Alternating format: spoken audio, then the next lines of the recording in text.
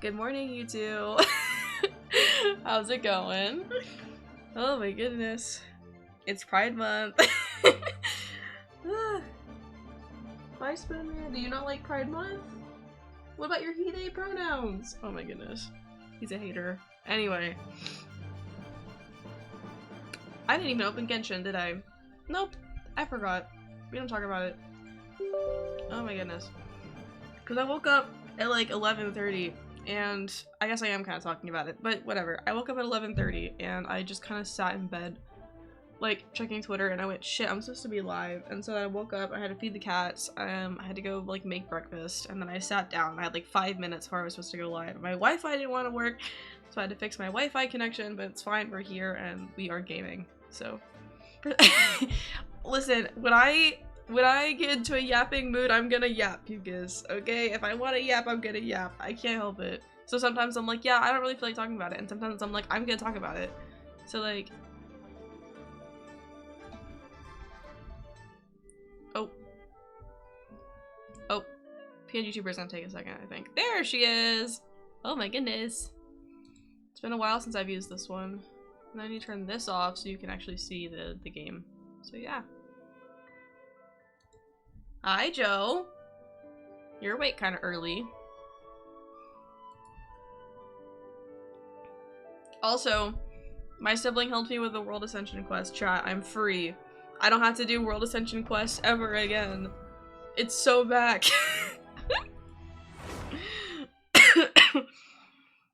Ugh. Yeah! I commissioned this 2 years ago for Pride Month? No, that's not right. I started streaming 2 years ago. I don't remember. No, yes, 2 years ago, because the first Pride Month that I bought it, I was gonna stream, that Pride game, that game about the trans guy that I played last year, and then I didn't finish it, or I didn't really get the chance to play it, because I was so busy with, like, summer trips and stuff. Hold on a second. And then, the year after, obviously, I came back and I... Leave it to me! Yeah, Amber, I get it. And I came back and I actually played the game. Where are you? Oh, how exciting! PNG YouTuber staring into my soul. Yeah, because I don't have... I tried to ask her for the 4 frames for this one, but she gave me this one for free, and when she only gave me the 2 frames, I didn't feel like... It felt rude to go back and ask for the other 2 frames, so she only blinks when I talk. But we don't talk about it. No, Joe, look at this. I can show you right now, actually, because Cal helped me look at this yesterday. Adventure rank ascension quest at adventure ranks 25, 35, 45, and 50. I just finished 50, so I'm done. There are no more.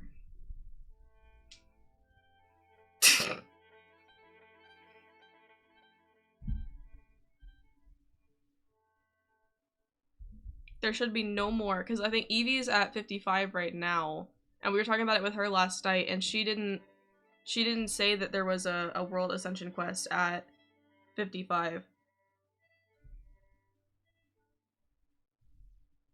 That's only 4.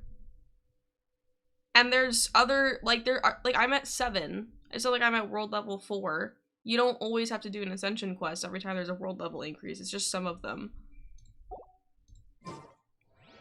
Evie told me when she hit AR 50 that she was gonna lower her world level and that she was gonna continue to be at world level 6 until she hit AR 55, where it was gonna make her go to world level 8 automatically. Like, there's not a quest at 55, it's just automatic. Like some of the other ones.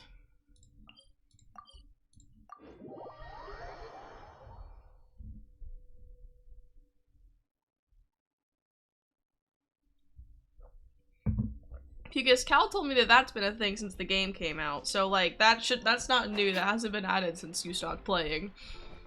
But yeah, world level 8 is at AR 55, and then AR 60 is the level cap. Hello, I would like my Mora, please. I'm kind of broke. Oh, all the other ones don't finish for like 40 minutes. Guys, I need my Mora, please. You don't understand. I'm broke. Oh my goodness. Oh, this is still going on? Wait, when does this end? 1 day, 15 hours. Oh.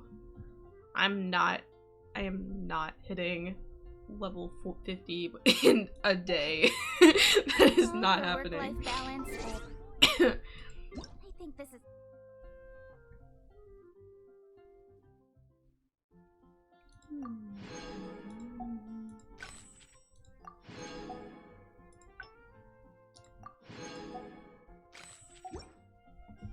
That's crazy. Anyway. Okay. So, what? Oh, I know. Hold on. Where is Nahida? Now that I'm not like in, now that I'm not doing co-op with Evie anymore, I can actually claim that now. But we are gonna need to do this because it's Archon Quest time, not story quest time. I just needed to do Nahida's quest to unlock a boss that there's like achievements for doing certain bosses in co-op mode, and me and Evie liked the like background or whatever the reward was from like doing all of them, so we've been working on like finishing that. There's just a few that she was like, oh, we can't do those yet because they're spoilers for you, and so the boss in Nahida's story is one of them, and so she wants me to do it so that way we can finish that. So I need to do that at some point.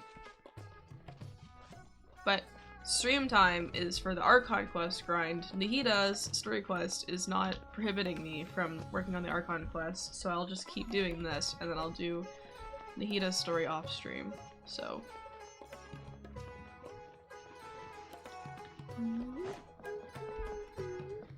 Hello, sir.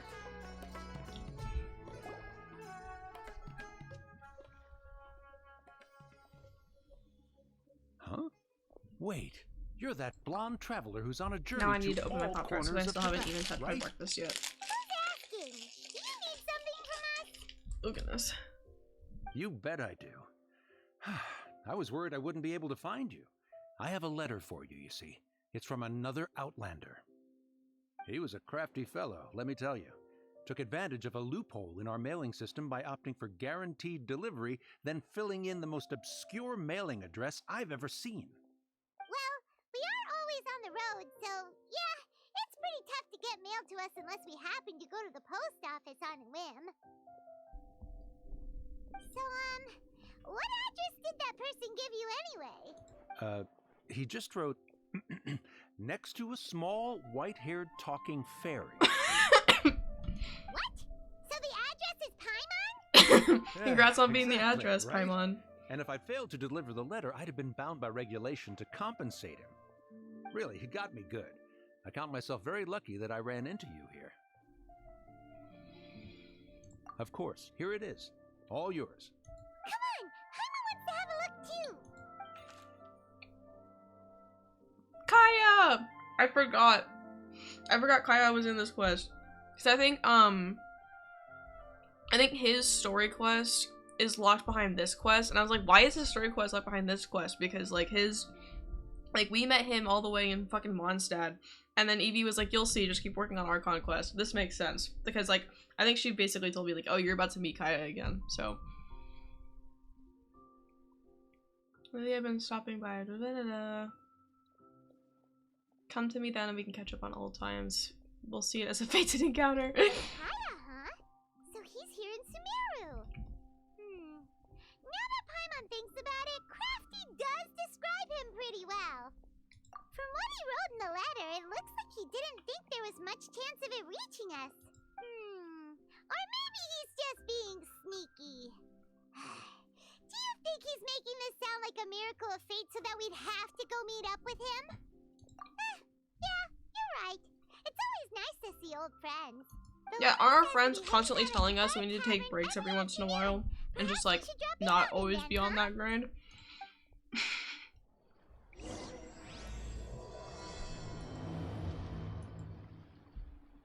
Thank you. Oh, I have to wait.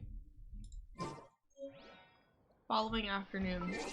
Wind-scented letter? That's so real though. 16. I guess now I eat while I wait for this.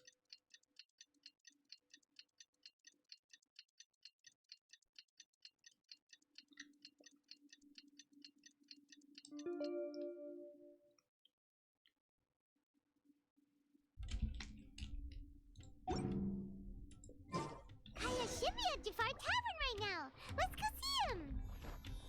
How far is that gonna be? Oh, right there. Good.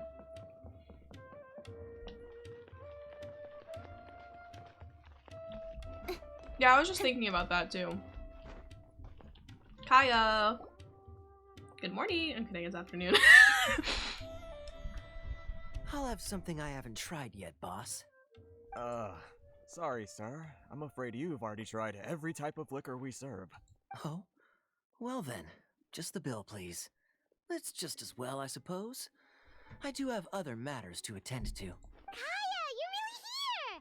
Paimon half thought you were playing some sort of prank on us. Hey, Paimon, traveler. Looks like the gods smile upon me after all.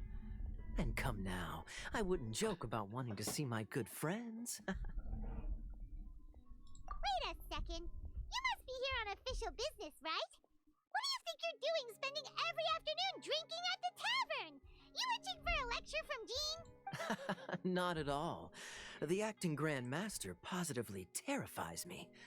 Why would I ever do anything that might displease her? The truth is, I'm in Sumeru to learn about the alcohol industry here. So despite how it might look, I'm actually at Jafar Tavern for strictly business purposes. Interesting. Sumeru spices are famous the world over.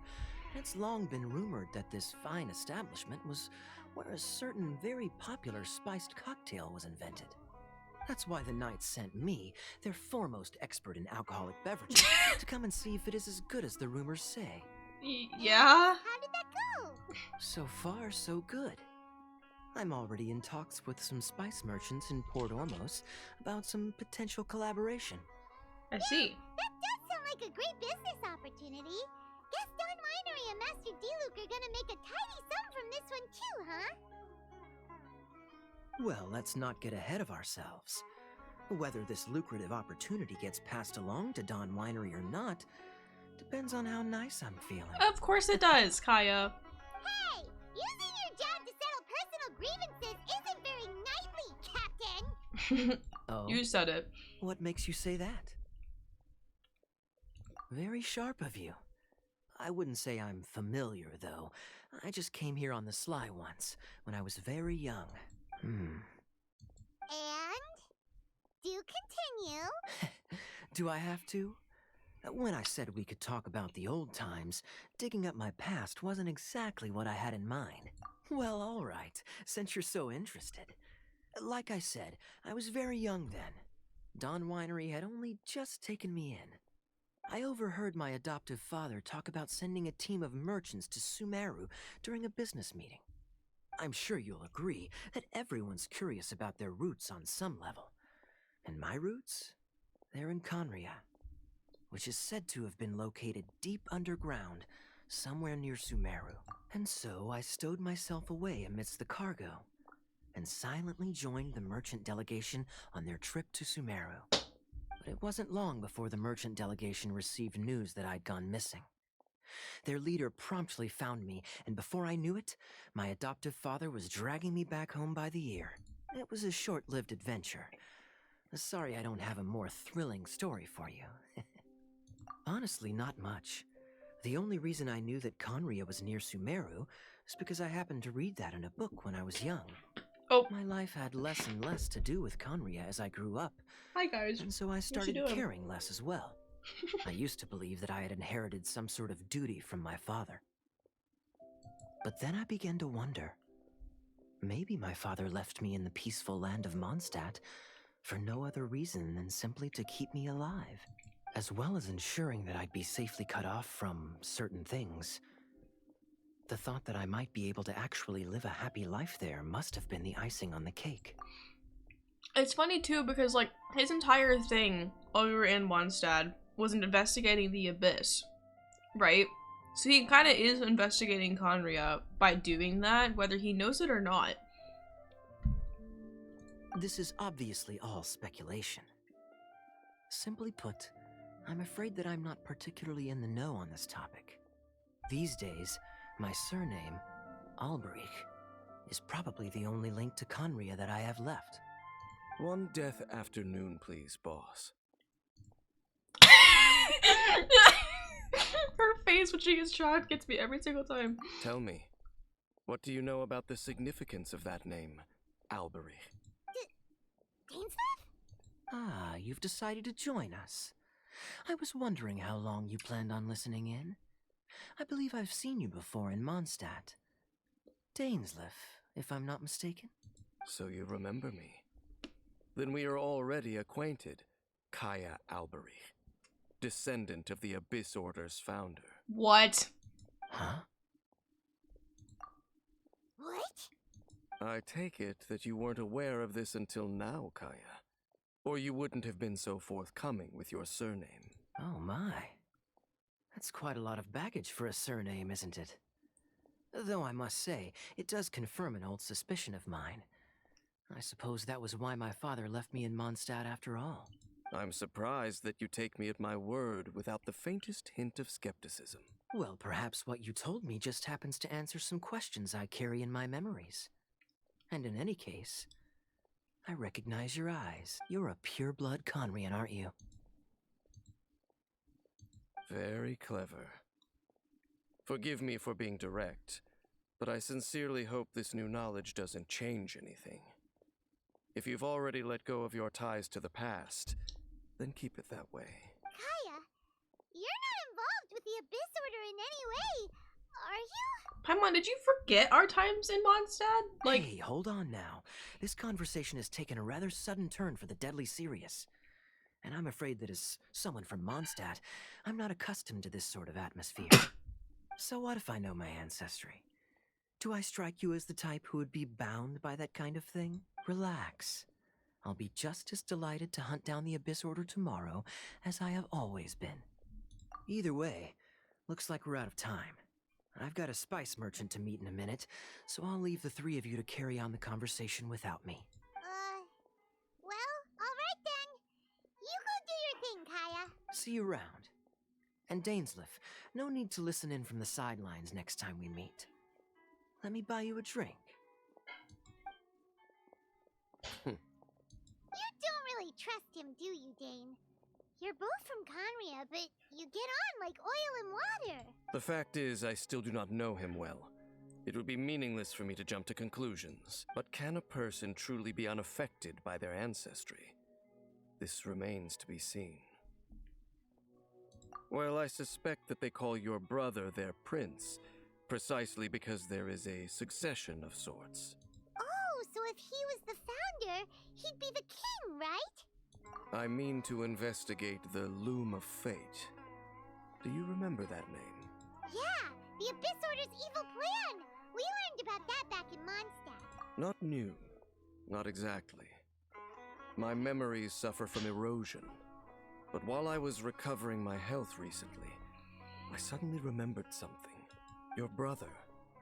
He mentioned the Loom of Fate back when we traveled together. Apparently so. I was also quite surprised when these memories tallied up. I recall that we were traveling to Sumeru when the matter was brought up. So, you're going to the place that he mentioned back then? Correct. At that time, they must have been introduced in one way or another to this concept. If I recall correctly, we were somewhere in a Vidya forest then. Paimon Goldfish Gaming! What are we waiting for? Let's go! Maybe we'll discover some secret that's lain hidden for hundreds of years! I mean, she's probably written to ask questions like that for players who, like, don't remember. Like, I'm doing this all in one go because, like, this has already been in the game since I started playing. But imagine, like, you were playing and then this update comes out and you get this story quest and you don't remember stuff from Mondstadt very well because, like, you did it, like, a while ago and you were still waiting for the update to come out. And then, like, you don't remember anything about, like, you don't really remember much about your interactions with Kaya or really what he did in Mondstadt. And, like, you kind of need that information. So she's, like, written to, like, ask those questions, but thinking about it, if I am sitting here, like, I am the traveler, I'm just sitting here like, Paimon, how do you not remember? And it's silly. No. Now is not the time.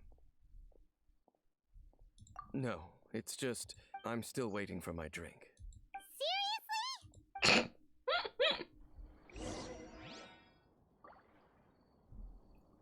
Go to the place that they mentioned. Okay, hold on. Let me go close my door, because I think the cats have left my room. So I'm gonna go close my door so I don't wake my sibling up who is asleep in the living room. Oh my goodness. Alright, be right back. No, Roscoe, you weren't supposed to come back in here. You weren't supposed to come back in here, buddy. You can though. There you go. I'm gonna close the door though, so you're gonna be locked in here, but you can sleep on my bed all you want. Yeah. Yeah.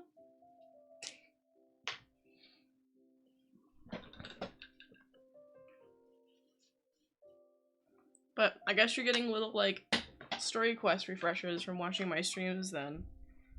So, in case there's anything important that you might have forgotten about that you may need. Okay, where are we going?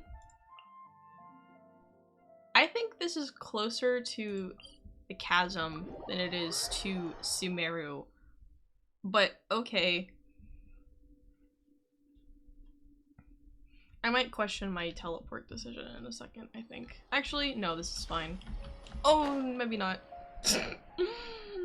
Like, later decided not to work with me there. It's fine.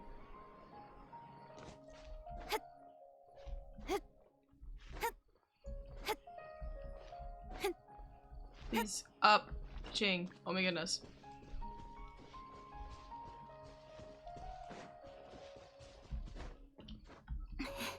Okay. If you so feel the need to. I mean, this location itself is Sumeru, but we're like right on the edge of, like, the chasm. Wait.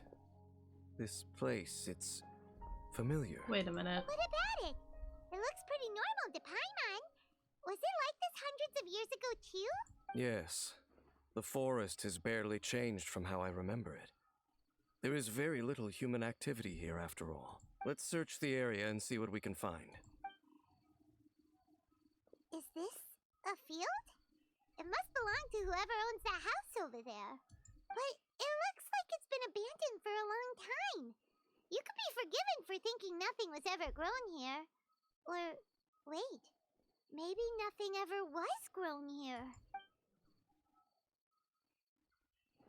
It's an extinguished bonfire. Forest rangers, perhaps? Looks like it's been ages since it was last lit. And clearly they put it out carefully to prevent a forest fire, too. That's responsible. Nothing else stands out in this area. All that's left is that building. Come on. Wait, we're just gonna go barging in? What if someone's home? Unlikely. There are no signs of life in this area. We should be able to enter without incident. If you say so. Well, you lead the way then, Dane.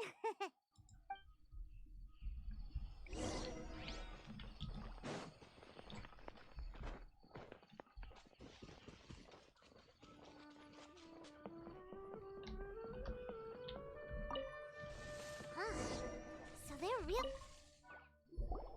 There's a box over here. Why don't we open it? And by we, Paimon means you. Paimon's just scared that whatever's inside might bite her fingertips off. Huh? This is a mirror. It's broken too. Was this a makeup box? That's kinda disappointing. Paimon was hoping we'd uncover some super big secret. Especially after Dane talked this place up.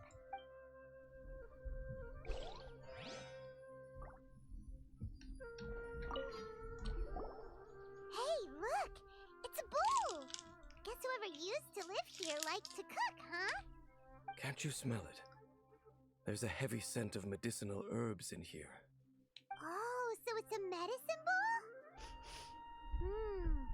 Seems you're right. You've got a good nose on you, Dane.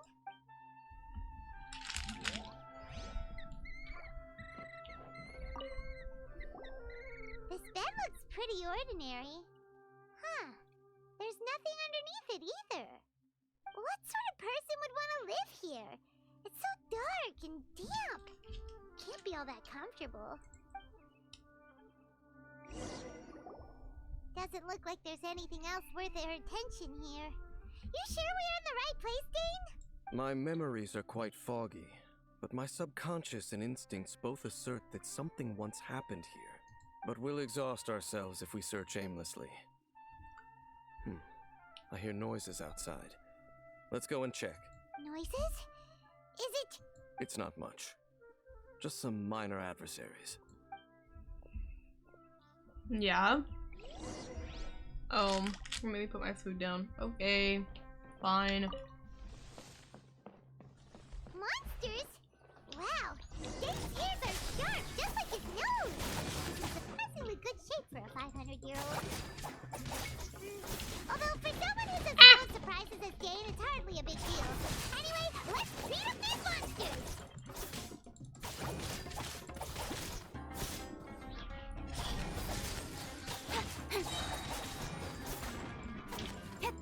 Come here, slime. You bounce too much.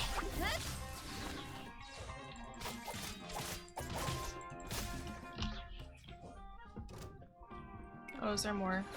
Hey guys. Nowhere to hide.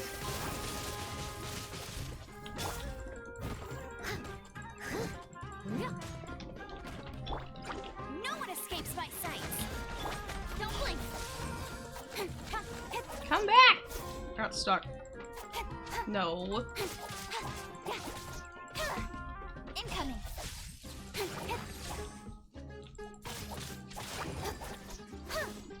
Don't blink. Hey! Yippee! I doubt that the appearance of those monsters was wholly random. There must be something nearby that attracted them. A ley line anomaly, perhaps. But it seems to be more than that. Okay. I'll go slightly further out to investigate any issues with the nearby ley lines. I might be a while. You should wait for me here. What? You're going alone? You better not be trying to keep some secret from us. Your suspicions are as banal as they are unwarranted. I merely think that this house should remain the focus of our investigation, and as such, someone ought to stay here and keep an eye on it. Not to mention that if even forest rangers are capable of investigating ley lines, I will be more than able to handle it alone. Fair enough. Guess we'll just camp out here then. Good thing there's a bonfire over there. Let's make ourselves something to eat. All this running around has made Paimon real hungry. Of course it has. You're always hungry.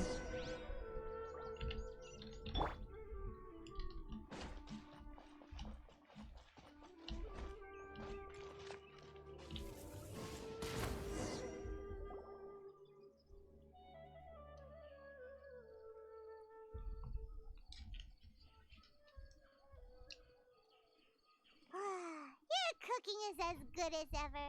Even if there was no other reason, the food alone would be enough for Paimon to stick with you. Changing the subject, Dane's taking forever. He said that there might be an issue with the nearby ley lines. How bad do you think it could be? We came together, but now it's back to just being the two of us again. You know, now that Paimon mentions it, we really have spent lots and lots of time together, haven't we? So, don't take this the wrong way or anything, but, do you ever get tired of Paimon being around? Oh, you stop it! Now you're embarrassing Paimon. So, next question. Don't know if it's okay to ask this, but Paimon's curious. What was it like traveling with your brother? The stars? Wow.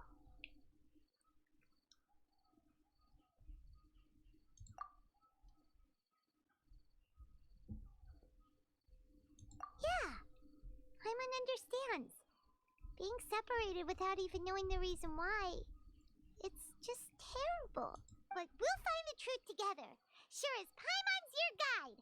Just heavenly principles, and you too, Teyvat! You know what?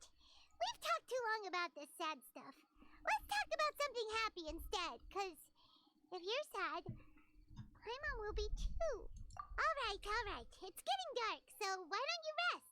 Paimon will take first watch. Don't worry, no monster's gonna come and eat you up. Oh, come on! Don't say that! Paimon just wants to look after you for once. Nighty-night. Go on, shoo! Off to sleep!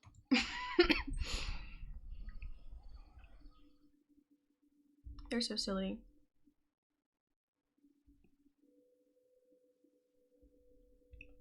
I think I forgot to tweet that I was live. Now that I think about it.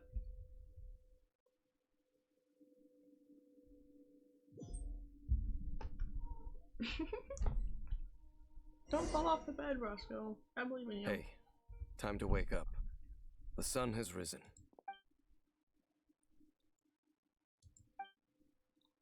What a deep sleeper. You do know that we need to... Tear stains. You dreamed of your sibling last night, didn't you? All right. Rest here a bit longer then. I'll head into the forest to investigate.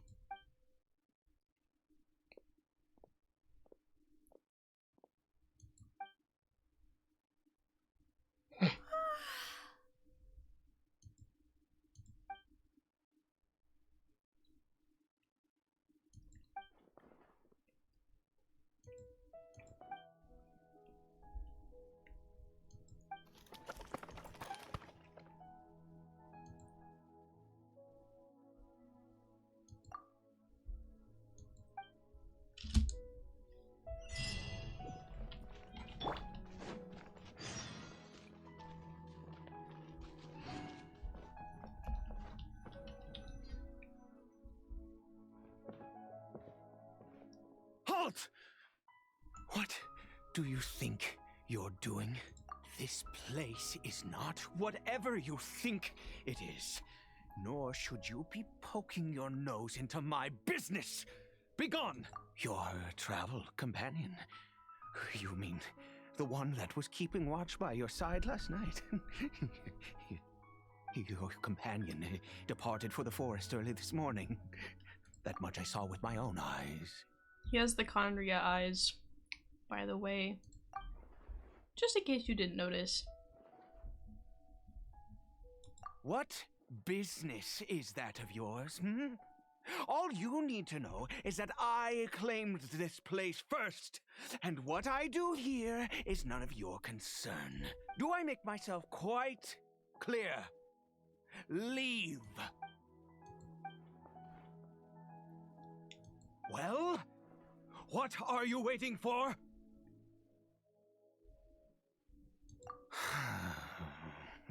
If you must, suit yourself.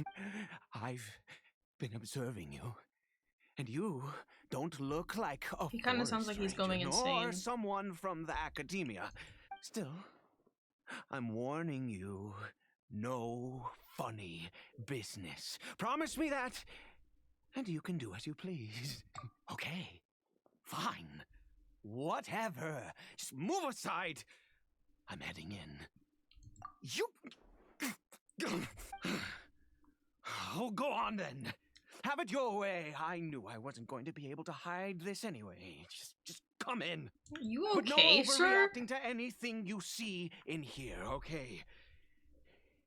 You understand? Come on then. Oh my goodness, he's aggressive. Oh. I see. I see. He's like, oh, don't overreact to anything. I can see it through the door. There's a hilly churl on the bed.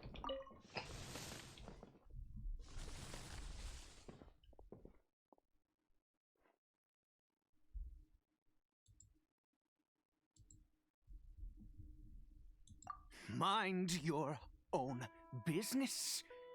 And don't worry, he isn't aggressive. How could he be?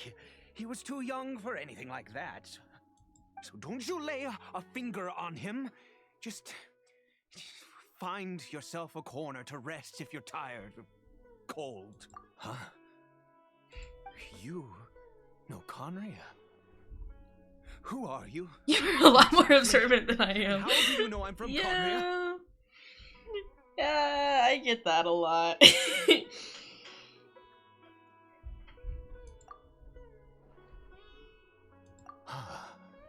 Do you worship a god, traveler? Sounds like you've had an eventful life. All right, well, my name is Ida, and you are correct. I was once Conrian. I apologize for my earlier hostility, but you must understand, as far as I'm concerned, humans who do not worship the Seven are nigh extinct, and all who place faith in the gods are my enemies. That may be. But the fact is that chances to talk to people like yourself have been few and far between since the cataclysm. This wretched curse of immortality. Who knows how long I must continue to suffer like this? The curse. It was a little gift given to the people of Conria by those vile gods. Damn. We lost our home, our loved ones, everything. The agony of the cataclysm itself was already too much to bear, but then came the curse, robbing us any chance of release. All we can do is watch helplessly as our souls erode and our bodies decay.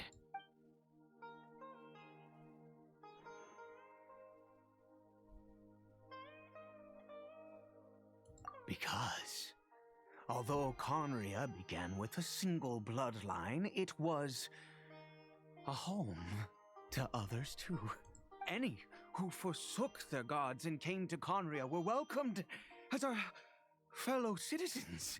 When the cataclysm came, we pure-blood Conrians were declared the greater sinners. Upon us the gods placed the curse of immortality. But those whose ancestry belonged to the domains of other gods were punished with the curse of the wilderness as they fled, turning them into monsters. He is Kari Bear, my illegitimate son. How times have changed. I can say that out loud with no consequence now, but it was once a matter of unspeakable shame. I was a noble of Conria by blood, but I resented the life that my family had arranged for me. And then, one day, I met a beautiful woman amongst the people. Her roots were in Mondstadt, but that mattered not to me. It was love at first sight. Kari Bear faced great hardship from the very moment of his birth, all due to my selfish desires, and I was never able to be there by his side for any of it. After all that, he turned into a hilichurl right before my very eyes. I always owed him much, and now at least I can finally be close to him. She was. We were separated. I do not wish to dwell on it. It could be worse. I suffer the pain of loss because I once had everything I could wish for. And now that I have lost almost everything, the little that remains I see with new clarity. If nothing else, at least I still have Kari Bear.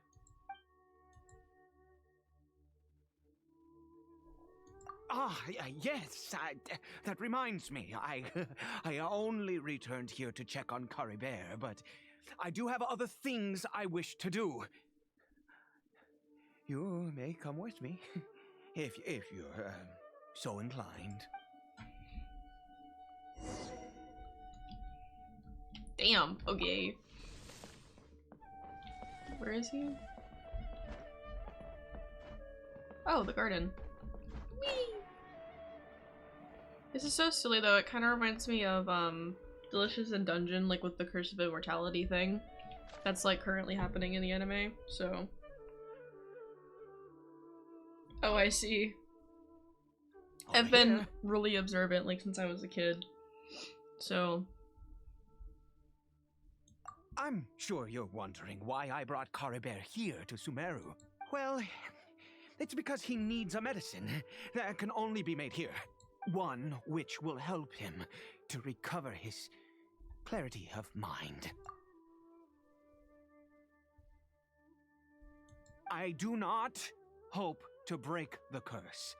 I am well aware of my powerlessness against the punishment of the gods. But it is said that this medicine is imbued with the power of Sumeru's god of wisdom and can awaken the mind from a state of deep stupor. It has been used in the past to treat cases of mania. I believe that it might just work. I read about it in a book. From the Royal Library of Conria. It was banned. He gets more and more insane with every sentence he speaks. The power of the seven to work. In my youth, I disliked the life of nobility and craved excitement. I was leafing through some forbidden text and happened upon it. What other choice do I have? What exactly would you have me do? The gods have already punished us. What does one more sin matter now? Never mind. As long as you understand. I'm sorry. I struggle to take control of my mood sometimes. Perhaps a consequence of having lived too long. Yeah. As it happens, I am in dire need of some help to make this medicine. My hands don't have the dexterity they once did. I fear they may be decaying from within.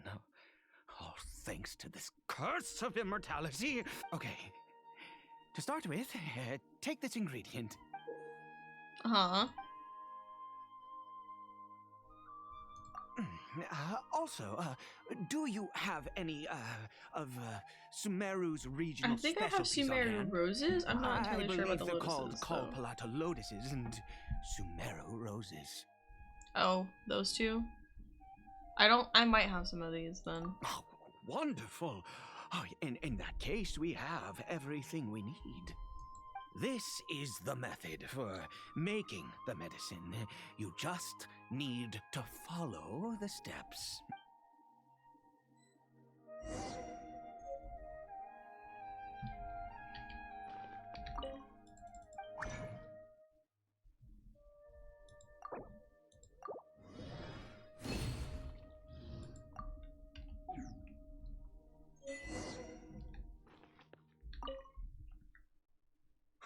Is it done? Oh, splendid. Let me see. In all honesty, I do not know what the end product is supposed to look like. The banned book didn't feature any illustrations. Well, the moment has finally arrived. Curses. No! We need to perform one final step to complete the medicine. I said before that this medicine relies on the power of the god of wisdom for its restorative effects. Yeah. Which means... Wait, Traveler, are you Geo right now? We must pay a visit to a statue of the seven.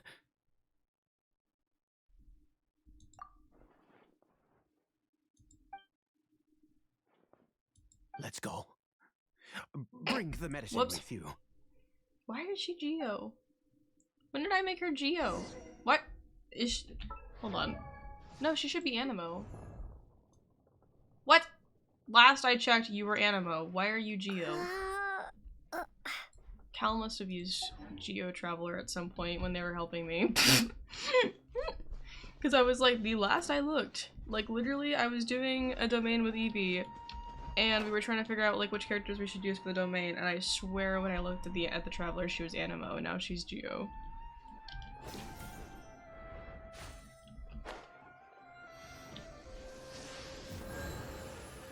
Look at this statue. How can I bow before this thing? God of wisdom! Look at me! I will utter no prayer, nor will Well, I yeah, because I was sing playing your Fortnite yesterday with my praises. friends, but I wanted to make progress on like Your kind leveling up some of the destroyed characters my they home. wanted to use because they did Wrought the World Ascension quest unfathomable for me. Suffering And so I on let my them play on my compatriots. account while I was playing Fortnite, so that way they Here could I level up the characters they stand wanted to before you. use. You cannot mock me more than fate itself already has. God of wisdom, I seek not to disavow myself of the sinful blood that flows through my veins. I wish only to beseech you to have pity upon a young and unfortunate soul, my son, Caribert. He was turned into a monster before he had the chance to witness anything beautiful in this world. This is no fate for a child. If everything the gods have done was in order to have the impious people of Conria bow their heads, then I bow to you now. I have given up all I ever stood for. All I ask is for a tiny miracle. For Caribert to see this world once more. Please, God. I beg of you.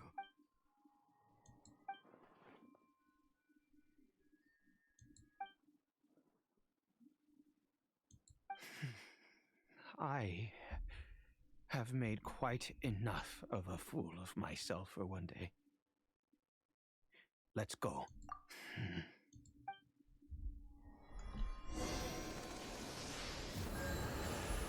The Statue of the Seven is like right on the edge of the barrier. A special story mode. What? I can't open the map right now? Why can I not open? What? What is this? Oh. Okay, just don't connect. Oh my goodness. Where's the thing? Shit.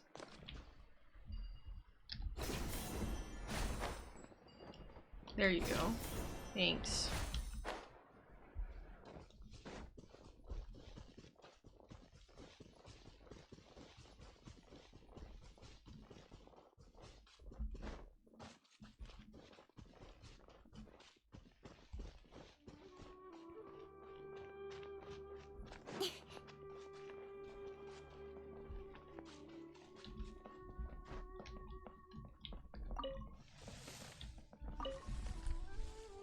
Caribert?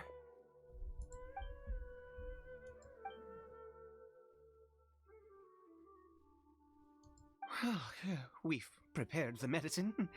We might as well try it. Caribert, it's me. It's your father. Caribert. Caribert, please say something. I'm sorry I couldn't be at your side when you were born. And that I failed to reach you and Mama in time when you both were suffering. But I'm here now. Papa's been by your side all these years. I've never left you, not once. Are you still angry with me, Caribert?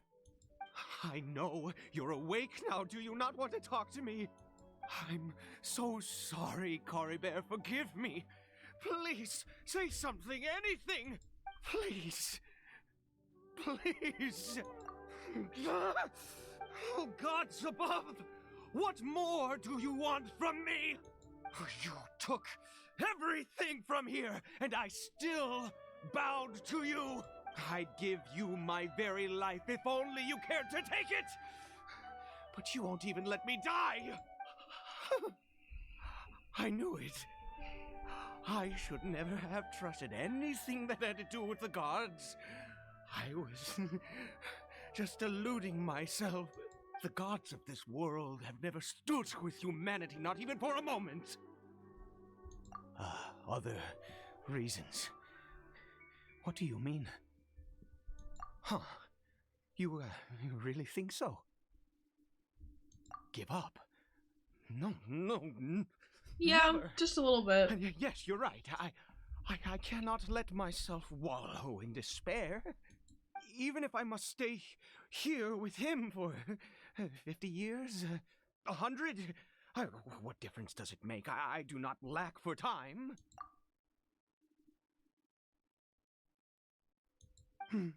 Let's go.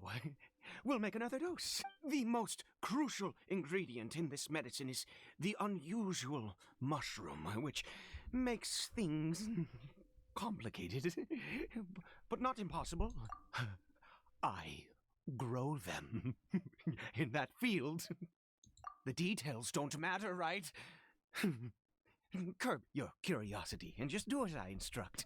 If you truly wish to help me, that is how you can do it. There is a waterfall near the statue I prayed at. I need you to collect some water from there around 2 in the afternoon. I'll be here watching Kari Bear. Once you're back, I will make some fertilizer for the mushrooms. Good. Then please head over when the time comes.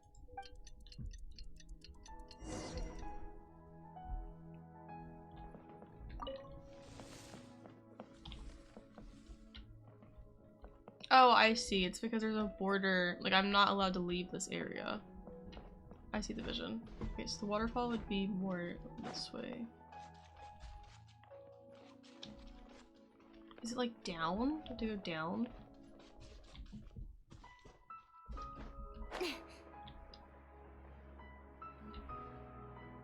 It's one of the, like, lion things. Oh, they're so cute. Yeah, I see it.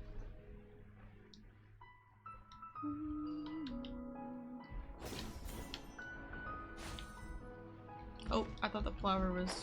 I could stand on the flower, to be honest.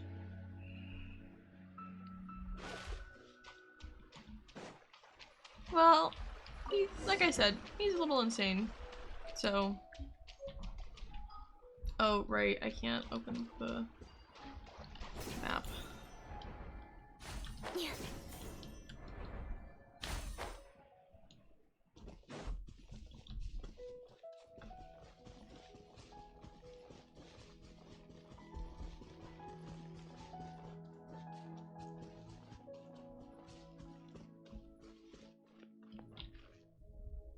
What if this is a dream, chat? Kari What if Bear's this isn't condition real? is stable. By which I mean he still isn't responding. Anyway, give me the water.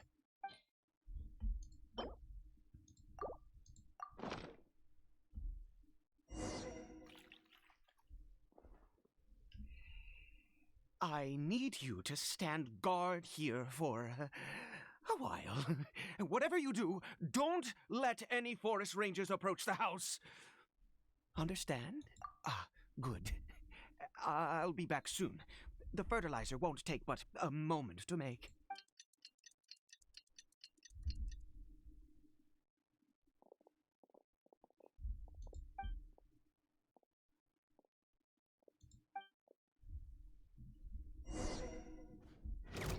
Speed of light!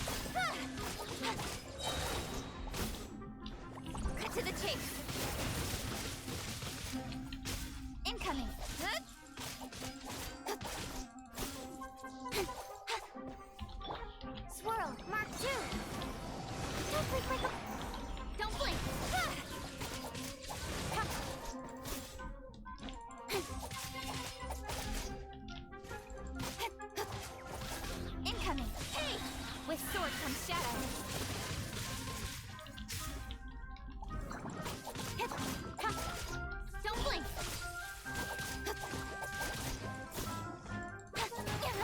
Ow. Oh my goodness. Incoming. Wait, hold on.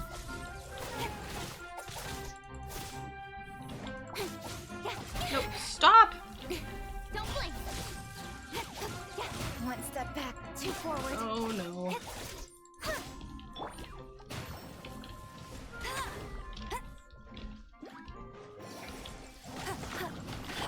Speed of light. Oh, that's why I keep having the electro effect on me. Okay. Where are you? Cut to the chase. That didn't really work. Oh! Whoopsies. That doesn't really do much damage either, so I'm not really hitting anyone besides Sucrose, but it's fine. Actually, I can do this real quick.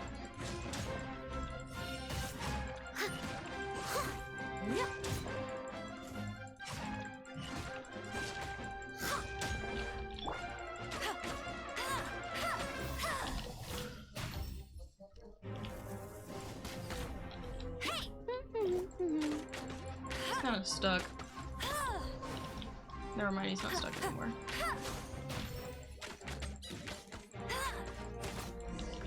There we go. Oh, what happened?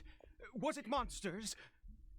Oh, thank goodness you were here. I couldn't have taken them on all by myself. I'd have to hide and wait until they were gone. Oh, yes, I've got the fertilizer. The effects can take some time to kick in, so let's get on with it. Why? Next, we pick the mushrooms and repeat the same steps as before to make another dose. I trust you still remember the method.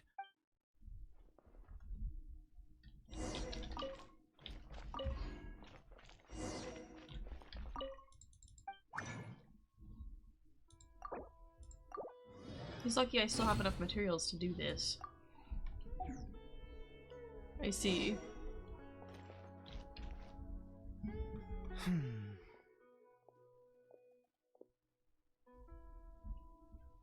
Oh, sorry. I just, after resting in this field for a while, my thoughts began to wander. I have been so very wary for many years. If only I could fall asleep here in this field and never wake up again.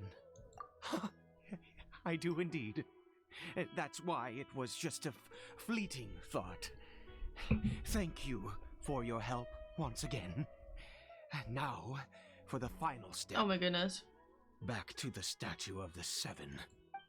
Are we sure you want to do this again? I mean, at least I can heal Ka-Ching this way, but like, are you sure you want to do this again?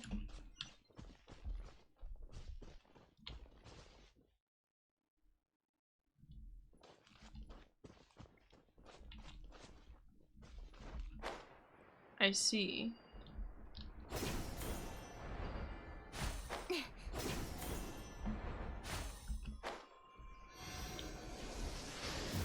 We're here. Let's begin.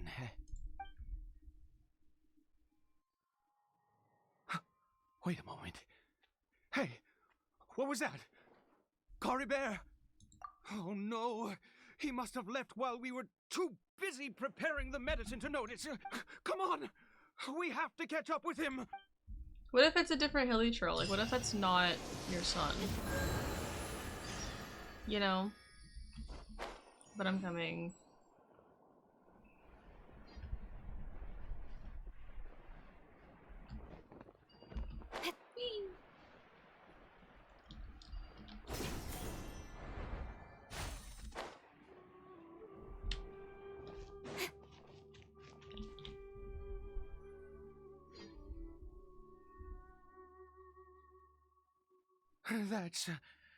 That's not Cory Bear. Right. Cory Bear's scarf was a gift I once gave to his mother. I use it now as a marker of sorts. I told you it wasn't him. My eyes must be going. How could I not recognize my own son? This decrepit body of mine. Yes. It doesn't seem interested in us in the least. It seems intent on walking in that direction. Where could it be going? Yes. The more we know about Hilly Churls, the better. You're still going insane, sir.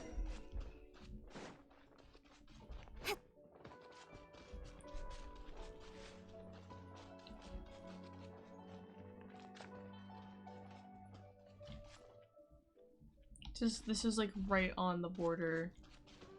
Is he gonna let me in? Did it go in here?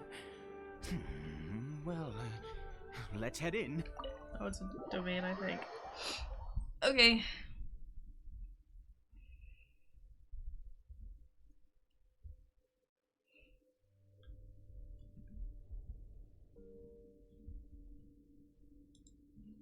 What a ghastly place. Has it always existed? I swear I've never noticed it before. Huh. It looks like they're, worshipping.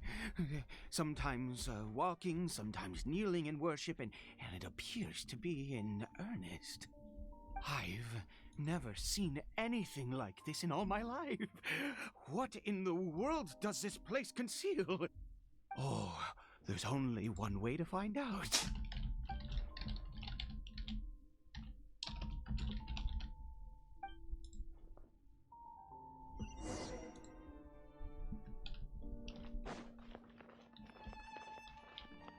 Can I walk past them?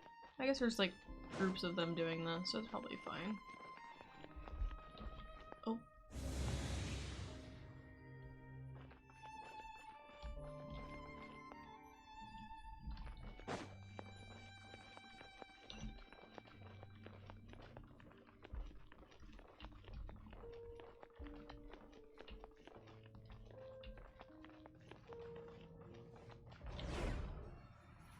This again?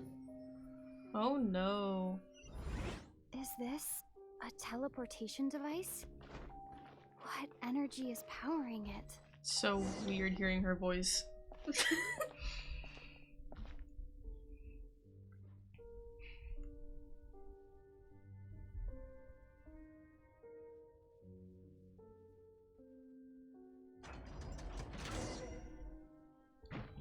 Don't blink!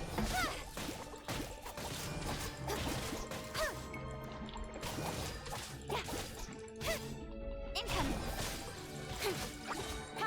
Oh, that's not good. No escape! I actually don't have anyone really good for this. Maybe I should have swapped out for Arlecchino. I thought about it, but then I was like, eh, it's probably fine.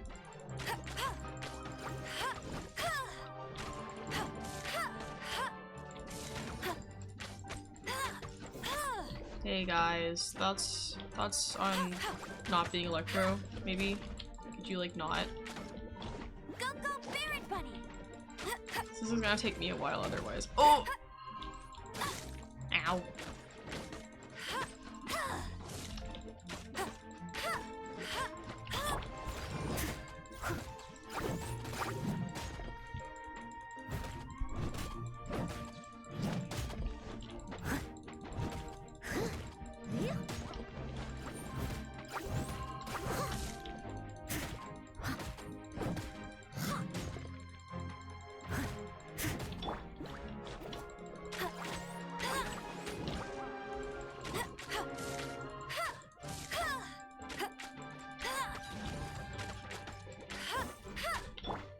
Steady as stone.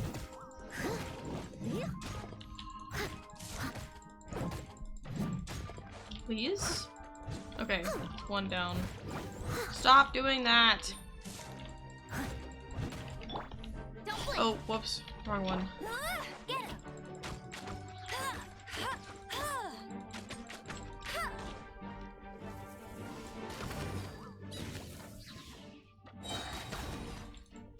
Okay.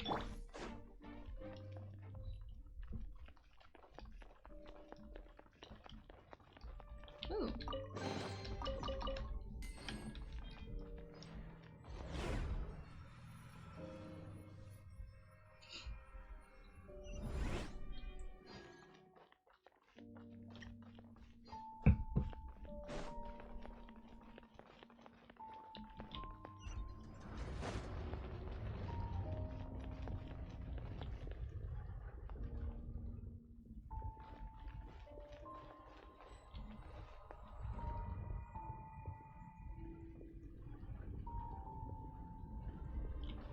Hey, is there an actual door that I can go to? No? Okay. I was gonna say, if it actually gives me the chance to swap out for, like, you know, I will, but hey guys.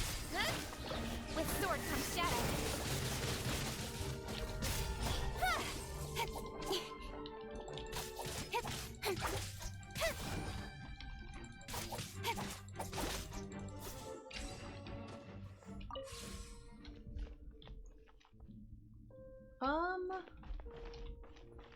So now how do I actually get up there?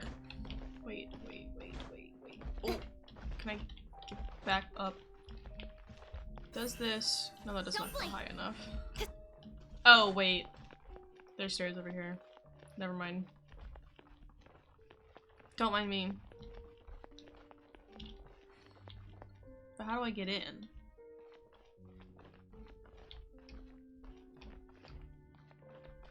That's the real question. Can I drop in from the top? No.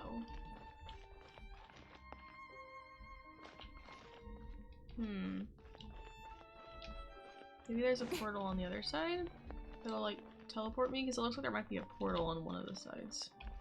See it? So like, there's a portal on this one too. But how do I get in? So I can't interact with the door, right? No.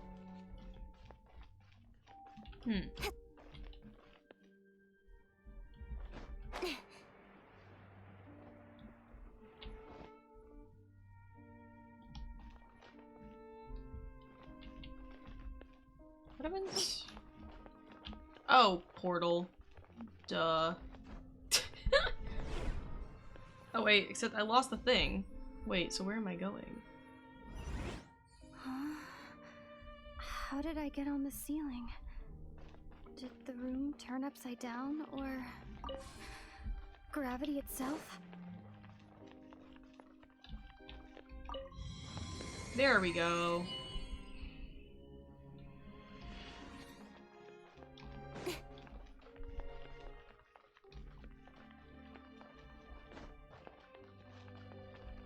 Is there another one, or did it open both doors? I guess we'll find out. Yeah.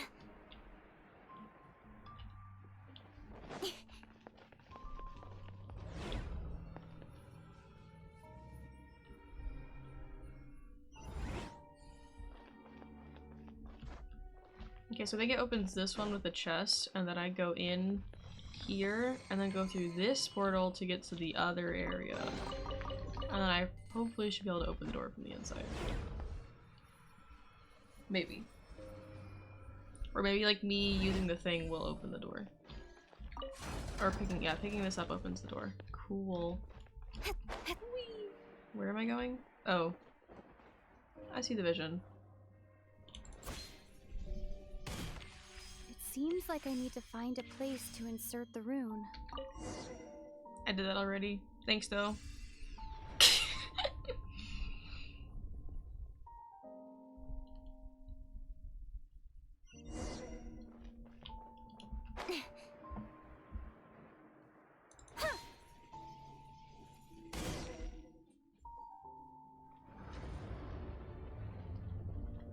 I still feel like I'm in a dream.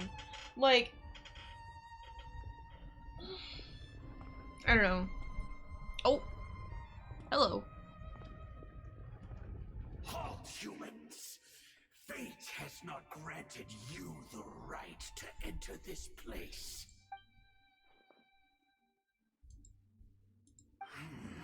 Do you insist on an audience? Very well. And I grant you the trial of destiny. I'm not gonna like this, am I?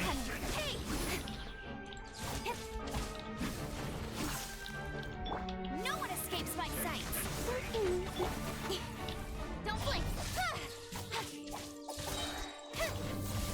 Cut to the chase!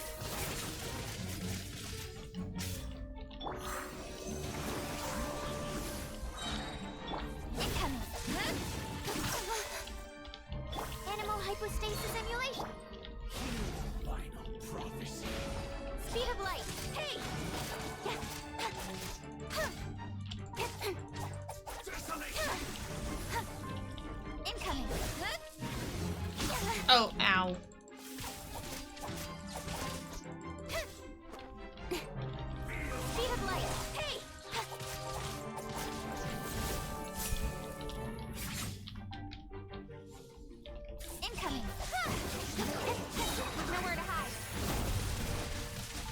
Okay.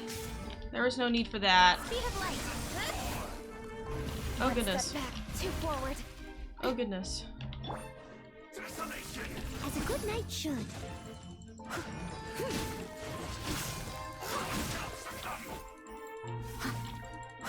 Just grant me some healing, please, sir. Oh goodness. Well, there goes her shield, so that means no more healing.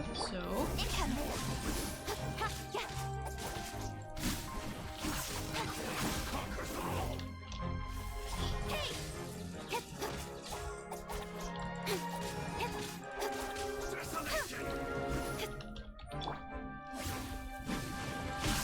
Ow.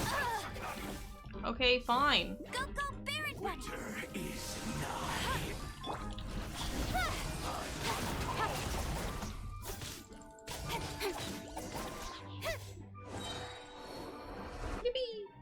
Who was that? He was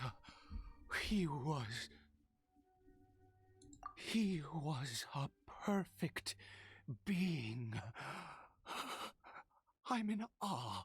He had the most wondrous aura, a perilous yet beautiful power.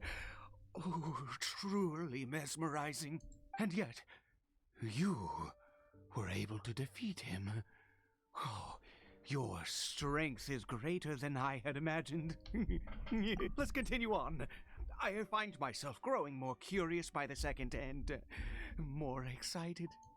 What happened to, like, curing your son? Isn't that why we're here? Oh my goodness. So that is an Abyss Herald. Interesting. Okay.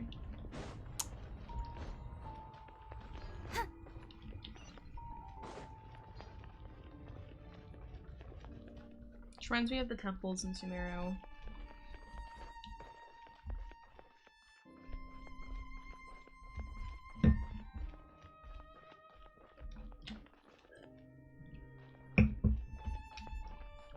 Real. I hate fighting Abyss Heralds. These doors take forever to open. Let me in. Thanks. I think we've made it to the end.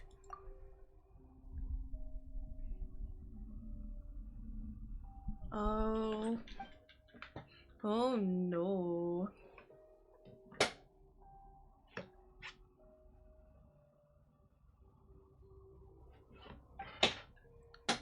Oh yeah. I forgot about him.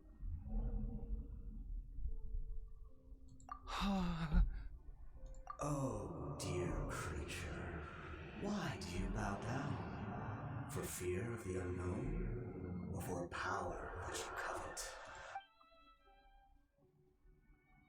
Oh, dear creature, why do you bow down? For I am no god, I am but a sinner. You are like a flower, born in sin, yet pure, spotless. I know your fate well. You need no longer hold back your resentment, nor accept the countless lies. Go forth, become a transcendent one. Rise beyond the fate bestowed upon you. And I shall shed a tear at the end of time, as I gaze back upon your life.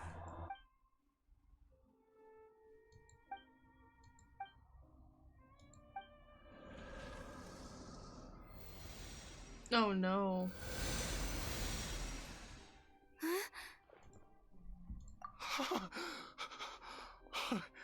What just happened? When I saw that thing, my heart was instantly at peace. I was overcome by a sense of awe or joy, perhaps. I feel good. In fact, I feel better than I did before I came in here. How peculiar. Oh, is that so? All right, as you wish. If he dies as soon as we step out of here, I'm gonna cry. I will just explode. Oh my goodness. Hi, Roscoe. Yeah. He's an EP boy.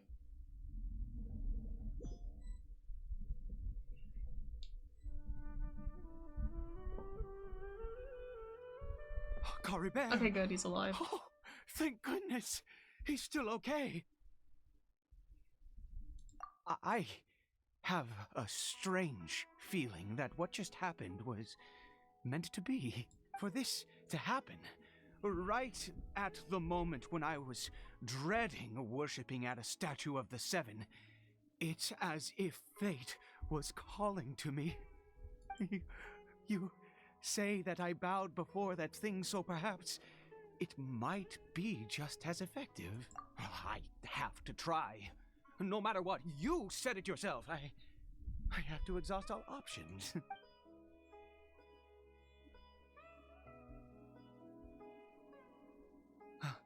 Caribert?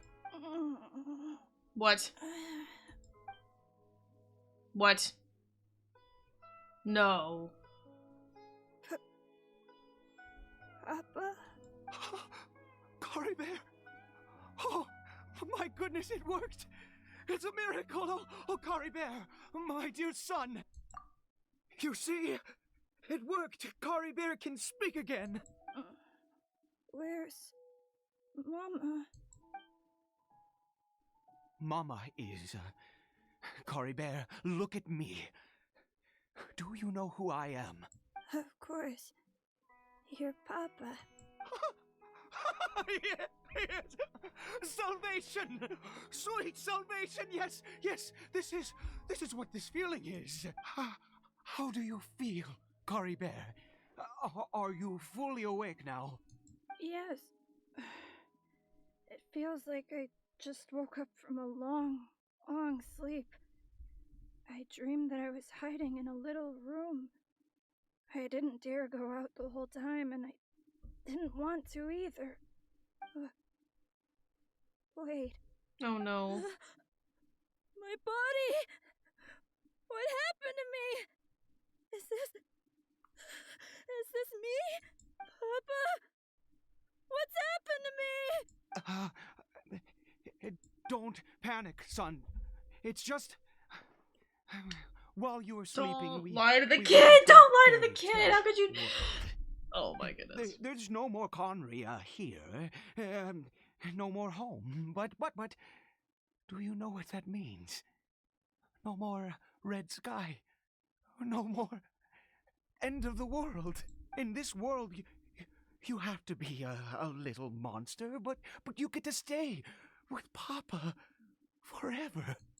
Am I dead? No, of course not. Look, Caribert, you still have Mama's scarf on your arm. That means she's watching over you, protecting you. So how could you be dead? Really? Yes, really.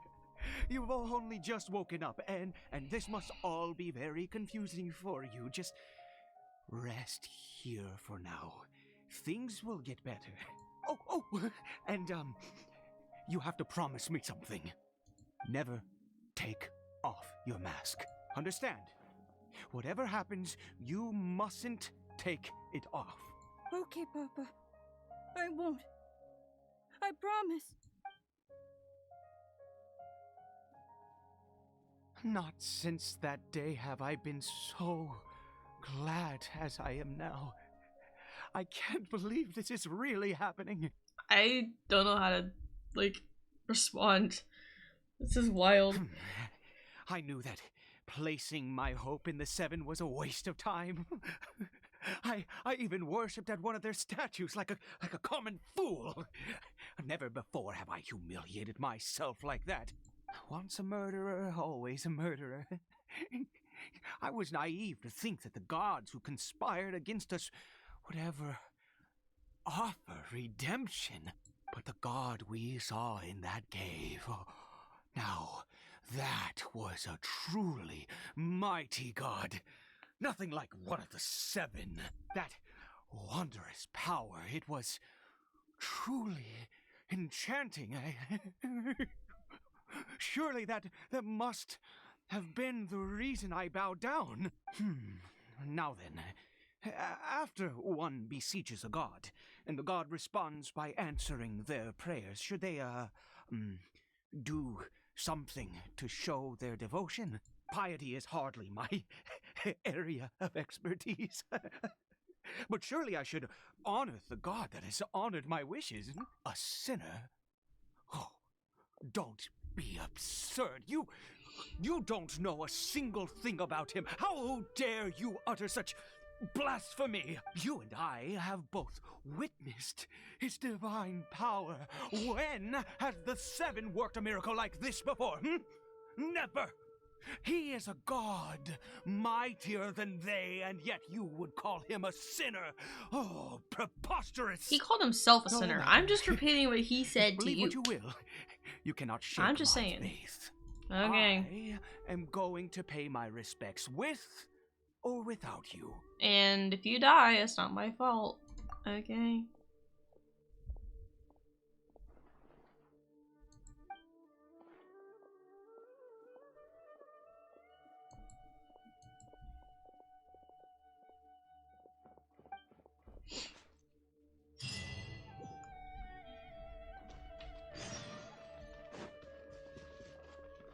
I'm just see if I can remember how to get back over there. Oh yeah. It's like, so we're at the statue and then we saw the hilly trail. Oh, it's that way?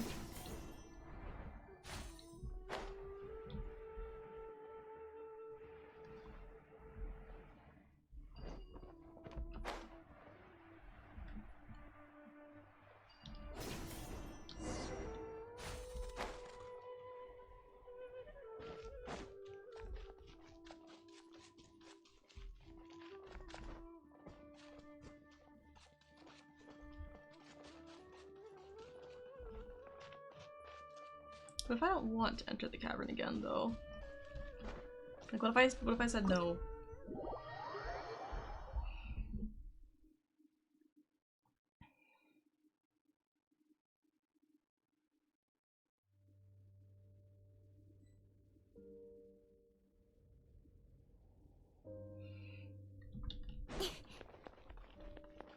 Sorry, my friend sent me pictures of storm clouds.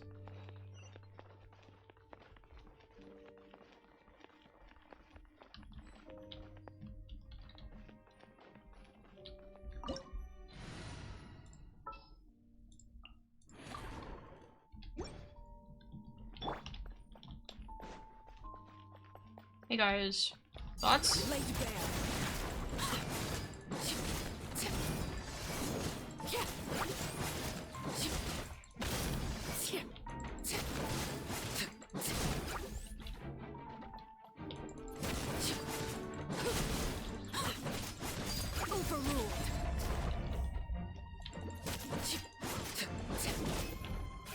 No need for that, I think, personally. Oh goodness.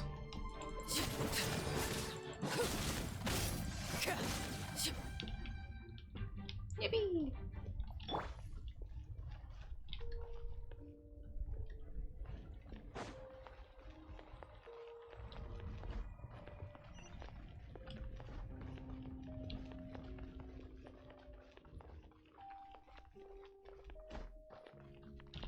Speed of light. With sword comes shadow.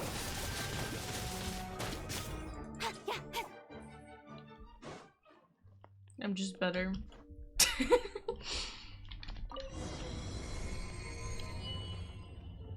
What if I don't wanna go to the mysterious statue?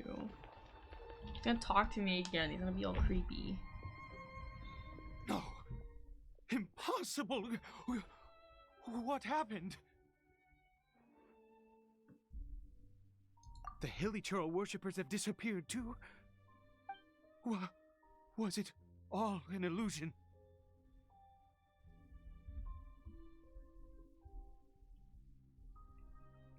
That's true. Yes, it can't have been an illusion.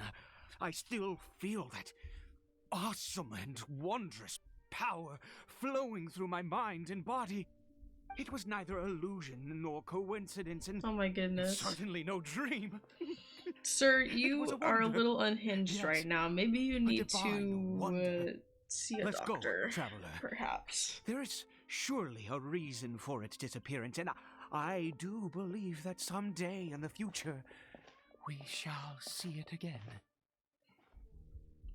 Could he really have been a sinner and not a god?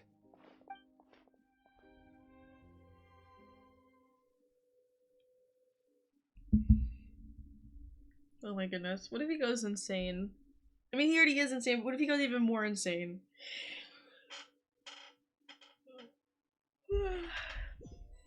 Roscoe, what are your thoughts? You're so silly. Cory Bear? Where has he gone? Oh, no, no, no. Maybe someone else came by and found him? No, it can't have been that. There's no sign of a break-in and no sign of anyone having been here. This does not bode well. What if he's spotted by a forest ranger or an adventurer in his current state? They'd... Wait a minute.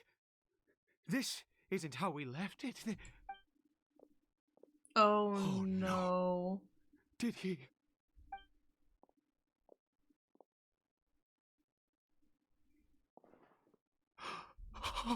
Okay, so this is where I think my original theory is correct. Where I was talking about how this is a dream. I think we might be living my brother's memories right now because we had, I mean, I don't think we had any proof of whether this mirror was broken or not from before this happened. I think we're about to find out that he looked in the mirror, probably took his mask off and saw what he was, and he dropped the mirror and broke it. And then we're about to realize, oh shit, this isn't actually happening, is it? Or something. But like, I have a feeling that like I am reliving my brother's memories of like him doing this and like figuring all this out.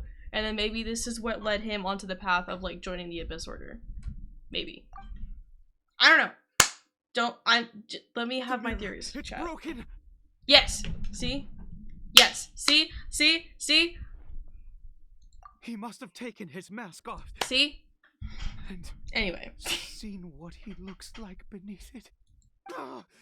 If he'd just done as he was told. We have to find him. Traveler thoughts? Traveler thoughts? Thoughts, Traveler? No? Okay.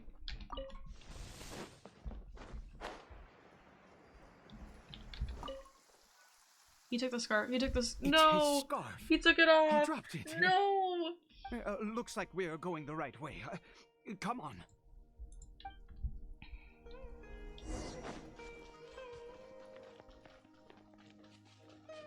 Cory Bear! Cory Bear! Where are you? Oh no. I don't know if I'm ready for this one, chat. Oh, Kai Roscoe. Forest Rangers. Hey, who are you? We haven't seen you around here before. What's your business here? Have you seen a hilly churl? A hilly churl should have come past this way. Have you seen it? I asked you first. Don't make this more difficult than it needs to be. I said, have you seen a hilly churl?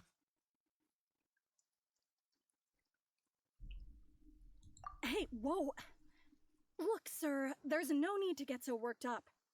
There are hilly churls everywhere. What's the big deal? We see plenty of them out here. Exactly. Matter of fact, we just took out a few of them back there. Those dumb boneheads. Oh no. You...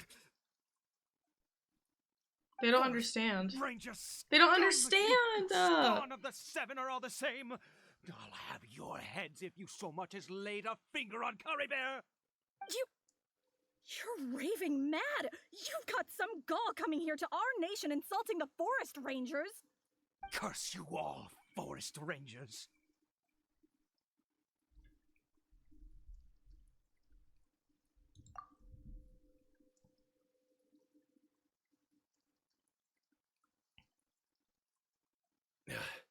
I don't get it. Why make such a huge fuss over a few hilly churls? Makes no sense.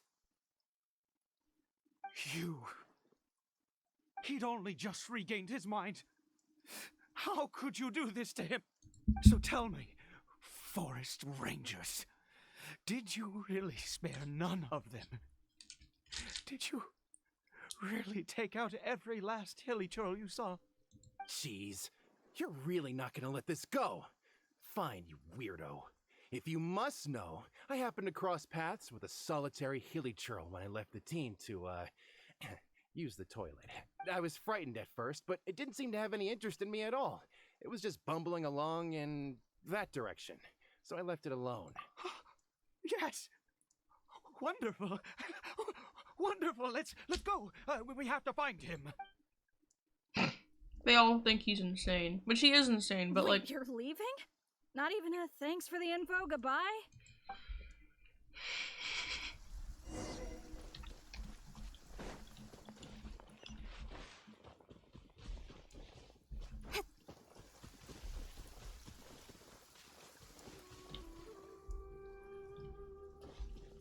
Honestly, I don't have any ships like myself. Like I've had a friend who's told me about some like popular ships in the community based on like characters that like I'm obsessed with. Like oh, like here's the people that the fandom ships with your character, or like the character that you like. But like I don't have any myself, to be honest.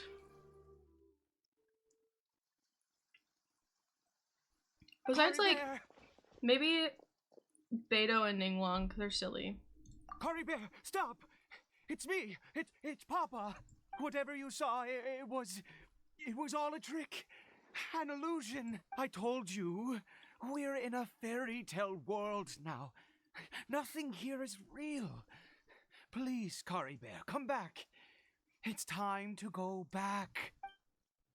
He looks like he's about to jump. I'm gonna be honest with you. How could this happen? He regained his mind. He must be able to hear me. Surely. Come, Cory Bear. We have to go home now. Papa's here to take you home, all right?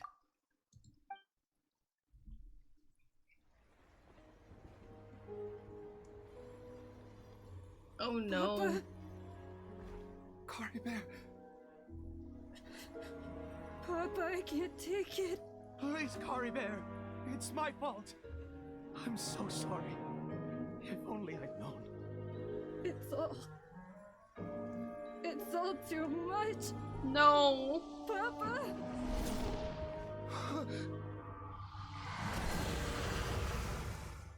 No.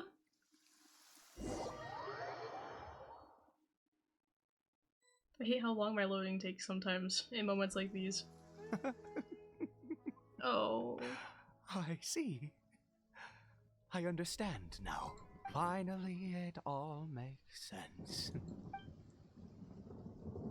What?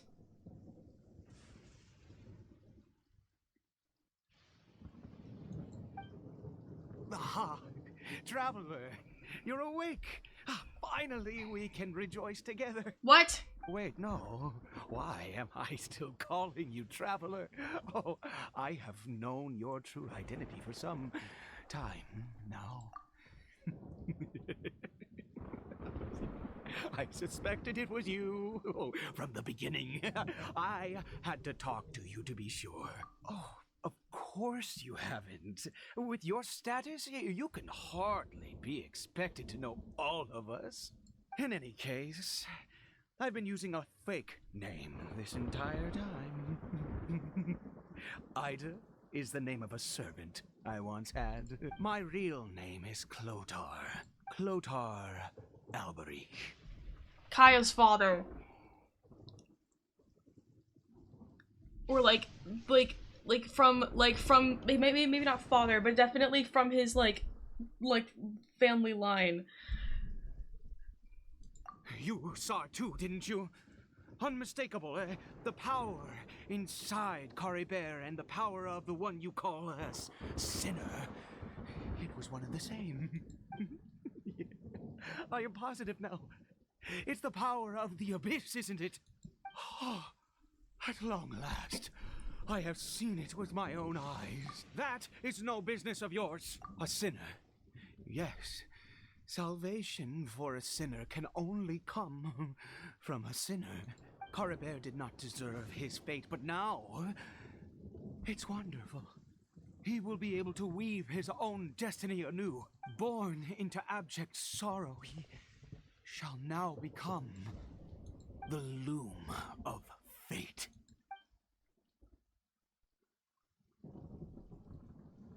Huh?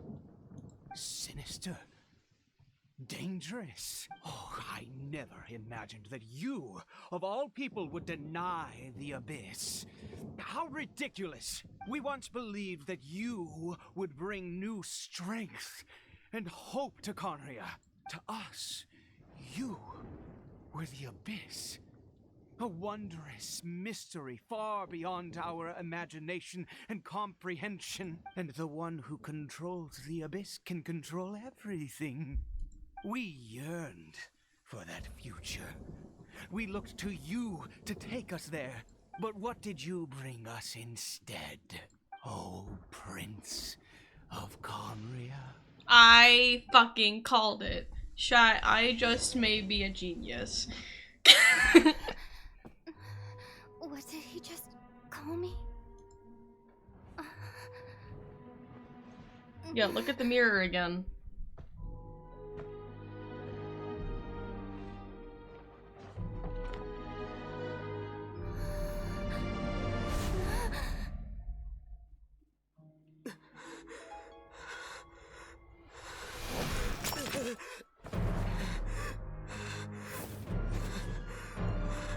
Magical space! Hey, traveler! Traveler! Oh my god.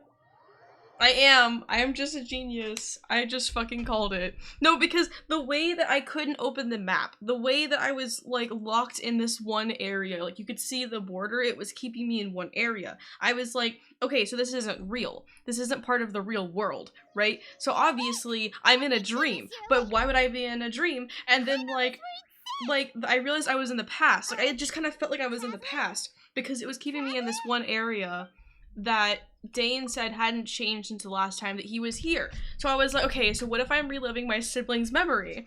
And I'm just a genius. I just put all the pieces together. But What happened while you were unconscious? I checked the ley lines nearby.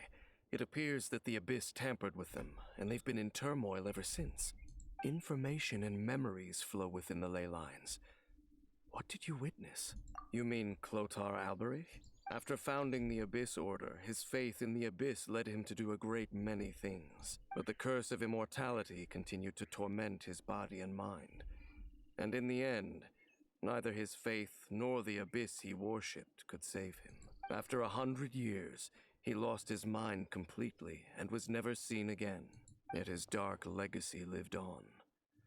The defiled statue that we encountered previously was just one perverse product of his use of abyssal power during his life. You could say that. He wouldn't be the Abyss Order's prince otherwise.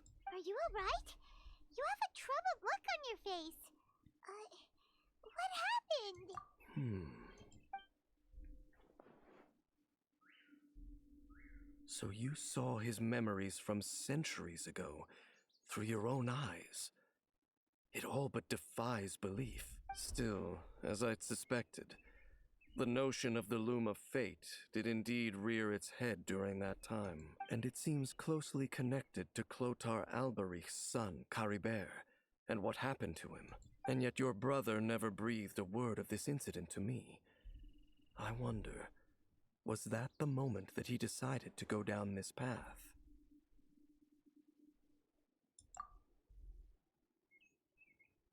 Indeed.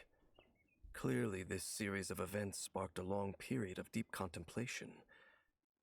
This was where it all began. What is it? The field? What does that have to do with anything? You mean here? Well, let's start digging and see. oh yeah, like what is like growing the mushrooms? You scared the Duke out of Paimon! A male and female skeleton, buried together. Interestingly, the male skeleton appears to have been interred much later, and it's holding a silk scarf in its hand. But what does this mean? And how did you know that there were bodies buried here? What? That's impossible, unless Clotar Alberich finally found a way to rid himself of the curse. This all raises far too many questions. I need time to think, and to search my memories for some missing pieces. We should part ways here. Huh? You're just gonna leave? Why? You could come with us, you know? It's better that we split up for now. I think that he might have seen you. Who's he? Yes. I have my suspicions as to his identity, but I need to confirm some other details before I can be sure. If the time is right, I will tell you when we next meet. But what do you mean that he saw the Traveler? How is that possible? I fear that while these things would limit anyone else, they are no obstacle to him. What? Why? What is he? All right, let's leave it there. Get some rest. Goodbye. There goes Dane. And just like that, it's back to being the two of us again, huh? What is it? Huh?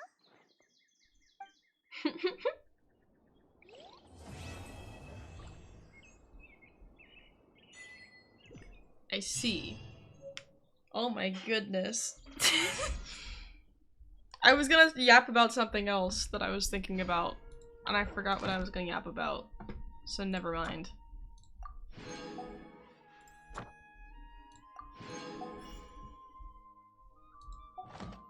You know, I can definitely claim my other expedition rewards now that I think about it.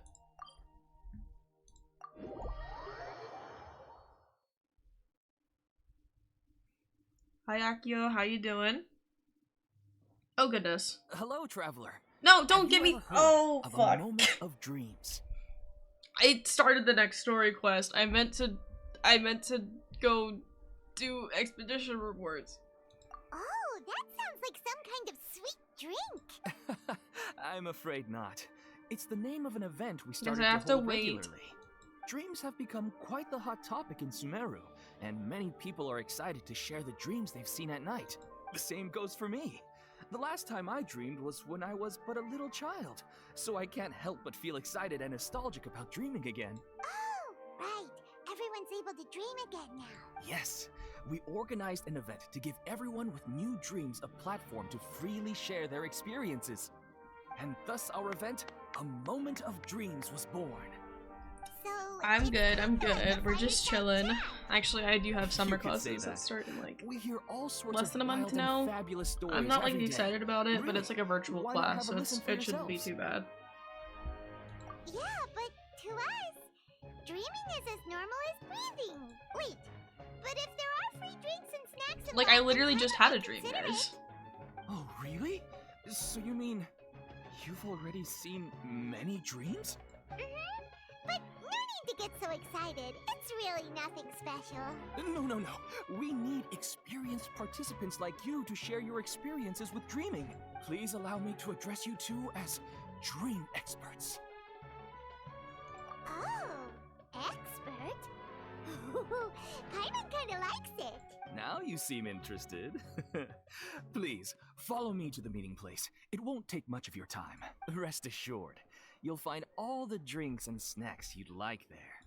Wow, how accommodating. Sign us up. But wait, Paimon's getting ahead of herself again. We should see what the Traveler thinks first. Why aren't you saying anything?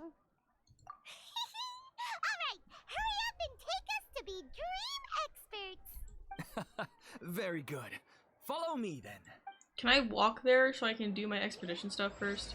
Thanks, appreciate it. Okay, please tell me that's the only quest that I'm supposed to be doing right now and I'm not accidentally doing them out of order. Okay, good. That's good. Oh, wait, actually? Which one am I doing right now? Oh, oh, it's starting Nahida's quest. That's not what I want to do. Don't do that. Okay, so I came back to Enough Sumeru. procrastinating. Let's go. I came back to Sumeru Well, and it I started suppose it must Nahida's be story accumulating quest knowledge and by sharing accident. Your experiences? Nope. It's all about the title. From now on, Paimon will be known as Paimon. Add Astra. Claim.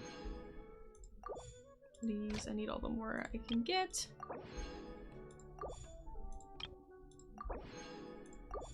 Mondstadt. Okay. No, we gotta get going to Fontaine. Sorry. Oh wait, I forgot to get my commission rewards actually. Hold on. Thank you for completing. Okay. Oh, okay. They're just gonna keep yapping until I leave, I think.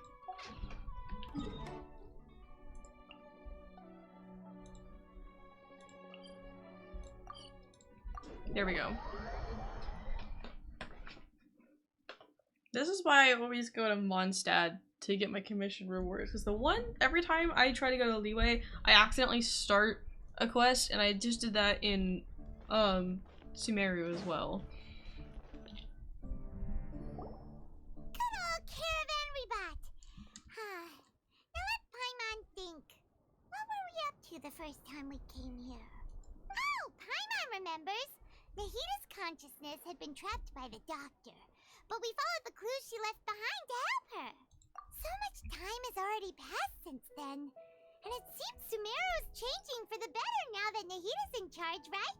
Paimon just hopes this peace will last a long time, and then Nahida won't have any more new problems to deal with. Yeah, guess you're right. We somehow always find ourselves right in the thick of it. Who knows what will happen next? Come to think of it, maybe it's all because of you. Maybe you're just a magnet for trouble. Huh? Me? Before Paimon ran into you, Paimon never ran into any trouble. At most, when she was super tired, Paimon got caught in some strange whirlpool and sucked out into sea. And even then, you fished Paimon out. Anyway, for Nahida's sake, maybe we should think about heading to our next destination for now. Ah, look who it is. Running into you in a place like this? I can see you two still love wandering around. Oh, it's Dia! Since when are we just wandering around? We're usually taking care of some serious business. Even though it may have nothing to do with our journey. But never mind that. What brings you here? I just finished a commission in the desert for a usual client of mine. Nothing too interesting. Just escorting a shipment of goods. I'm on my way to report back. That's when I saw you two all the way over there, chatting away. What were you two talking about anyway? Don't glare at us like that. You serious? Can't say I saw that coming. But you are travelers after all. I guess you'd never stay for too long in one place. Bumping into you like this will become a rarity. I'm starting to feel sad just thinking about it. Sorry, Dia. Hey, how about I gather a few mercs to escort you two? What do you say? Thanks, but no need. Oh, Paimon had no clue you'd miss us so much. But don't worry, we'll come back to see everyone when we get a chance. Sounds good. All you need to do to get to Fontaine is cross this stretch of desert and navigate some waterways. Knowing you two, I'm sure it won't be anything you can't handle. So, when are you leaving? Oh, wait a sec. Paimon just remembered there are still a few dishes in Sumeru that Paimon hasn't tried yet. Oh my goodness. Now, where's that list Paimon made?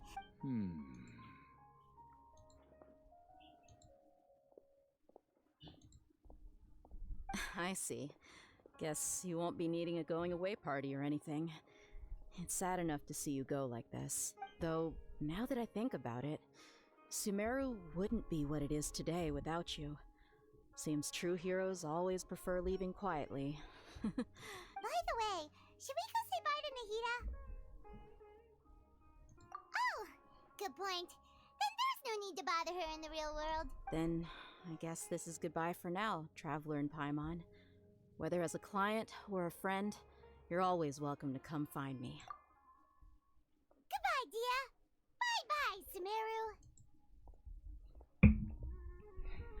Womp womp.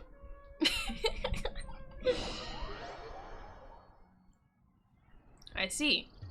I get teleported. Except I already have waypoints in Fontaine, so I could just like teleport into Fontaine. Wow, that's crazy. A waypoint? In this economy?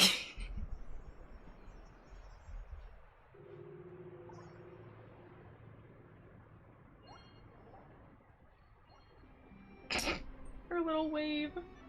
Do I really not have that Statue of the Seven right there? Or is that like a regular waypoint?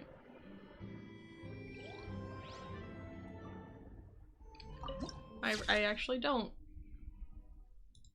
And now that's saved in my viewpoint. I guess that's supposed to be the— Oh. Oh yeah. Because I don't have like this area of Sumeru either. I see. Okay. So I have to get over to that Statue of the Seven, right? Oh goodness. It looks like there's not an easy way to do that.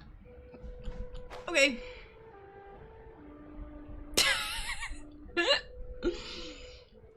I'll just glide across the water, it's fine. Surely. Surely nothing could ever go wrong, right? Actually, yeah, I should be using Amber for this because of her passive ability. But it's fine. If I fall and drown, I'll switch to Amber and try again. But I got this.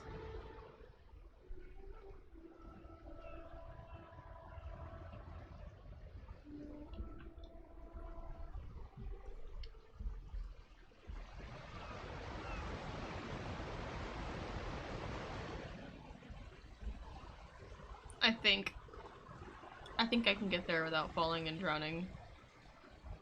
It looks like I will.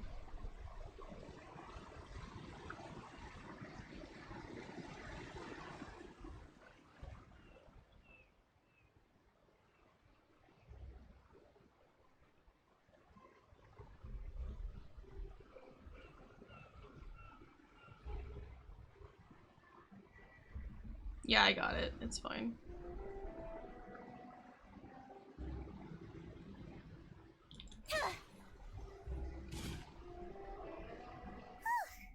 After crossing all that sand and water, we finally made it! Oh, this must be Fontaine's port! Wow! Everything looks so advanced in Fontaine! Paimon's heard that the industry here is extremely developed, and there are all kinds of unusual machines!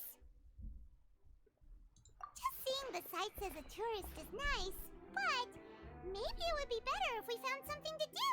What do you think? Good idea! Nahida gave us loads of useful information. Seeking out the Seven is probably still our best source for information at this point. Yeah! The more we can learn, the better. So, what do you think the Hydro Archon's like? Will we get along? Yeah! Nahida said that she has a very unique personality. Whatever that means. To learn about a nation's god, start with the nation's people. There seems to be some locals talking over there. Let's go see if we can join the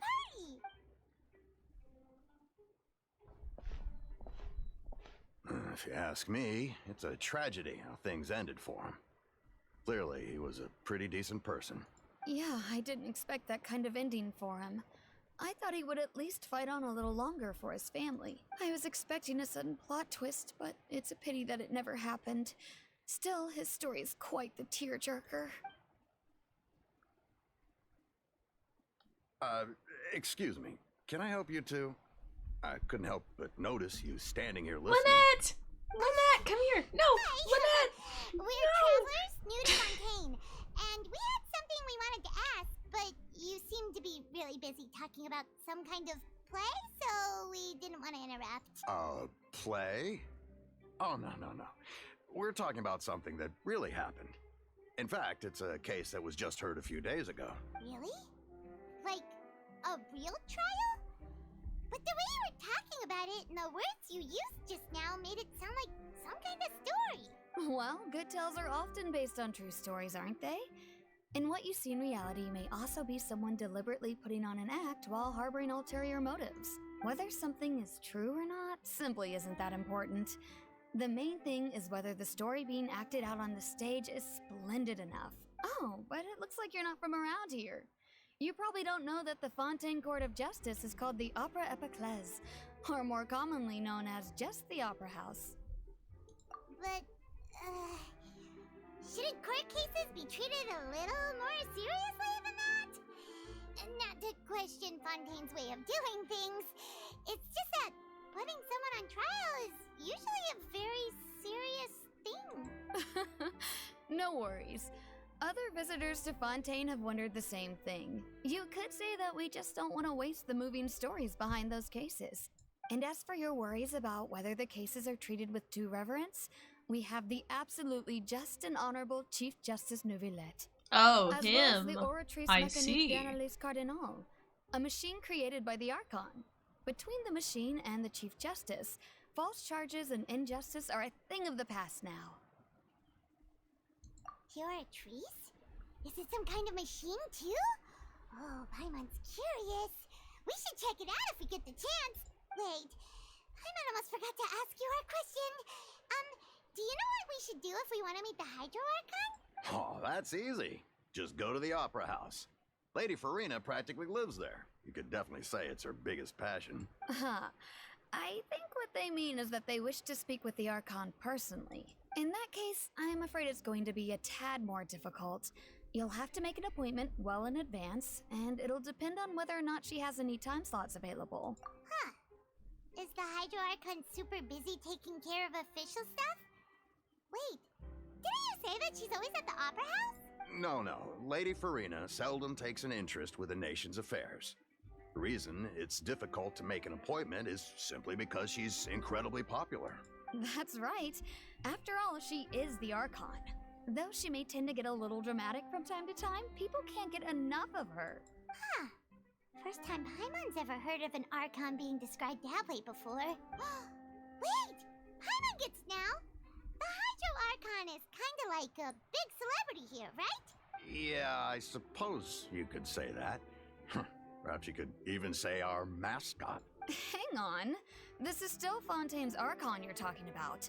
You should show some more respect. Yes, you're right. I guess I should at least try to be a little more respectful in front of visitors.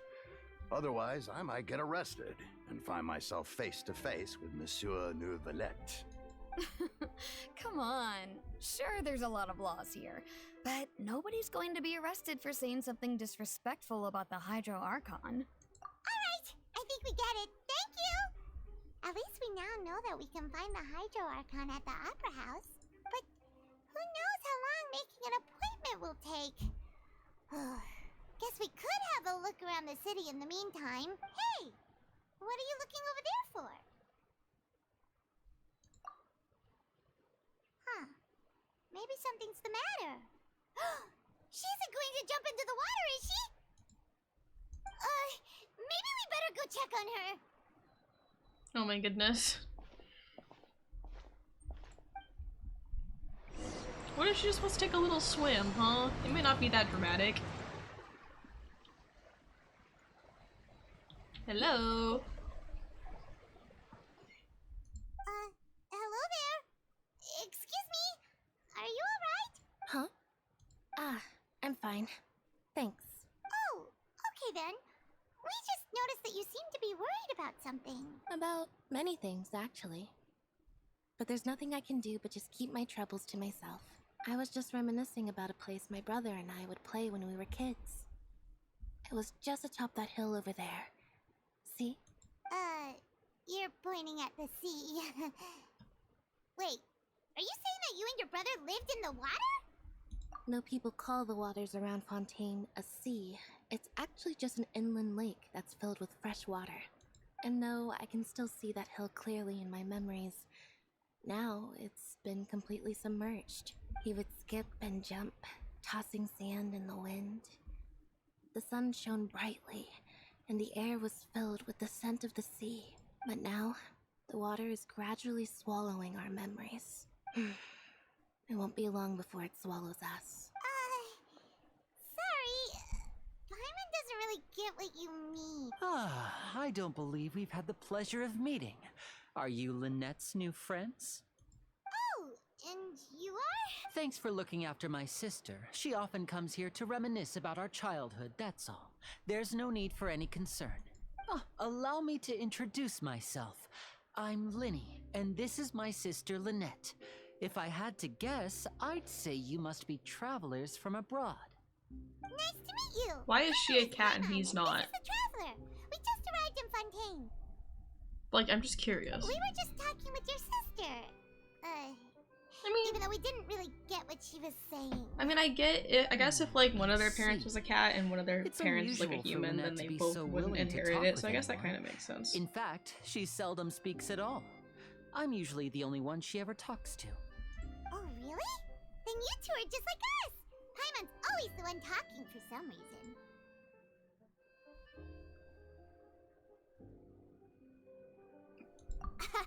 So that's how you think it is? I also think my brother can be too talkative at times.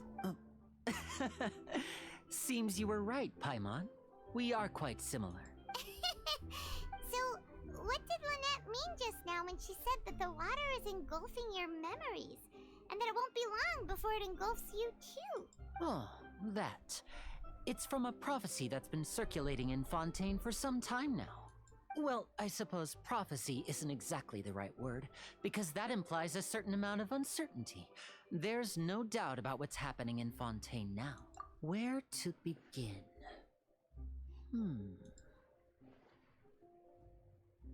Let's put that question on hold for a moment. We still haven't formally greeted each other yet, have we? Did all the introductions earlier not count? Hello, traveler.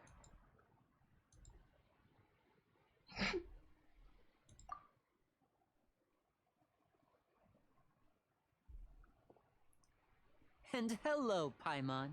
I'm assuming this is some sort of like... Hey! Why didn't Paimon get a handshake? You're not poking fun at Paimon, are you? Please, don't take offense. Just consider it a sort of etiquette we have here in Fontaine when making new friends. You should remember it. It might prove useful. Oh, alright then. Well, Paimon's just happy to have a local friend now. By the way, we were just getting ready to go to the Opera House to meet the Hydro Archon. Would you be able to show us the way? So you're going to see Lady Farina? No problem at all. In fact, I was planning to go to the Opera House later myself. I'll gladly take you once I finish things here. Please, follow me.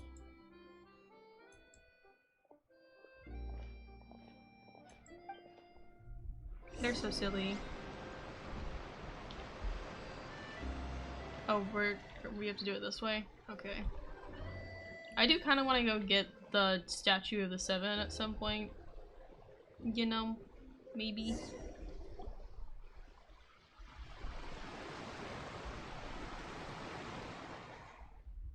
You said you were going to see Lady Farina? Well, it seems Lady Farina has come to see you.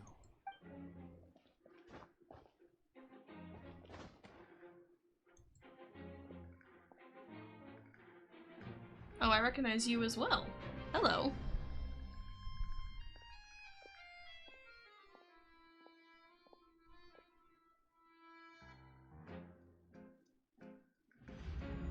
Halito.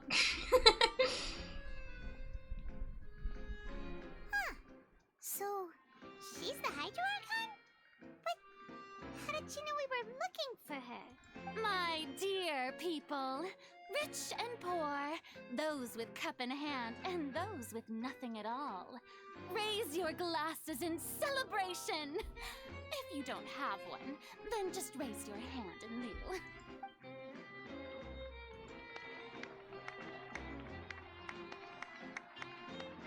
As you can all see, two unfamiliar travelers have arrived in our nation. Better from you. Come, Hello. let us make a toast in honor of this traveler and her companion who have journeyed here from distant lands. Interesting. Is she talking about us?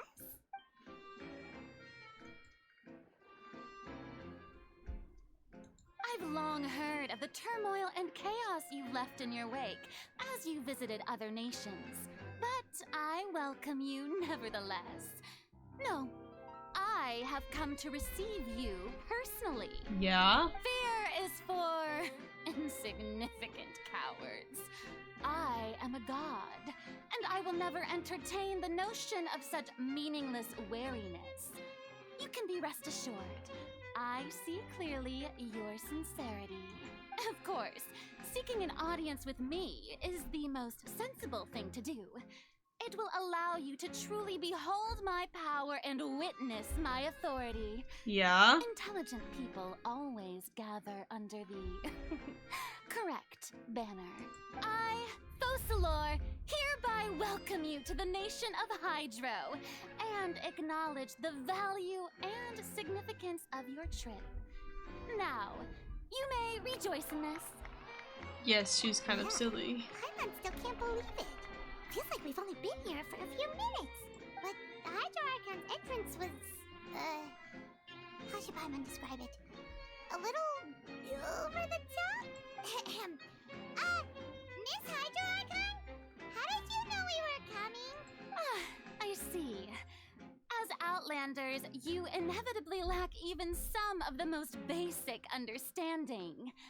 Don't forget that even the gods can be divided into the mediocre and the excellent. I suppose it's only natural for you to be awestruck by my abilities. You had best stop and consider. Do you really have the noble qualities and etiquette necessary to communicate with a god? All it takes is a flick of my finger for me to know everything about you. Oh. Talk about sounding high and mighty. Oh?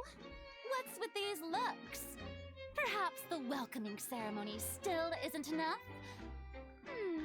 What else should I say then? Is she waiting for us to start talking? Wow, I didn't expect to see Lady Farina here. What a surprise! Wait, does this mean they're the legendary blonde traveler? How did I not notice before? Hey, what's all the commotion? Oh, is that Lady Farina? Is there some kind of drama going on? Of course. That's the blonde traveler. The one all those stories are about. Lady Farina came here to personally see her. Oh, I bet this is going to be the duel of the century. Duel? Oh no. Got to see this. I knew Lady Farina would never disappoint. Yes, but don't get too excited now. My dear believers and spectators alike tend to get quite rowdy, and despite the noise, I've come to tolerate all their ruckus. You may consider this my reward to all of you. I have determined that there will be an epic duel between myself and this traveler from another land, just as you were hoping to see. No! Now she wants to fight? Aren't we getting a little ahead of ourselves?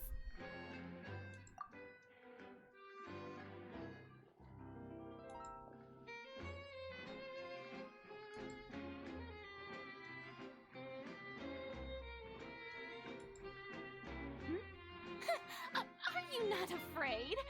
Might I remind you that this is a duel against the divine? What are you trying to do, traveler? Provoking a god in front of her people? Stand down, Clorend. I admire her bravery. Few have the courage to draw their sword against a god. She is obviously a true warrior. Unfortunately, people nowadays only crave to be thrilled, and a mere duel will not slake their thirst for excitement. Oh, yeah, she's right. Just a duel wouldn't be all that interesting. On Araneus, criminals are always requesting duels to defend their honor. I'm getting a bit old, to tell the truth. You see. Then, as the god of justice, I shall face this traveler in another kind of duel. A duel in court! What? All right! Now that'll be worth seeing! What did I do? Right. This is Fontaine, after all. Such a grand opera house, it would be a pity not to use it. Oh my goodness. Why do you care so much about the crowd's reactions? Seems you've spent a little too much time in the opera house. Besides, how exactly do you plan to have a duel in court? You mean you're going to put us on trial? Oh, we have reason to put you on trial. It's obvious, isn't it? According to Fontaine law, no one is permitted to release any flying objects within Fontaine city limits during the first 3 days of each month. You are clearly guilty of violating this law, no? No one told me. Oh, so that's what they've done wrong. That's our Lady Farina. No one knows the laws of Fontaine like she does. Obviously. You call that obvious? Oh my goodness. What kind of law is that? Wait, flying object? You mean Paimon? Precisely! Now, if you two have no objections, then in the name of the Hydro Archon, I order your arrest. My apologies, Lady Farina. I don't mean to spoil the fun, but if you would allow me to interject, I don't think that Paimon here meets the definition of a flying object. You tell her, Linny! Finally someone who's not crazy. How could anyone call Paimon a flying object? Ah, great magician Linny, my beloved citizen. I'll permit you to object, but how exactly do you plan to prove your claim? As a magician who just rained on your parade, I naturally should shoulder the responsibility of saving the show. So, with such an audience gathered here, allow me to perform a trick for everyone. Oh?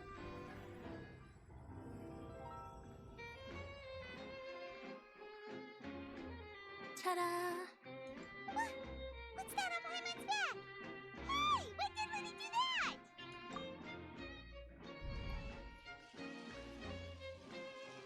What?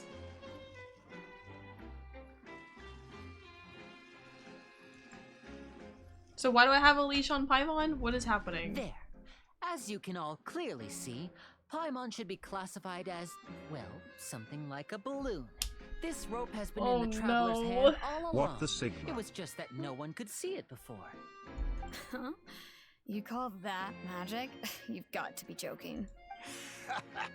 I thought it was pretty good. Nice one. Huh. I'm not sure what to think. It seems Lady Farina's charges no longer hold water. What is happening right now? Why are we turning? Why is Paimon a balloon? What is happening?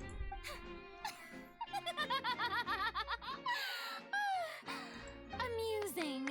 Very amusing, Linny. Just the sort of unexpected twist that I enjoy. With you here, today's performance can finally be called complete. Performance? You see all this as a performance? In which case, consider the matter of your trial resolved. The god of justice will not bring charges against an innocent person. But when there are valid grounds, I will not only judge travelers from abroad, but even the gods of other lands. I look forward to seeing your upcoming performance at the Opera House, Mr. Linny and Miss Lynette. That's enough for now. Toodaloo! Oh, are they on trial? What are they on trial for? What is happening? Roscoe, help me. I don't understand. I don't understand. There's so much. I'm learning too much at once. Oh my goodness. Like, I think out of like all the nations, like this feels like the most like insane. That's the most unpredictable Archon Paimon's ever seen. He never even had a chance to ask her anything. But that's a problem for future Paimon.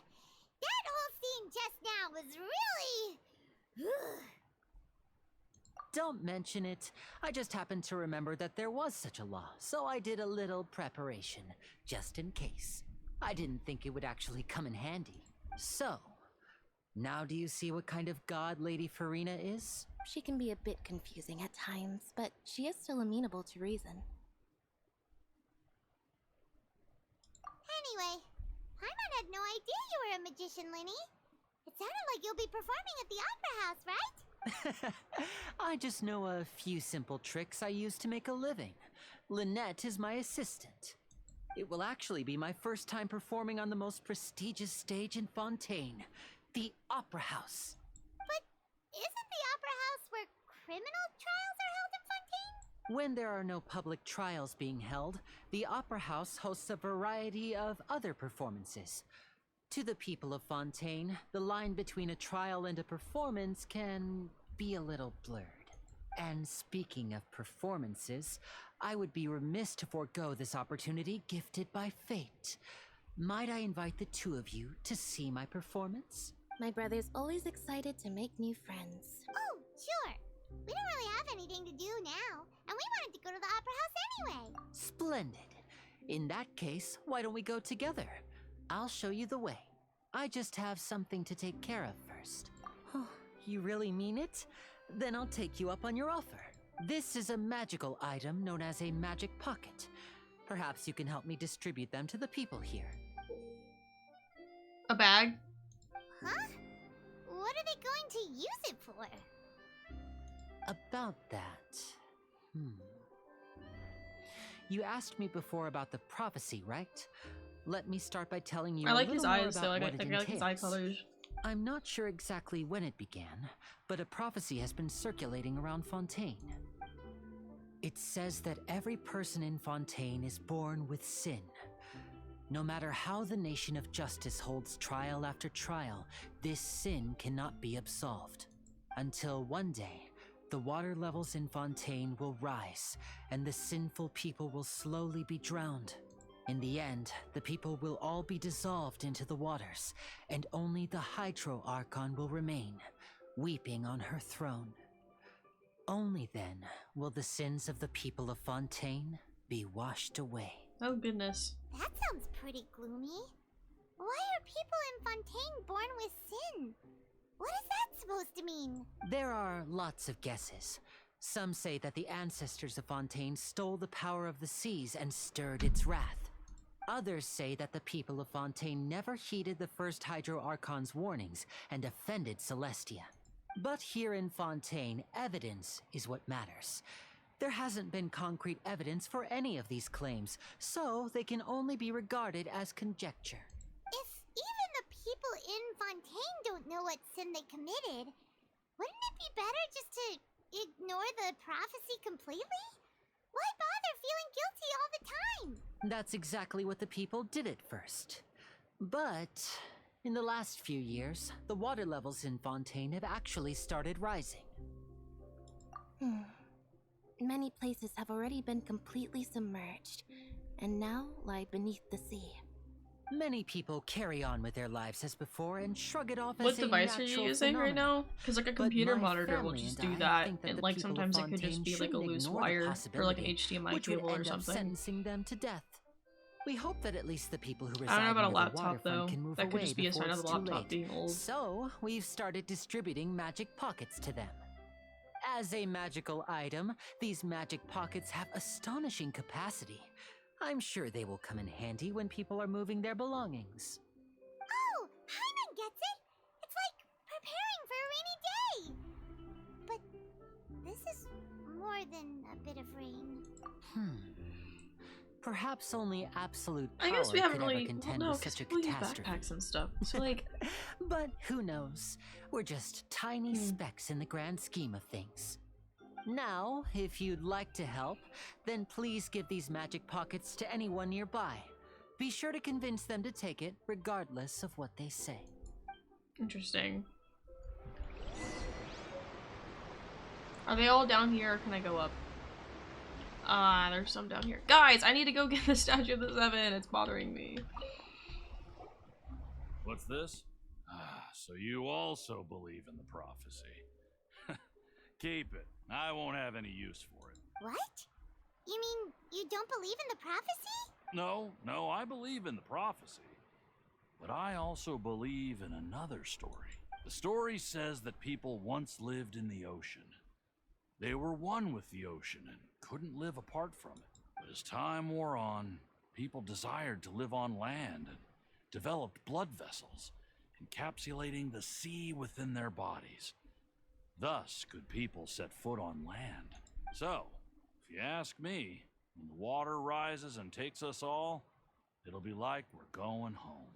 Oh, we hadn't heard that one before. But people can't live underwater, they'll die! You should probably still take it. All right, I'll take it. I guess I just feel that being dissolved into the water doesn't necessarily mean death.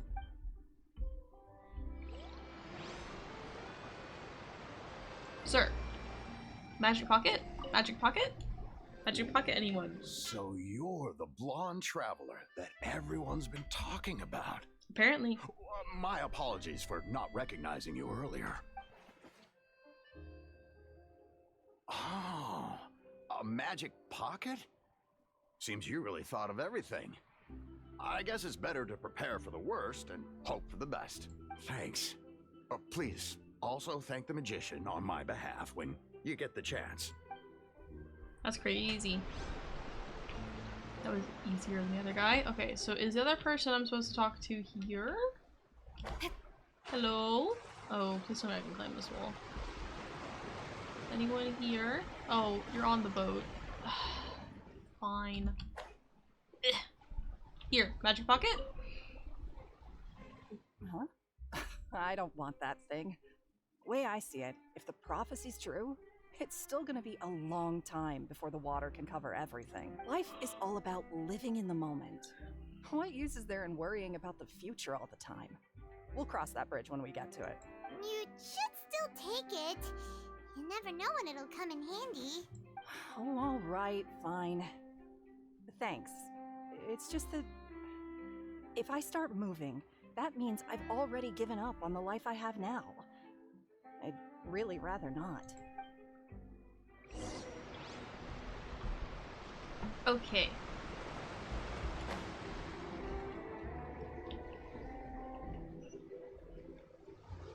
Oh, he's still down here? Guys, I want the Statue of the Seven! Oh, you already handed out all of the magic pockets? That was fast. So, what did people have to say? I bet you heard some, interesting opinions. Yes, but that will change once disaster strikes. I know they'll change their minds, so it's only right to help them prepare. Is there anything else you need to do before we leave? Yes, one last thing. I have the magic pockets made by a workshop in the court of Fontaine. Since we're out and about, I was thinking about bringing him some more materials. So, you want to collect materials? Just tell us what the materials look like and we'll help. Many hands make light work. Oh, that would be much appreciated. We'll need some Romaritime flowers. I remember seeing them near the waterfront on the east side of the harbor.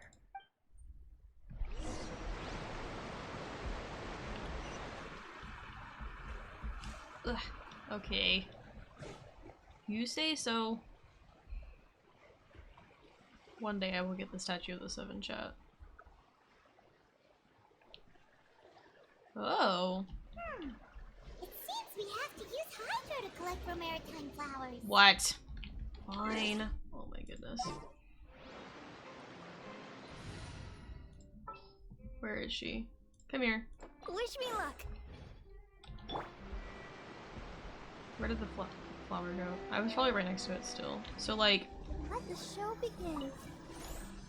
Go, Barbara, go!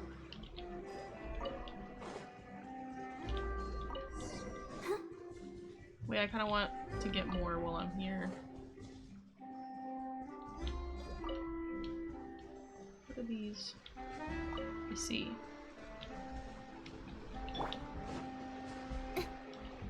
Oh.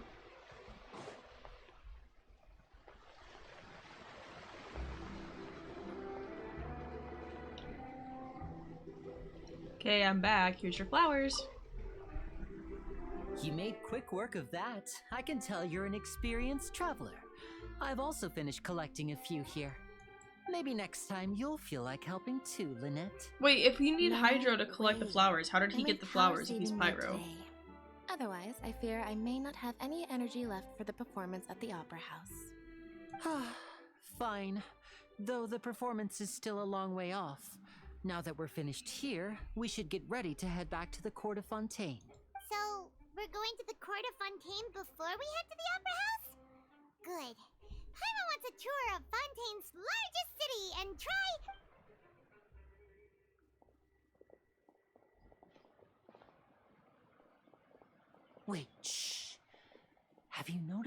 person over there. The young girl. Huh? What's wrong with her?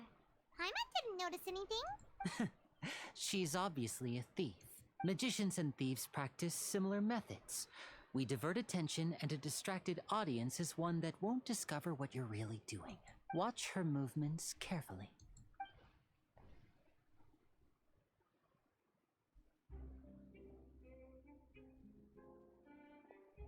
Oh, he's right! Shh, keep your voice down. We need to think of a way to catch her, but it seems she's very alert. Perhaps we should split up. You two can ride the lift over there and wait up top. I bet that'll be her escape route if she tries to run. All right, let's go. And if I go up the lift, I can get the Statue of the Seven. Bye! Oh goodness, where'd I go? Okay.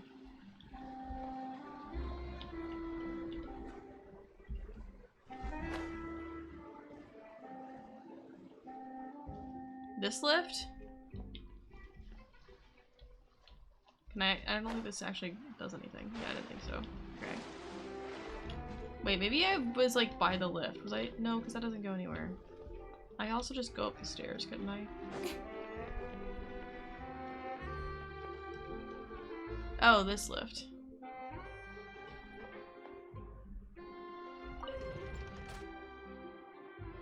Whee!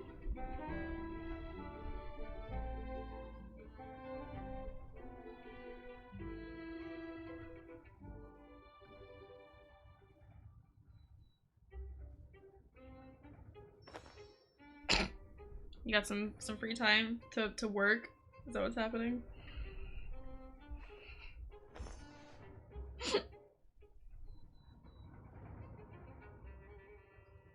This goes up like a forever.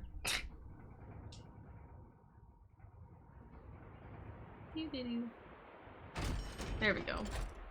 Statue of the Seven.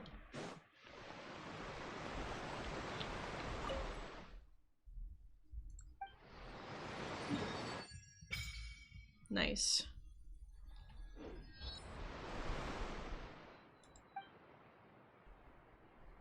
Do I have any? No.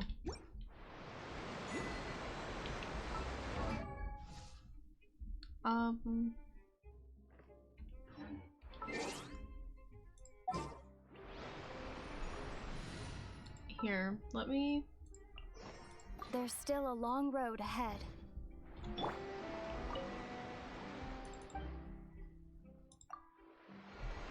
That way if I do need Hydra later, I don't have to bother Barbara with it again. And then... You're on the wrong weapon still. Sorry, Bennett. I'm gonna take this back. Oh yeah, I forgot about this one.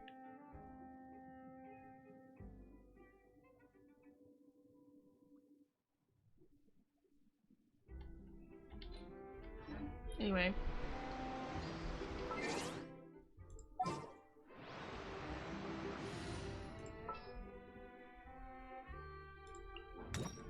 I want to help.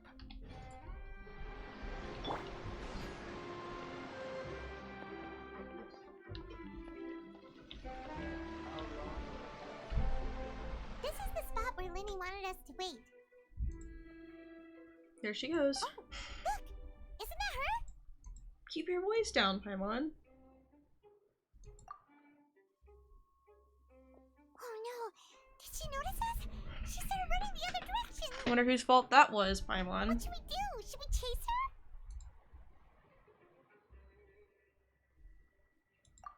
You're right. She might also be trying to lure us away. Nothing's happened for a while now. Paimon wonders if Linny caught the thief. Yeah, let's... Yippee!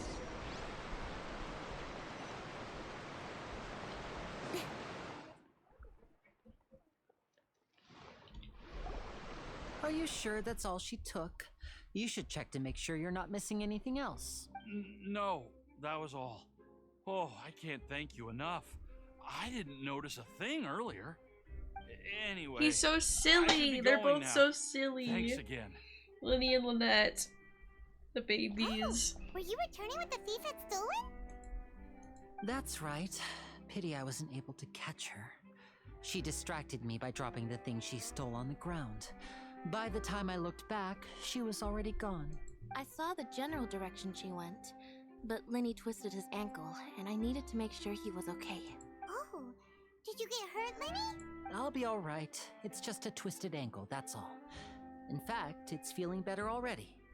If you want to play at being a hero, at least try not to get hurt. What was I trying to say? Evie, you missed. Imagine what I would like happen if you had managed been. to do I it all had a performance theory as about a what was result. happening in the quest the entire time it was happening, right. and at some point, Sorry, like right before it got revealed, I just paused it and I rambled about my have to theory, and I was like, admit guys, that this the thief is was literally even what's more about to skilled happen, than I and then it played out. I At was least like, we were I'm able just to a get the stolen genius. items back, so it Like, wasn't a complete rest in failure. peace. I already forgot the name of the hilly troll, but that's because I'm bad at pronouncing names. But like, rest in peace. Rest in peace. But like, oh my goodness. Alright, let's put this little detour behind us. We should go It, to the but court of it does Fontaine make now. sense though, like the line of, like the train of thought that my brother had. Whatever. You know, names don't work for me. But like, yeah, so like seeing that and like hearing Dane be like, yeah, I think this is kind of where like he started to like contemplate and then kind of like made the decision to like take a different path from me, and it makes sense why. Like him being able to witness stuff like that, it makes sense why he would think like maybe we should try and save them. But like I also still want to like get the full side of the story from the Archons as well about like what they did. You know what I mean?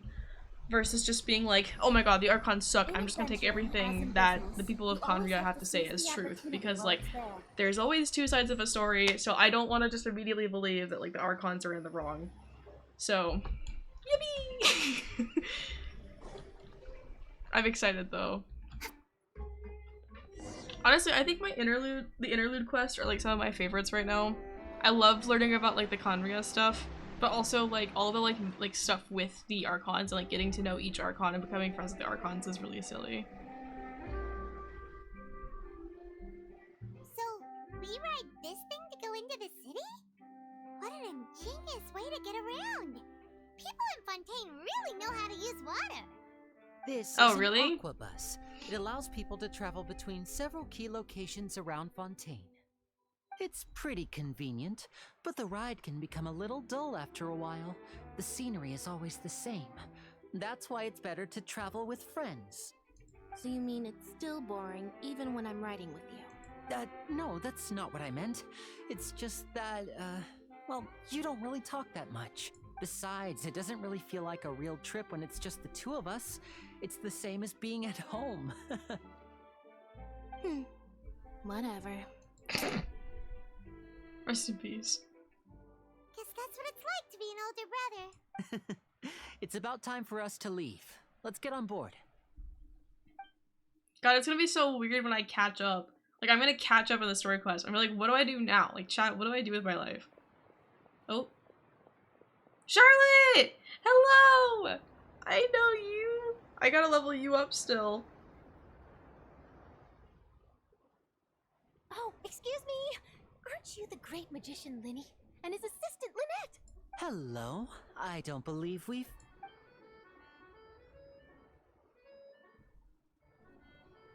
I'm Charlotte, a reporter for the Steambird.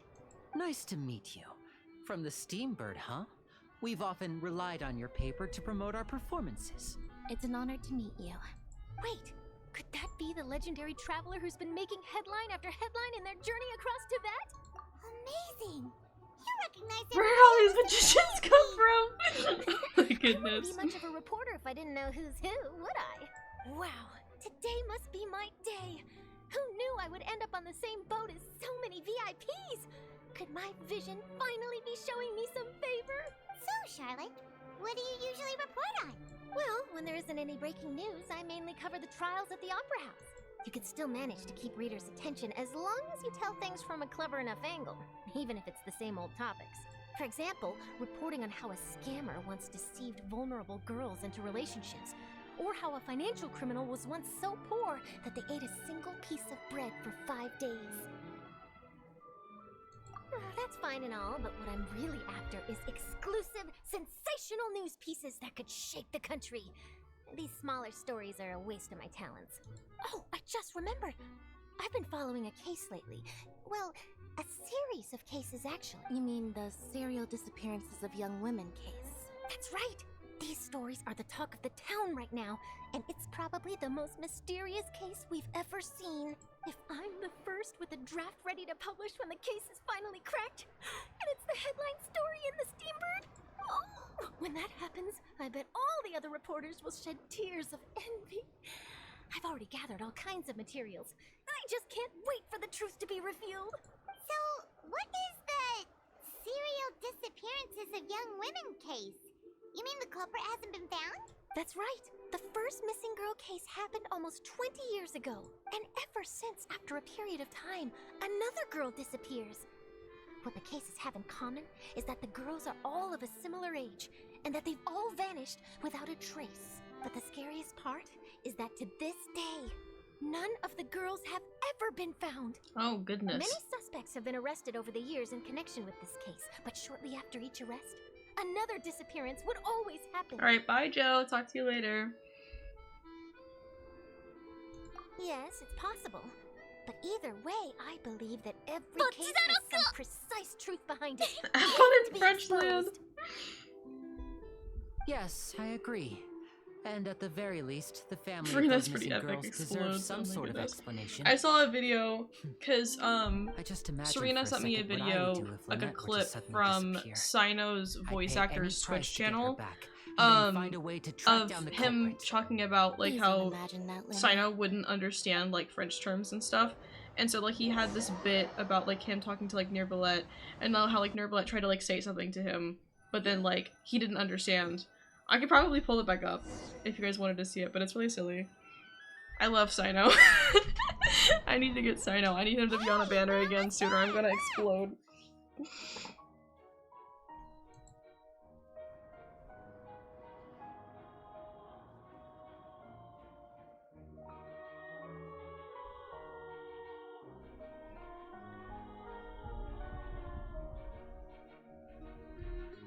This is so silly. I love water.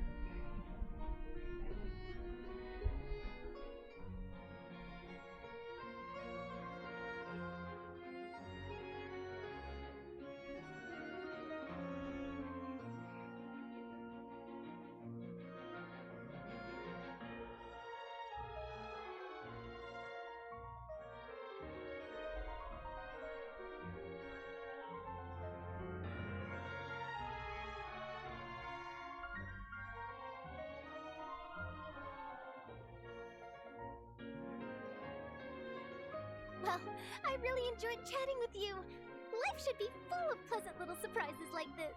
Yeah, us as well. The ride went by too quickly. Ah, I have an interview to get to. I should get going before I'm late. Okay, Hyman hopes we can chat again soon, Charlotte. See ya! Bye now. Oh, be sure to stop by and see me at the Steambird when you have time. What a tough job. Always running around and interviewing everyone. Well, where should we go now? If you don't mind, how about we stop by my home first? Besides, I still have all the materials we collected. Sure, we wouldn't mind at all. This city is so huge, Paimon wouldn't know where to start anyway.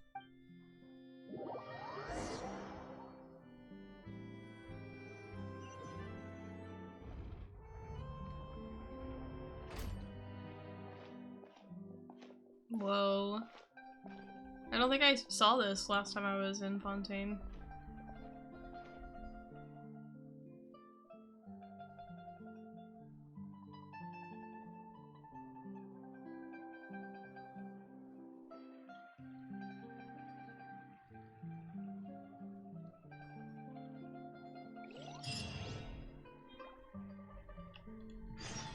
I'm so close to leveling up, oh my goodness. Good thing I finished the World Ascension quest though. So it doesn't have to just like... Oh goodness. Hello.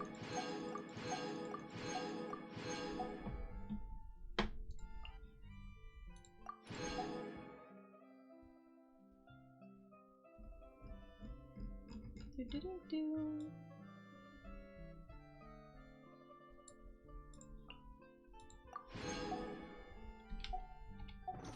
Come on, enough procrastinating. Let's go.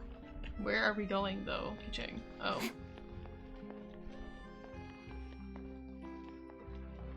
Oh, excuse me.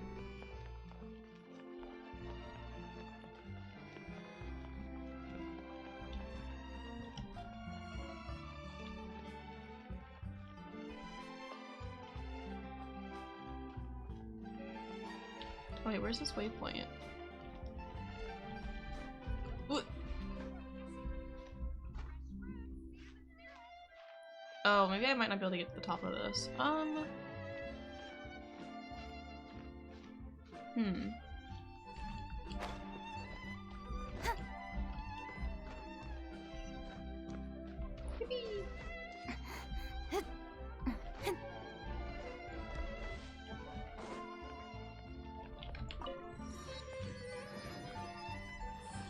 Okay, before I go meet up with Linny, I think I'm going to be right back, chat, so I can go, get something to drink, because I kind of finished my coffee. So, BRB.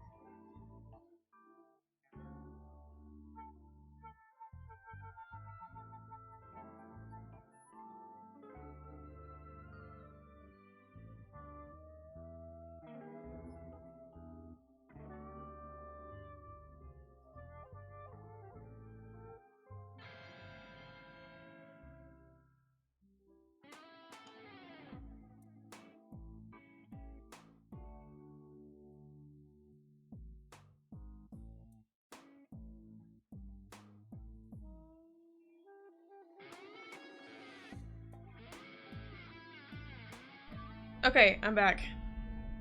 Oh, we were listening to the festival event music, apparently. Okay.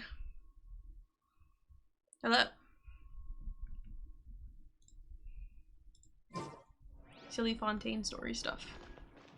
Okay.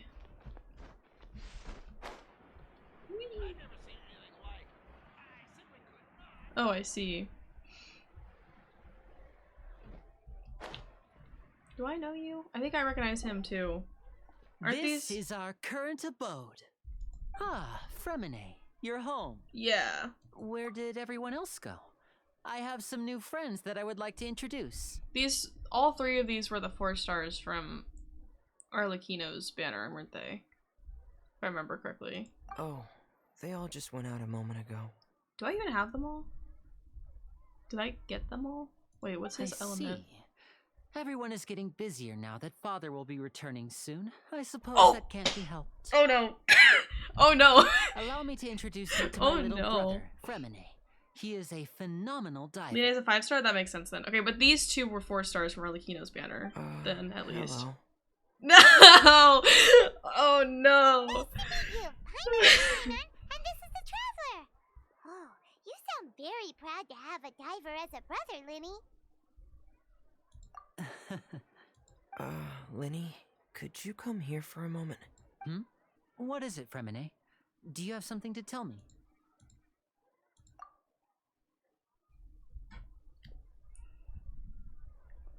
Oh, we don't get to hear? I want to hear him being, like, cautious of us if that's what's happening. Okay. Probably not, though. But it'd be so silly. Is everything alright? Oh, it's nothing. We were just discussing a little housework. So, before sorry I to cut forget, you off. My bad. The Traveler and I collected more materials to make magic pockets. Were you able to get any, Fremine? Yes, I went diving and gathered lots of materials. I was about to give them to you. That's our Fremine, always quick with the underwater work. All right, I'll take these to the workshop.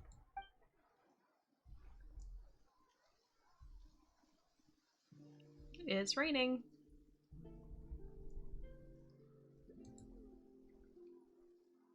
Me too.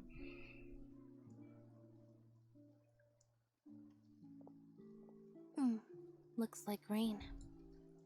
Oh, you're right. But wasn't it clear and sunny just a moment ago? Fontaine's weather sure is weird. I'm afraid that's just how it is here. It often rains on days where there are trials being held in the Opera House, but don't worry, it'll clear up soon enough. Is that Farina's doing? What's wrong, Fremine? There's a legend about the rain that I tend to believe. Yeah? It said that a dragon of water once resided in Fontaine. Oh, Though never we mind. don't I don't know think where it's. the I think I dragon know went. who. Every time it weeps, the skies will cloud up and pour out rain. Maybe. Maybe. When I was a child, my mother told me that if I wanted to go outside and play, I should yell toward the sky at the top of my lungs. Hydro Dragon! Hydro Dragon! Don't cry! If it's an elemental dragon, then having the power to make it rain wouldn't be very unusual. Let Paimon try something. Hydro Dragon, don't cry! No. Doesn't seem to be of any use. It is just a legend after all. You know, you might be a more popular magician if you understood the concept of romanticism. Or could at least play along. Sorry, it might be because we've never met the Hydro Dragon. Perhaps it can't be comforted by the words of strangers. I don't know. It rained for longer than I suspected. Oh, it's already getting late. Was there something you needed to do, Linny? Yeah, some preparations for the show at the Opera House. I need to find a way to catch the last aqua bus of the day. On the day of the performance, just ride the aqua bus to the island of Araneus. I'll have Lynette meet you at the fountain in front of the Opera House. Oh, are you leaving now? What is it, Fremine? I'm in a hurry. Oh, I get it.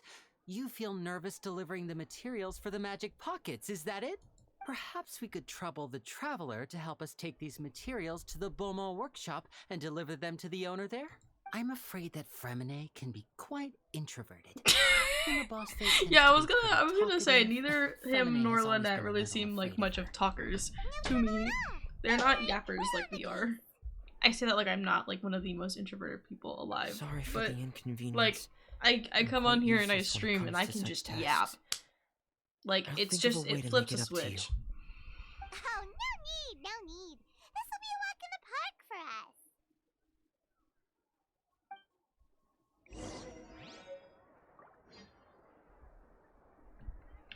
Well, I mean that would be like a texture thing. I don't typically care much about the rain, but I also love storms, so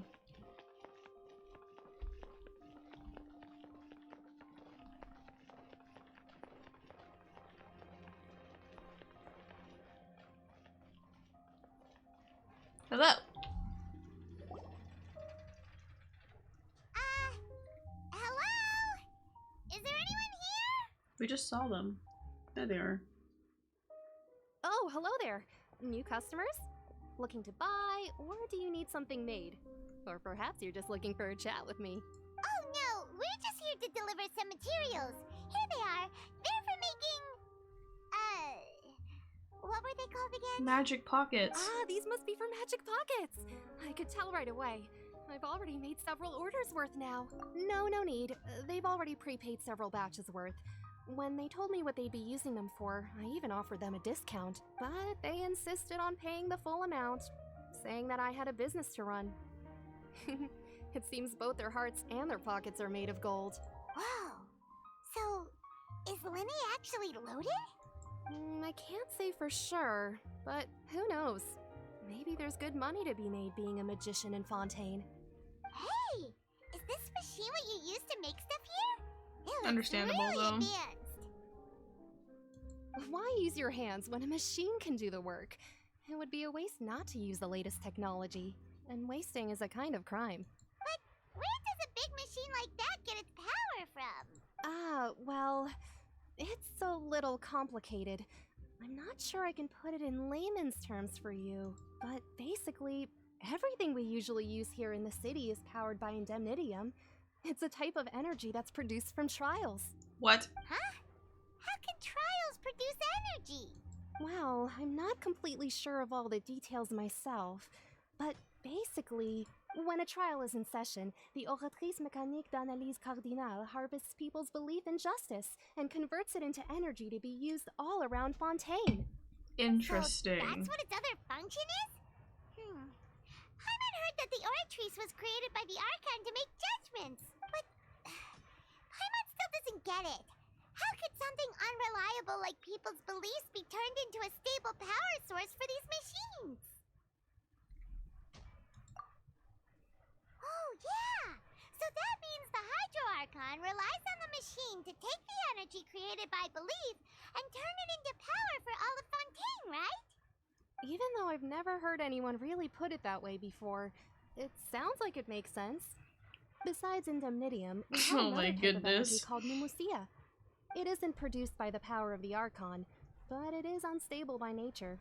Even now, it still cannot be widely used by civilians.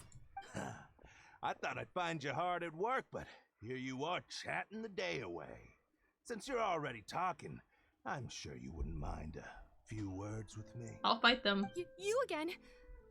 Didn't I already promise you that I'd have the more I owe to Confrérie of Cabriere by next month? Why are you hounding me now? Yeah, but how do we know that you won't go running off by the end of this month? I want 50% today. Wait, no, 70%. Huh? You... Seems business isn't so great for the workshop. We've already finished our job and delivered the materials. Maybe now's a good time to leave? Hey, hold on.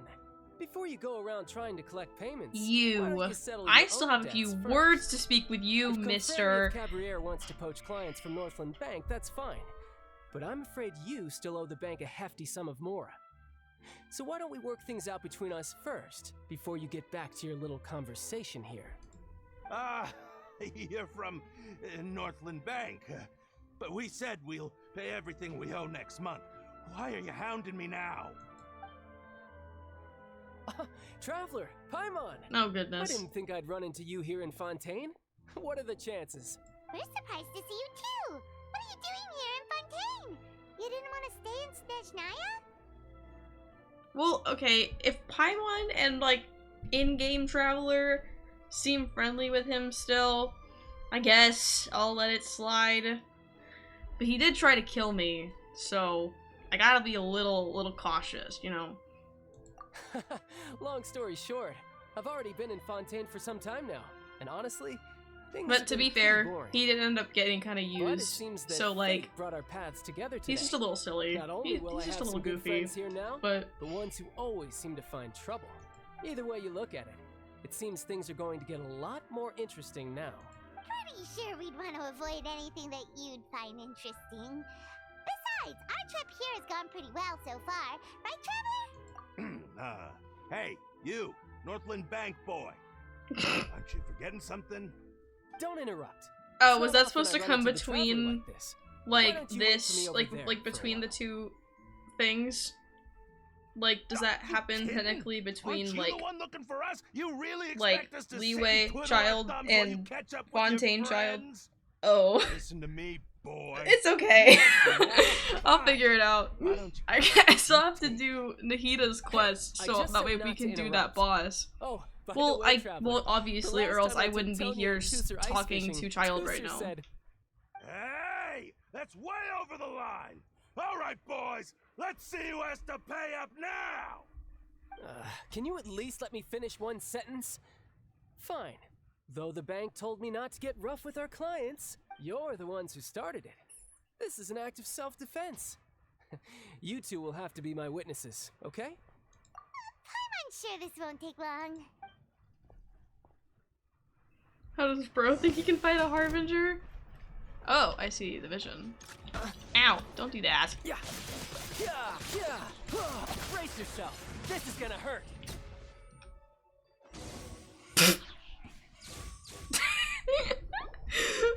They thought they stood a chance. Brad, how are you so strong if you're just a staffer from Snezhnaya's Northland Bank? Wait, don't tell me you're... Oh, now you notice. It's a little late, don't you think? Just make sure you understand that you don't mess with Northland Bank. Got it?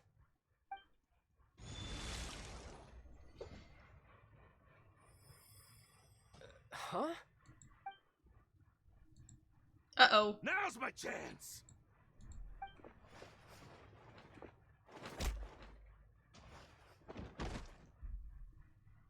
Huh. That was weird.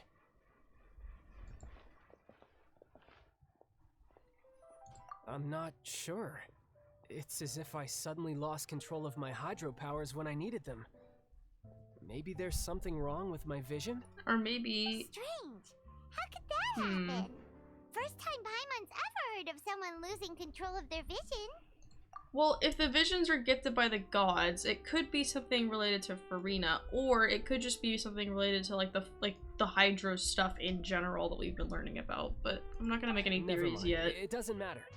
If I want to stay sharp, Gotta I give my shouldn't be theory relying brain too a much on my rest, vision alright, anyway. chat?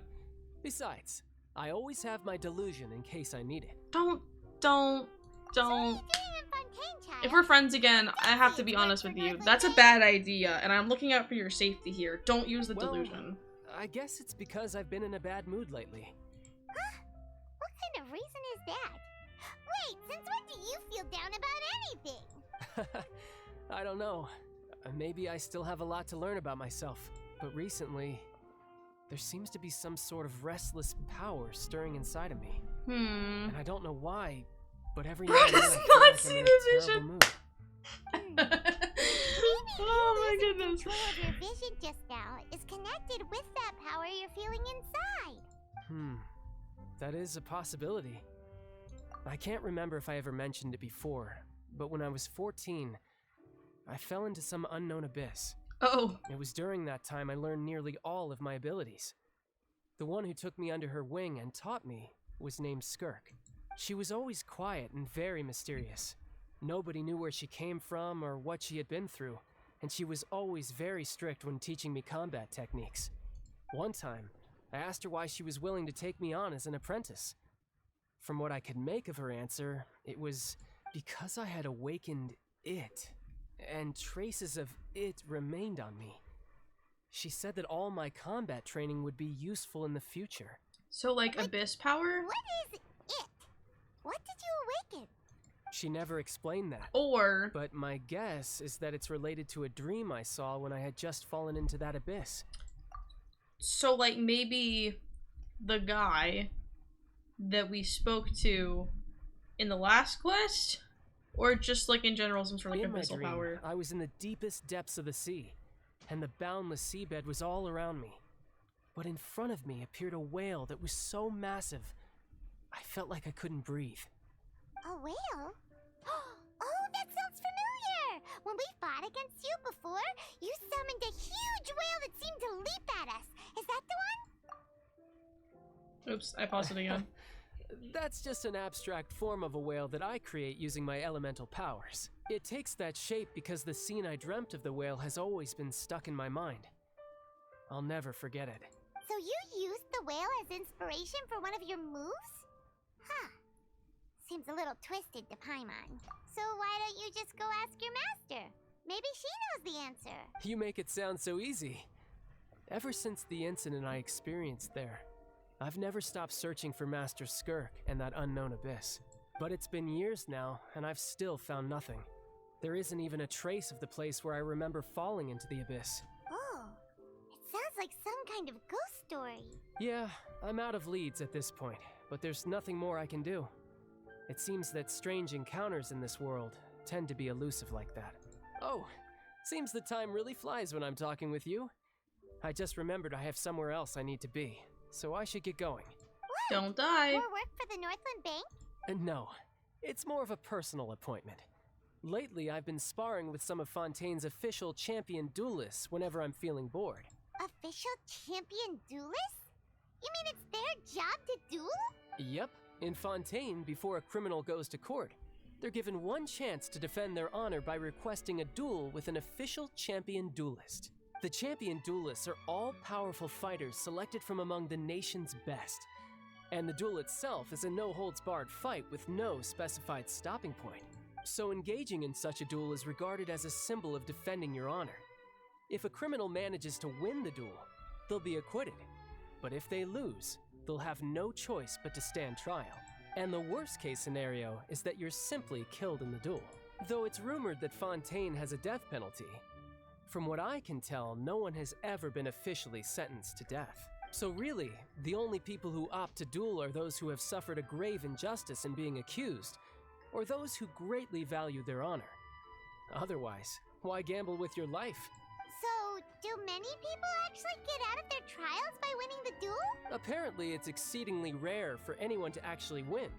Fontaine probably enacted this system as a way to show that the nation respects the honor of its citizens. Besides, none of the champion duelists are to be trifled with, which is exactly why I was itching to face them as soon as I got to Fontaine. Apparently, the one I'm meeting today, Clorinde, is the strongest of the champion duelists. I had been asking her for some time before she finally agreed to face me today. Don't well, die. That's child for ya. Paimon feels like we heard that name somewhere before. Clorinde. Oh, before I forget, I want you to have this. What? Huh? Your vision? You're seriously just giving it away? I'm just worried that it could become uncontrollable again. I'd be pretty upset if it got in the way of my duel, so I think I'll be better off without it for now. Besides, I just need you to hold on to it for a short while. I'll come retrieve it when I have some time later. What? Paimon knows what you're up to. You just want an excuse to come talk to us again, don't you? Whatever gave you that idea? I'll be in touch later. Free vision. Now I have double hydro powers, guys. Seem the same as ever to Paimon.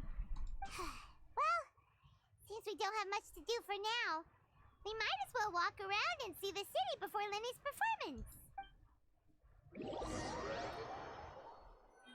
2x speed? What does that even mean? Wow, coming! The reporter who was barely around for most of the story was the murderer all along!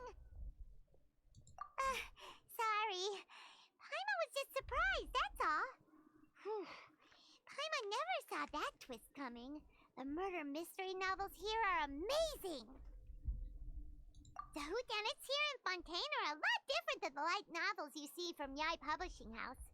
Both have their merits, but Paimon thinks this style of novels are more, well, novel. It's so exciting to reach the moment when the mystery is uncovered, especially in the one Paimon was just reading. You should buy a copy and read it too. Oh, sorry about that.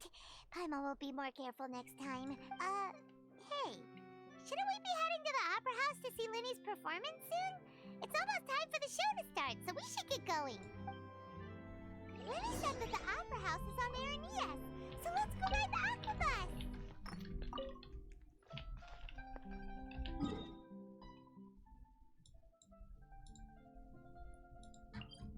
Wait, hold on. Do I have any other waypoints?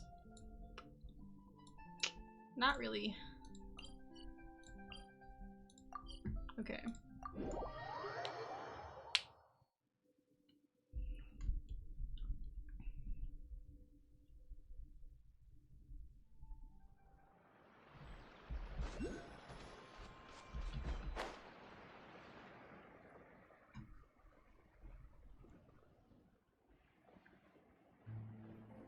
I mean, I haven't even gotten all the statues of the Seven in Sumeru. I realized when it like took me to the border of Fontaine. So at some point off stream, I'm gonna have to run around and start collecting Statue of the Sevens again. Because I kind of stopped doing it at some point. I think after I had reached Sumeru, like back when I was still doing like story stuff for like Mondstadt, I think, because it kept giving me more and more world quests from regions that I wasn't in yet, and then doing those world quests ended up spoiling some stuff that I was gonna end up doing in the Archon Quest. So I just thought it would be better if I like waited to do the world quest when I had actually like unlocked those areas. But like now that I'm in Fontaine, I'm like even closer to finishing, or like not finishing, but you know, catching up in the Archon Quests. So like soon it won't matter because I won't get I can't get spoiled on stuff I've already done. So whoa, now this is fancy. The Opera at the Quest. What a place to hold a performance. No wonder Linny and Lynette were looking forward to it. Huh. Looks like there's a lot of people standing around the fountain up ahead. Oh, Archon, please bless us with a bright and healthy child. We pray. I don't know why you always feel the need to ask so much. I'll be happy as long as our child is healthy and lives a peaceful life. I guess if they're our kid, then there's no doubt they'll turn out smart. Maybe this is one of the customs in Fontaine. There sure are a lot of couples here. Vache. Hello? What's wrong? Vache. Vache. No, Paimon didn't say anything. Are you hearing? Welcome to the Fountain of Lucine. All the water flowing through Fontaine converges here. It's customary for newlyweds to come here and wish for children. Lynette! You scared Paimon! When did you get here? Lenny asked me to wait here for you, remember? Right. What do you mean? There are a lot of people here right now. Hey, you're not trying to scare Paimon, are you? Besides, it's the middle of the day. It's not the time for eerie things. I see. I might be able to tell you something that could help explain the voice you heard. Yes, please. In fact, you might not be imagining things at all. I suspect that what you heard is a result of your hypersensitivity to the hydro element. Others in my family have had similar experiences. It's because of her sensitivity to the hydro element? But what would hearing a voice have to do with elemental power? When do you cry, Paimon? Wait, what? What does that have to do with anything? Just answer me. When do you cry? When Paimon's really sad? Oh, and when Paimon's super happy. Oh, and also when Paimon's really, really scared. Then you should understand that tears contain your most intense emotions. Like I just mentioned, the Fountain of Lucine is where all the flowing water in Fontaine converges. Even the tears that fall to the ground will eventually gather here. So maybe what you heard was the intense emotion coming from someone's tears. So, what did the voice say? If you were hearing their emotions, then Paimon wonders what happened to them. Rather than worrying about them, we should worry about my brother first. Don't let that calm look of his fool you. He tends to get pretty nervous just before a performance. So chatting with Linny might help him relax a little before he goes on stage. Oh, right. That makes sense. Let's go in and see Linny. Yippee!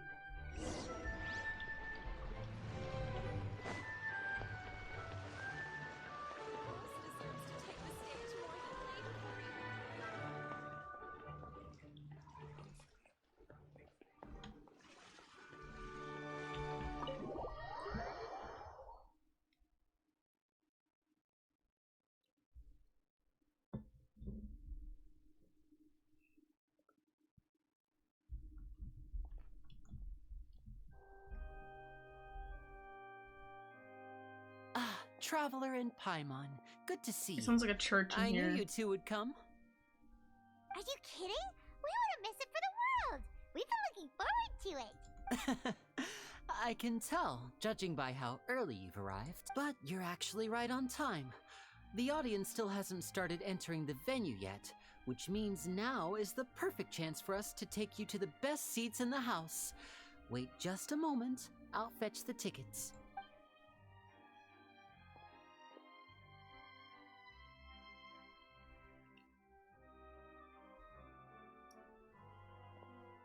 The Opera House has assigned seating, so you always have to make reservations. I've already reserved your seats, and here are your tickets. Ooh, front row seats! Thanks, Linny! Don't mention it. There's no need to keep thanking me. Hey, Linny! Could you come over here and take a look at this? Oh, I'll be right there. He has Seems so there's many an characters issue with the stage in props over there. That's Cal, my assistant, calling freaking, me. what am I trying to say? I'll go lend him a hand. Genshin. I can't talk. Yeah, we'll just go to our seats. You go ahead, Linny.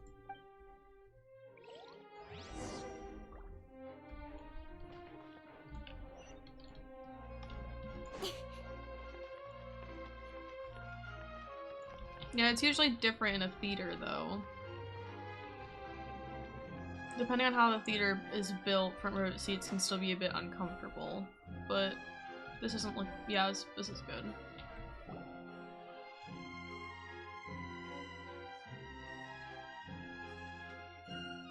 these should be our seats. Come on, let's sit down.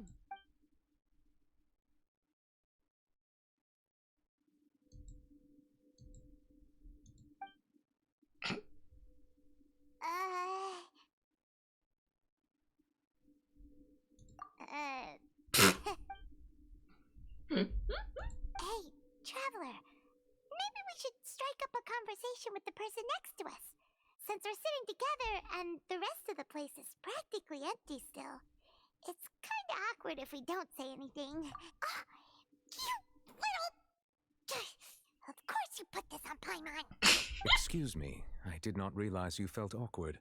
I am terribly sorry. I would be perfectly happy to chat with you if that is what you would like. Oh, so you heard all of that, did ya? Boy, you sure have good ears. Paimon thought she was keeping her voice down. Wait, that's not it, Paimon's. Sorry. Paimon's the one who was being rude, talking under her breath like that. So, let's talk, but, what should we talk about? Oh, Paimon's got it. You're also here early and sitting in the front. Are you a friend of Linny's too? A friend, you say? Well, if Mr. Linny would like to be my friend, I would be more than happy to reciprocate. Oh, okay. Oh, so you're not friends with Linny, then... Oh, this is getting more awkward by the second. Paimon nearly forgot to make her introduction. Nice to meet you. Paimon is Paimon, and this is the Traveler. We just arrived in Fontaine. It is an honor to meet you two. I have heard of your deeds across Teyvat, and as required by proper etiquette, I will also introduce myself. I am... Oh, Monsieur Nervillet. What an honor it is to have you here to see my show. Ah, Mr. Linny.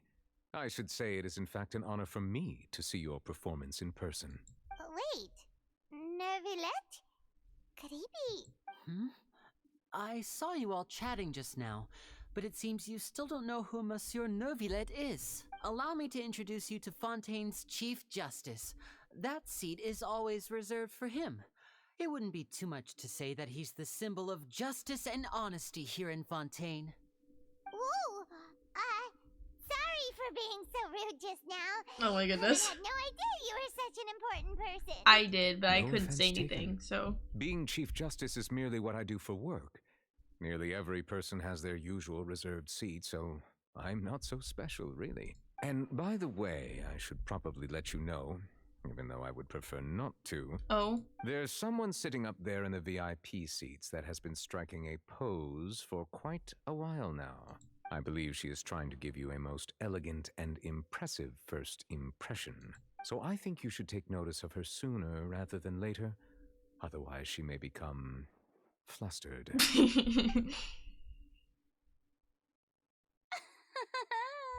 Huh? Oh, it's Farina, the Hydro Archon. Huh. She sure has a smug and satisfied look on her face. Guess she has no idea that you saw right through her act. Very good. That is for the best. No need to pay her any more attention. We may now enjoy the show. Huh? So is this what things are like between the Chief Justice and the Hydro Archon? All right, please wait just a moment longer. I've pretty much finished my preparations, and the performance will start as soon as the audience has made their way to their seats. Yay! The show's finally about to start! Paimon can hardly wait! Paimon's never seen a real live magic show before! Yippee! Oh! They're dimming the lights! The show must be starting! Paimon! Sorry. Paimon will try to stay quiet. Thank you. Appreciate it. Welcome, one and all, to the Opera Epiclese. I am the star of today's show, Linny. And over here is my sister, Lynette, who will be working as my wonderful assistant. Please, let's give her a warm welcome. Yippee! Hello, everyone. I know she may seem to be a little sleepy right now, but that's just a sign that she's nervous. Whatever. Now, She's some just of like you me may be for real. thinking, Oh my goodness. Two vision holders who can freely manipulate elemental powers performing magic is not true magic at all. So, I would like to take a moment to assure you that elemental powers will have nothing to do with what you will witness on the stage today.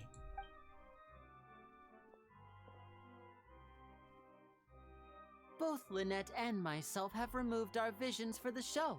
That way, even the gods won't be able to help us. Oh, good point.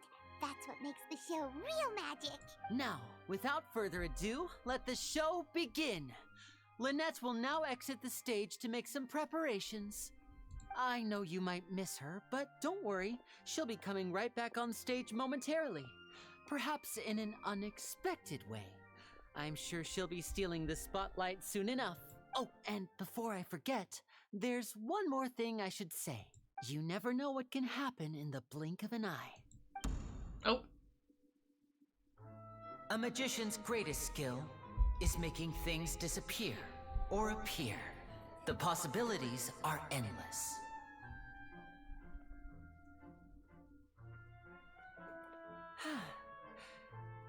Mm-hmm.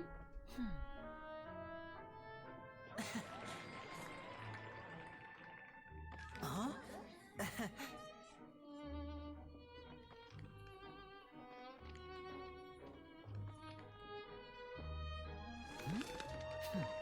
He's so silly.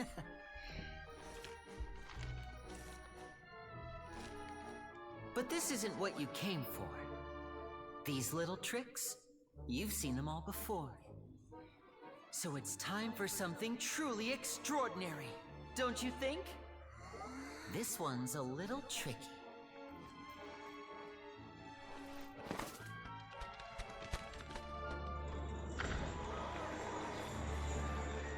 Using this water tank, I shall make my sister vanish completely, right before your very eyes.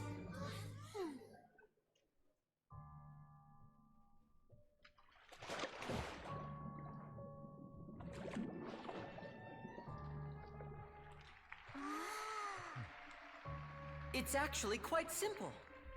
She'll just turn into air bubbles and float right out of the top.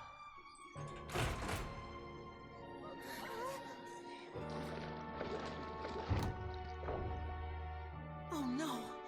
I told them to check all the props carefully. With the lid on, even air can't escape.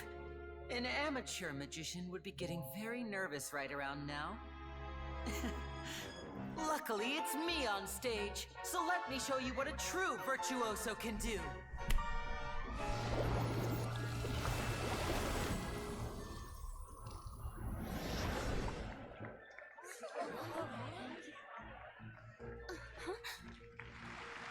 Lynette, are you still there? Don't go too far. We don't want to use up all our magic. Hi, I'm back. Uh-huh.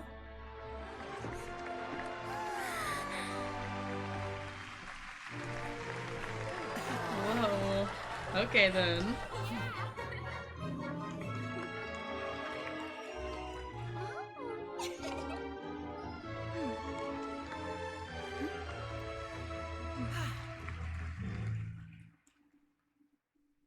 That's so silly. They're so silly. Look at the two of them.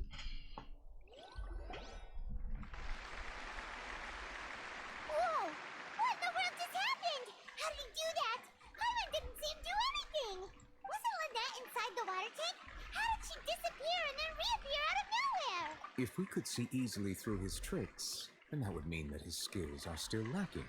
To appreciate magic, we should focus on the show happening on stage, rather than getting caught up in trying to see that which has been intentionally hidden. Guess you're right. Harlan couldn't believe her eyes when Lynette reappeared. Amazing! Thank you everyone. I'm glad you enjoyed that performance. But our magical journey has only just begun. I've prepared even more astonishing surprises for everyone here. The magic of transformation and disappearance can go far beyond what you've just seen. I'm sure many of you are thinking that escaping the water tank was impressive enough.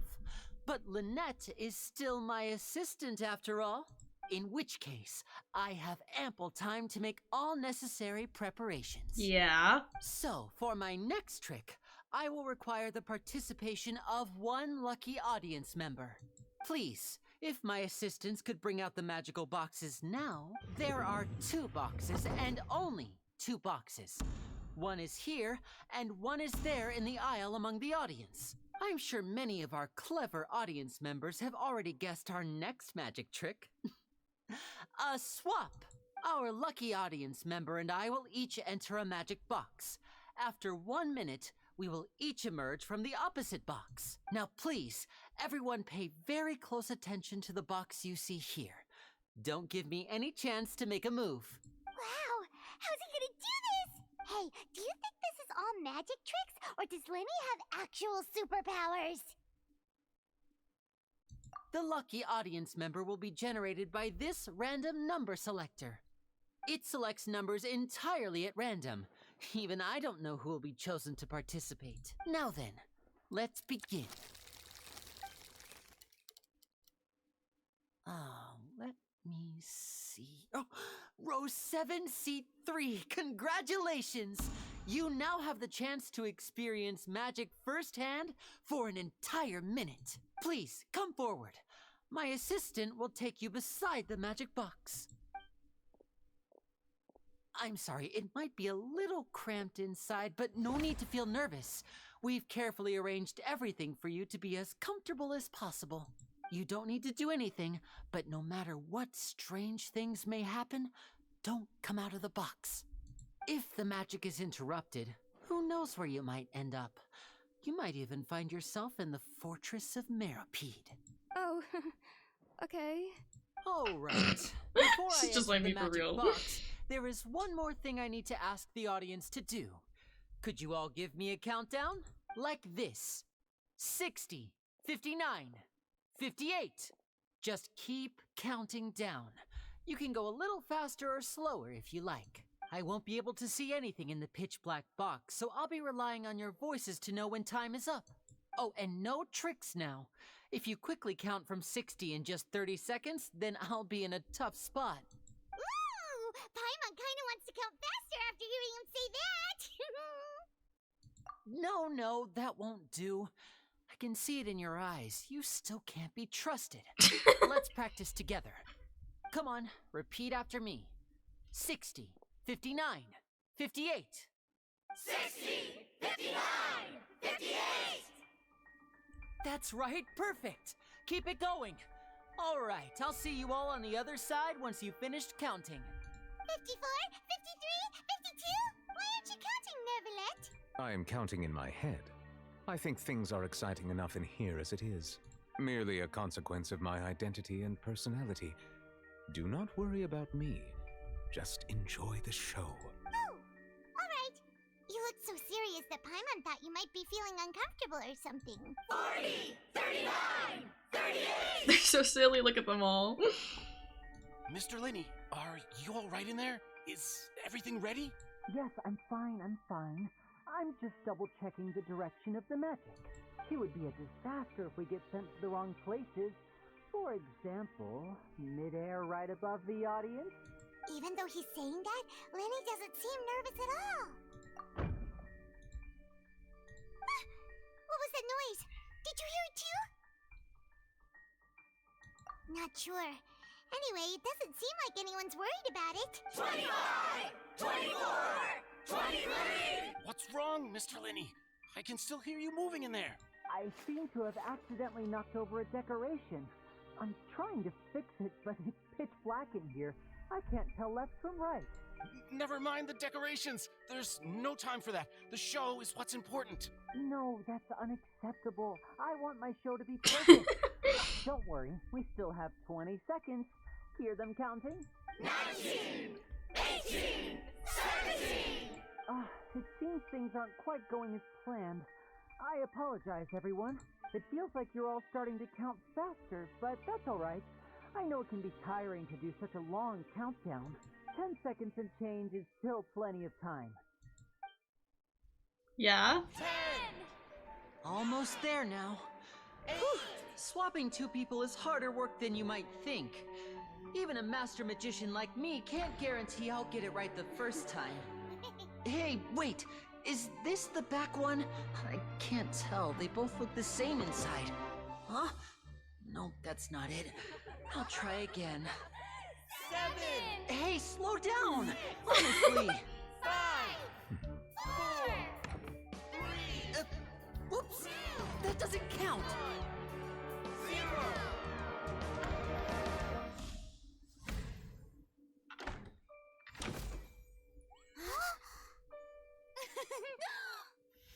Ta-da!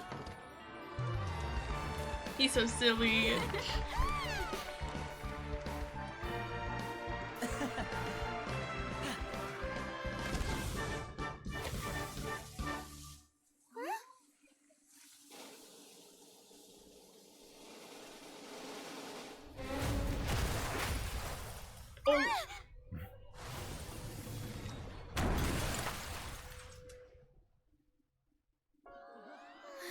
No. What happened?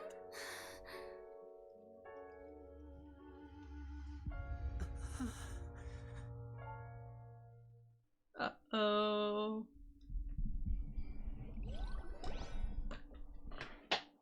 Huh? Is this part of the show? Mr. Linney, you're going to use magic to fix the stage now, right? What happened? Oh no. Maybe this isn't part of the show. The girl was still in that box, right? This performance is over. Medical staff with me. Guards, secure the scene and detain all the performers. Seal the exits. No one is allowed in or out at this time. Yes, that's right. If this was just an accident, then we must investigate the cause. But if this was all part of some scheme, then those accountable will not escape the judgment of the God of Justice. No need to be alarmed, you two. We'll get to the bottom of this soon enough.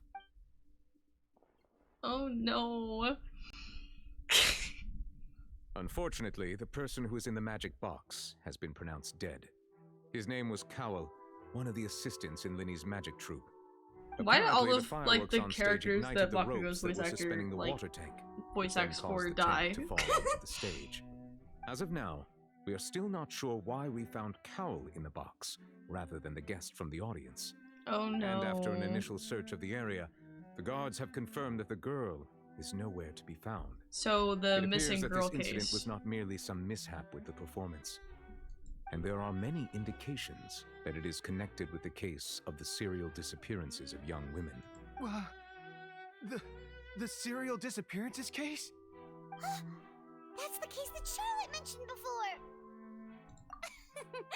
I know the truth. I can see through the whole thing.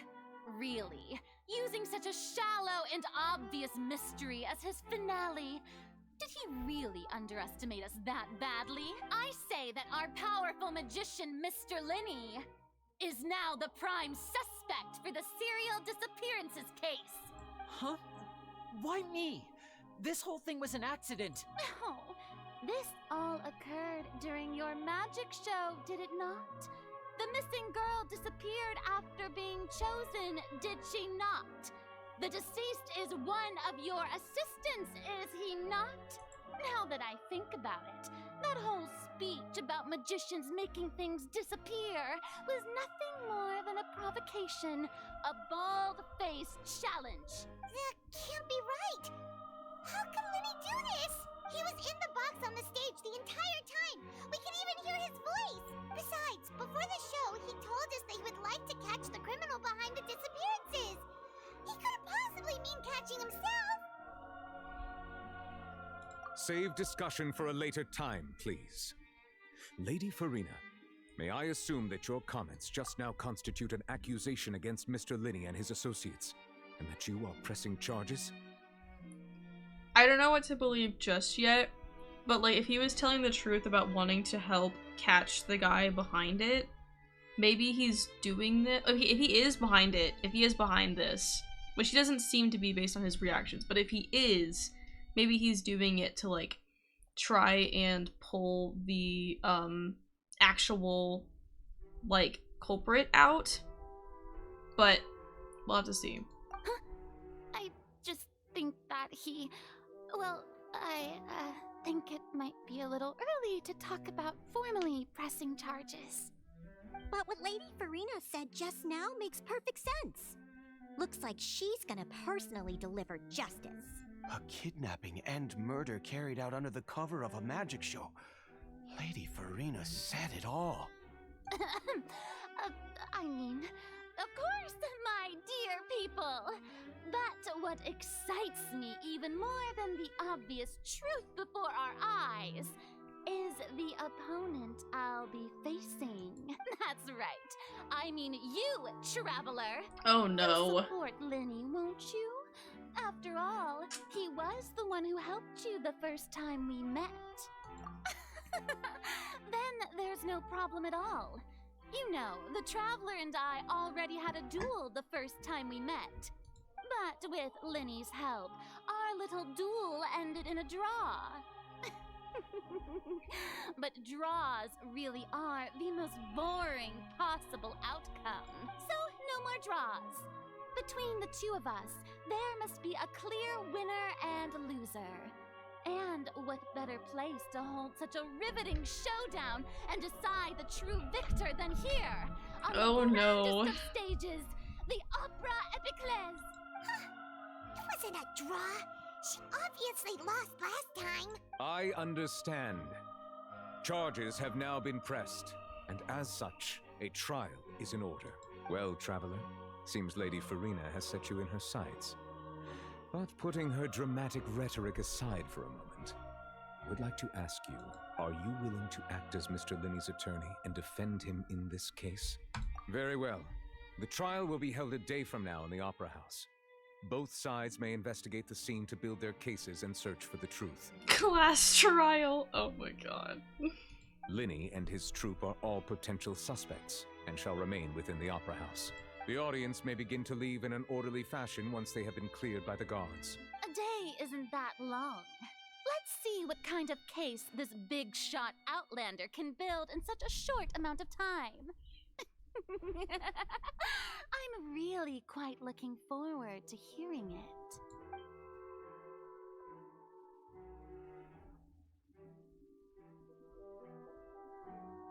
This is crazy. Sorry about everything that happened just now. Were you frightened? Of course! Who wouldn't be scared after witnessing an accident like that? Yeah, I'm a little shaken up myself. How could this happen? And poor Cal. I know you already claimed that you would defend me, but now it's just us talking. Tell me, do you think I could possibly be the murderer? Good to hear. Thank you so much for trusting me. I'm sure everyone sees me as the biggest suspect at this point.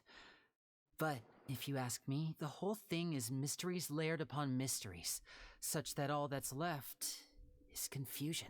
I don't know whether what happened there on the stage was purely an accident or not, and I don't know why poor Cal was in the box. As for how that girl chosen from the audience could suddenly disappear, I'm afraid I don't have any answers either. If someone tampered with my performance, then we need to figure out what they did. Even a skilled and knowledgeable magician like myself couldn't pull all that off in just 1 minute. Which is precisely why we need to investigate. As this book says, the impossible could not have happened. Oh Whatever no. happened must Paimon. have been that which is possible. Paimon bought them when we were reading at the bookshop in the city earlier. Pretty cool, huh? Don't worry. Paimon used her own savings to buy them. It wasn't from our travel funds. I think they look cute on you, Paimon. You have good taste, Lynette. That's the right attitude. Feeling depressed isn't going to help me now. I need to get back to my normal self. But with the guards watching our every move, it's going to be especially difficult for Lynette and I to prove our own innocence. Good thing you agreed to be our attorneys. Thanks for that. We'll be counting on you. Yes, thank you so much. Yeah, just leave it to us. Oh, since we're going to start investigating, Paimon has a question first. Where did Lynette go during the performance? Oh, well, I'm afraid that would involve some of our essential trade secrets as magicians. The secrets behind our magic are past saving, Linny. I suppose you're right. The truth behind our tricks is going to be important evidence that will be weighted during the trial. 'Tis truly a pity. As a magician, our magic show is a work of art. We've poured countless hours and spared no effort in perfecting it. But if revealing our secrets will help you uncover the truth behind what happened, then it will be well worth it. We should go somewhere else if we're going to discuss our magic tricks. We'll go speak with the guards, and in the meantime, you can go investigate the stage and the seating areas. Alright, let's go have a look while the investigation teams are still here. Detective Paimon is on the case!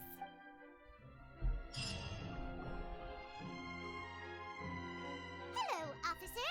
How's the investigation going? Ah, I see. You must be the traveler that Lady Farina mentioned. Listen, I'll be perfectly honest with you. I'd avoid getting mixed up in this whirlpool of a mess if I were you. Huh? What do you mean? Come with me and you'll see. Oh. The deceased is one of Linny's assistants, named Cal. Even though he hadn't joined the troupe long, he was hardworking and everyone generally liked him. The assistants are usually in charge of setting up and inspecting the props, as well as assisting with the show and keeping the crowd engaged. As you probably saw when you were in the audience, the water tank suddenly fell and smashed the box with Cowl inside it. This is the real mystery. We've already searched the scene and were unable to find any traces of the girl. However, if you look carefully, the box was positioned directly under the water tank. The ropes holding the tank were then burned by the pyrotechnics on stage, causing them to snap. Okay, I just thought of something.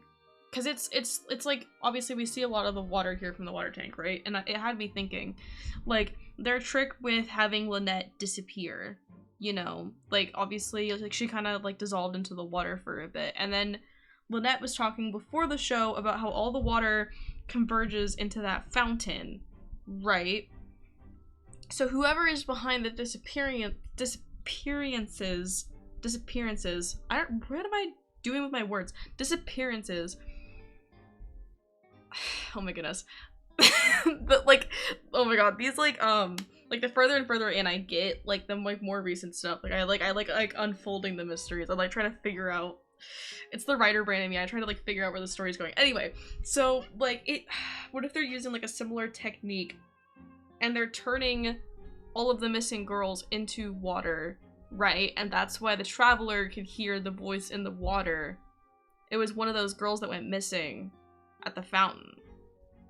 You know? Okay, now I feel like I'm just talking, I feel like I'm going a little bit insane with this one. But like, it's just a theory, guys. It's just a theory. It's a game theory. We can just ignore it. It's whatever. But like, this is a mere accident. Be silly. If anything, the more logical explanation is that the whole incident was intentionally planned, and Linny is the most likely person to have access to all these areas. But he doesn't have a motive. Are you both good friends of his?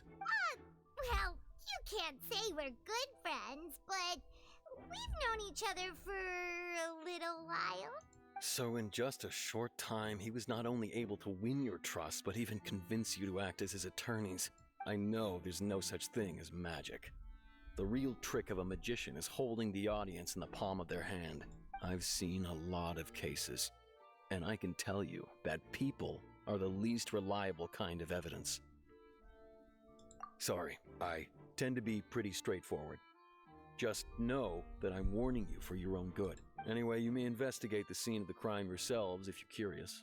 Who knows, maybe you'll be able to come up with some new evidence. Case record to confirm your current evidence. Include collection situation and sort. Oh goodness, don't tell me that.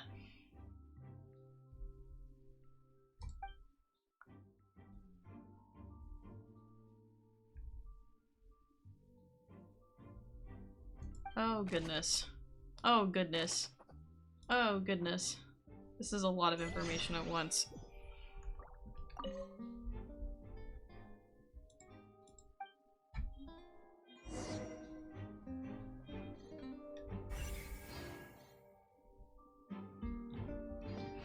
Okay.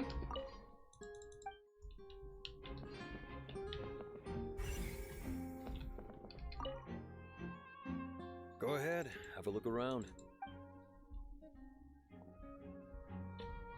Wait. Okay. The investigation team has some new findings. Turns out there's an issue with the random number selector after all. Oh, I see. See, I told you. What if the machine picked some big guy's seat? You think the murderer would have still made his move then? Sorry to interrupt, but we're helping Linny and Lynette with their side of the investigation. What were you saying about the number selector? There's something wrong with it? You're trying to help them? That'll be a tall order. Linny used the machine to pick a random member of the audience during his performance, right? The lucky girl that later disappeared. Well, we thought there might be a serious problem with the machine, so we had it taken away for further inspection. It turns out that the seat number it picked wasn't random at all. The machine picks that same number every time. I'm sure you already know that you have to make a reservation in advance to get a seat, regardless of whether it's a trial or some performance. In other words, Linny knew who would be sitting where from the very beginning. That much checks out. Linny reserved our seats for us too. Bet you see why I was saying it'd be tough to make a case for Linny. Even though it's bad for Linny's case, Paimon had better write it down. Okay.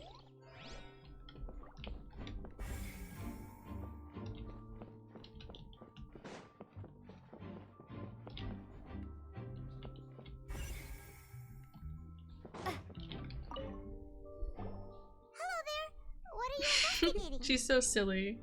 Hmm? Oh, this location has also been cordoned off because the Magic Troop members are currently considered prime suspects. The investigation team is still collecting evidence. The seats were all booked in advance, so we were able to deduce the missing woman's identity by checking the guest list. Sure, it's not like this is confidential information. We will publish it later anyway when we petition the public to help us find the missing person. Her name is Halsey. She's a painter from Fontaine who's made a bit of a name for herself. Apparently, she wasn't a regular at the Opera House, but she'd been feeling some pressure with her work lately, which made her decide to come see the magic show. The Magic Troop members all claim not to know her. We have looked into her social connections. It seems that she has no personal grievances or conflicts of interest with the suspects.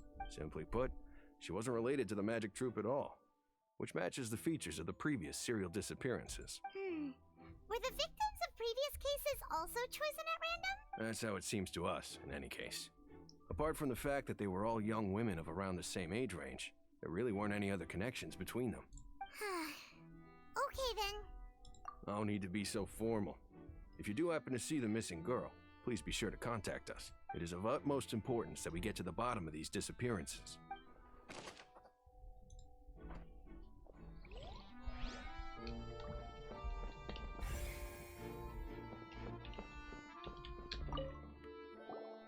So this is the rope that broke and caused the water tank to fall.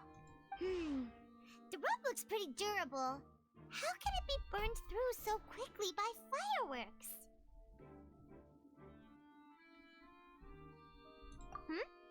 Why are you suddenly so serious, Traveler?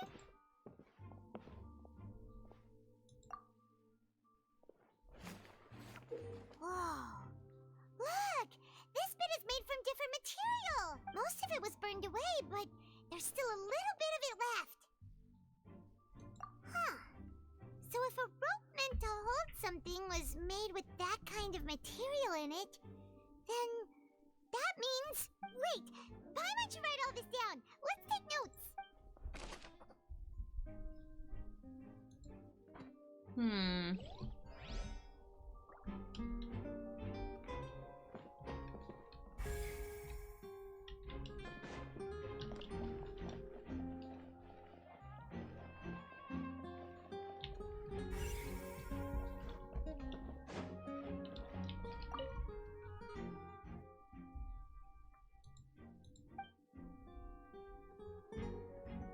Okay.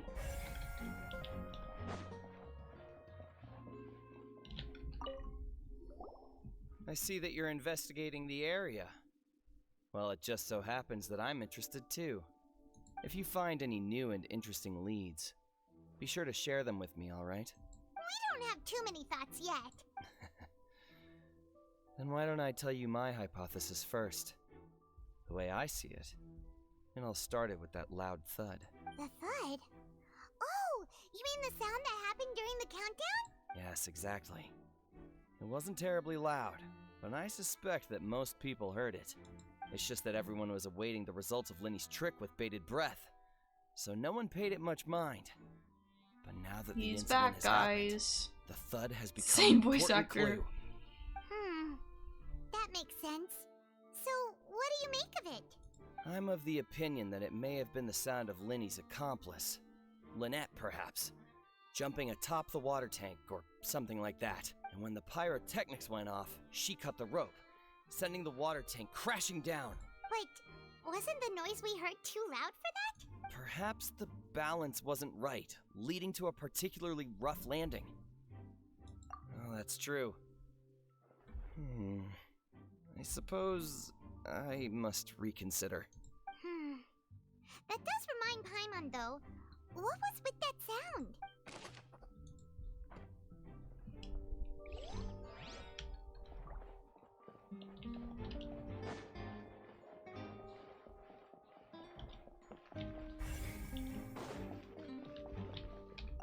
Lenny's still talking to the guards. It seems he'll have a lot of explaining to do. I think someone will be assigned to monitor us later, but that's alright.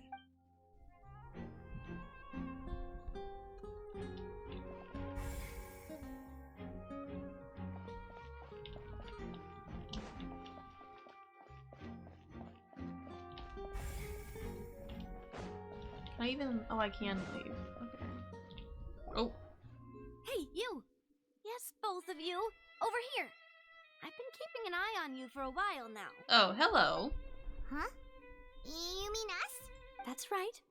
If I'm not mistaken, you're also among those who wish to cut down the thorns and pursue the truth. No? And by the looks of it, you're not from Fontaine. Well, you're right on the more about that one, but who are you? Have you never heard of the Spina di Rosula? From mediating disputes and providing protection to solving conundrums, you name it, Spina di Rosula does it. And I, Navia, have the honor of being its renowned president.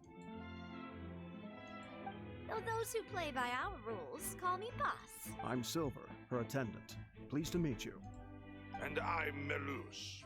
Demoiselle's various daily needs and affairs are under my purview. Huh? Boss? Demoiselle? What gives with the names? Well, I am the second generation president. Melus and the others are still used to my previous title. My apologies, Demoiselle. Should you prefer, boss, I will endeavor to use that instead. No need. You don't have to call me boss. Just Navia is fine. Okay, if you say so. Not that we're members of Spina di Rosula anyway. All merely trifling details. Never mind. Now, back to the situation at hand. That's right. I've always kept an eye on the serial disappearance cases. My interest stems from a matter back from my father's time. Judging from the look of things, I find Linny an unlikely mastermind. Thank you. Really? We think so too. That's why we're looking for clues now. But how did you come to that conclusion? Intuition, naturally. My unparalleled intuition. Okay. She was quick to point the finger at Linny without any decisive evidence whatsoever, wasn't she? That's true. But that's not uncommon for her. If you remember, the justice had to interrupt her and ask if she was pressing charges just to keep her from getting carried away. Anyway, a trial begins the moment someone levels charges. And, of course, there was no way Farina was going to back down in that situation. Sounds more like you just don't trust the Hydro Archon. Well, what's your opinion? I must admit that she can be interesting at times, but liking her doesn't mean that I'll blindly agree with her. All right, I've answered your question. Now, it's time you answer mine. Wait a minute, did that answer count? Well, I say it does. Don't worry. You won't hear any pointless questions from me. In your opinion, do you think it's right to treat a trial like it's an opera? No. Well? And why would that be?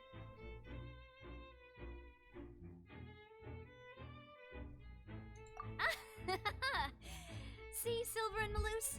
I told you they'd be different.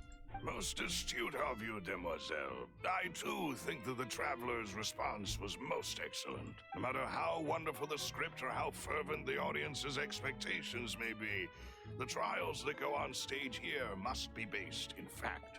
And if that can be done, boss, then... All right, that's quite enough, Melus. Anyway, I like your answer. You passed with flying colors. Now, I need to make some preparations, following which our joint investigation shall commence. You two shall be my assistants. Wait! Since when did we become assistants? Well, I can be the assistant, sure. Or your companion, if you like. I'm really not that fussy. That's more like it. Far be it from me to brag, but I believe that Demoiselle's intuition will be instrumental in uncovering the truth. You wish to save a friend from false accusations, and we wish to unravel the disappearances. In this sense, our goals are aligned. You have a point. Huh. You're quite the talker, aren't you, mister? And what about you over there? What do you think? You seem like you've got something on your mind. I have nothing to add. Oh, alrighty then. I know his voice actor too, I just don't know where I know it from. Be making some I need him to preparations speak first. longer sentences. Just be sure to let us know if they start revealing Linny's tricks. Thanks!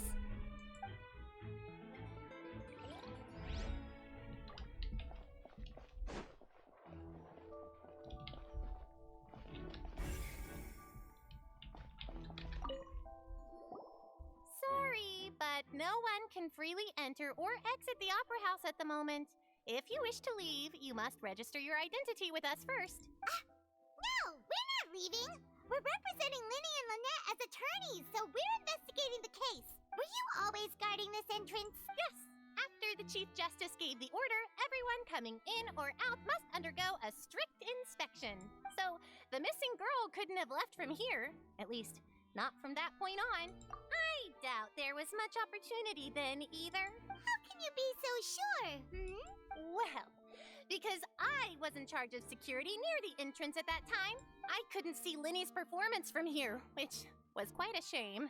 Just my luck. But still, I did not abandon my post, and I stayed put no matter how loud the applause was. If someone had so much as even approached the door, I would have noticed it, let alone if they had tried to leave. We Melusines are good at that sort of thing, you know. So, it's safe to say the girl couldn't have left through here. Alright, thank you for your help. This will be useful info.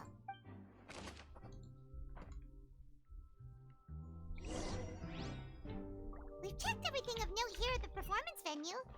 Paimon wonders how Linny's discussion with the guards is going. Let's go see, shall we? Understood. Then I will be going with you. Just so you're aware, I will be monitoring your actions and making notes as necessary. Very good. Thanks for being so agreeable. I'd pull a rose out of my hat as a gift for you if I could. You may spare the pleasantries. I'm just doing my job. You've arrived. Who's this? Me? I'm Spina di Rosula's guardian angel. If you've got a problem, I've got the firepower. Sorry, I got a little carried away there. Call me Navia. I'm a partner of theirs, and will be helping investigate this whole situation. And these are my companions. Would you mind if they join as well? Fine by me. Oh, new helpers? I would be most grateful. Well, let's just say we're tagging along. It's not every day you get to see the secrets behind magic performed on such a large scale. I appreciate your kind interest. Come with me. We'll be heading below stage. Huh? Below stage? Yes, a world of secrets is hidden beneath this magic box, prepared specifically for this switcheroo trick. But before I reveal everything, you should have a look first. Notice anything strange here?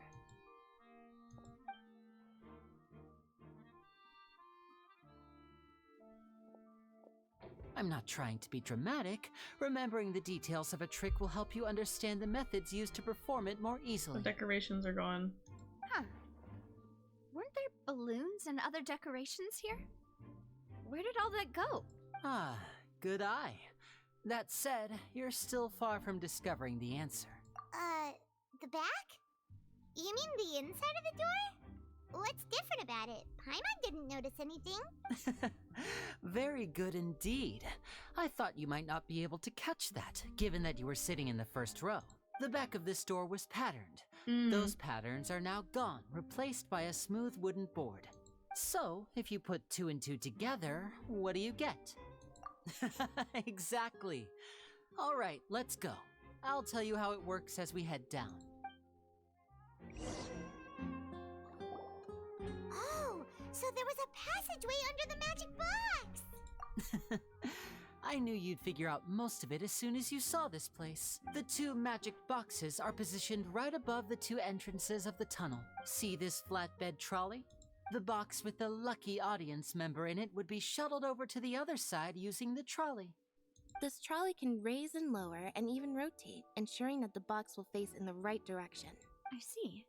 So that's the purpose of the box inside another box. Precisely.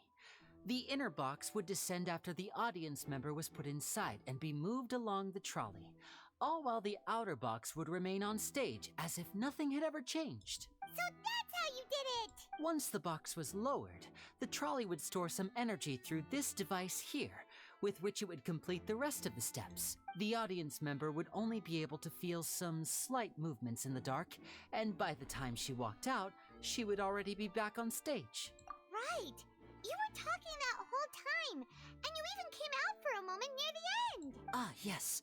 A phonograph operated by Lynette was used to achieve that effect. My assistant and I had already scripted our conversation beforehand. When the countdown began, I had already gone to the opposite box via a tunnel using that ladder. And what about Lynette? Where was she? I was in the mezzanine space in the back of the box. Oh, interesting. That's how we were able to coordinate Linny's lines with the assistant. And by the way, I was the one who walked out of the box at the end. I mean, we are twins. All it takes is a change of clothes and no one can tell who's who. And Your that's eye colors my are different. favorite part of this trick. I wonder if I could have Only noticed the eye Lynette thing and if I had can looked close perform enough. it. So that's how it all worked. Wow, every detail you revealed was more amazing than the last. Lynette would briefly walk out of the box and then go back in, jumping into the tunnel and escaping before the box on the trolley could finish ascending. And then I walk out of the other box in the audience area, and the trick would be complete. The operative word here being would. But as you saw, Cal was in the box, not our audience member. She, on the other hand, mysteriously vanished. But they didn't escape through the I really door. don't know how that happened. The water thing Not wouldn't for have that worked interlude, because this Cowell would was have in the been box when an it was dropped. astonishing trick. I probably never would have figured out how you pulled it off. And yet, to think that someone was able to use this magic trick to commit a crime. Could we have a look around? I think we can come up with some more leads. This is the scene of the crime, so Linny and Lynette are not permitted to stay here. I'll escort them back up. Yes, of course. No need to be so strict now. I won't disappear into thin air, you know. Thanks, everyone. We're counting on you.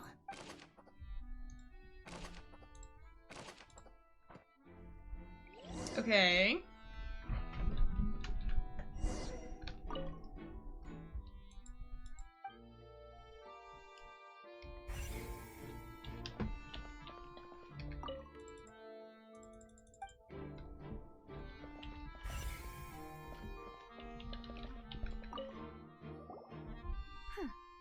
What's this?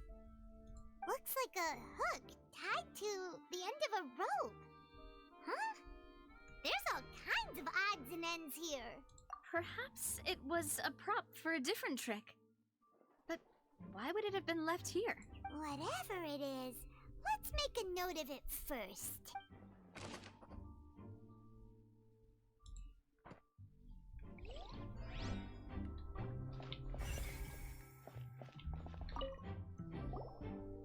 The floor is wet. Please be careful not to slip. Speaking of which, why would there be water here? Okay, maybe water was used. Maybe I was wrong. It's one of those tricks where you pour water into a jug and then flip the jug over only for the water to disappear. And here's a broken vase. Huh. Did the trolley knock it down while moving? That can't be. The trolley moves along tracks from start to finish. It couldn't have hit the vase at this distance. Let's note this down too and think about it later. Maybe yeah, that could have been the thud. That could have been the noise, was the vase.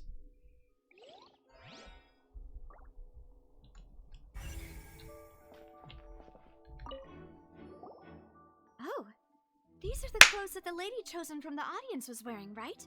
The water. Her clothes are here, but she's nowhere to be found. Right. And do you really need to do that if you're kidnapping them? Paimon, what happened to your glasses? Ugh, this is so confusing. Paimon doesn't want to be a detective anymore.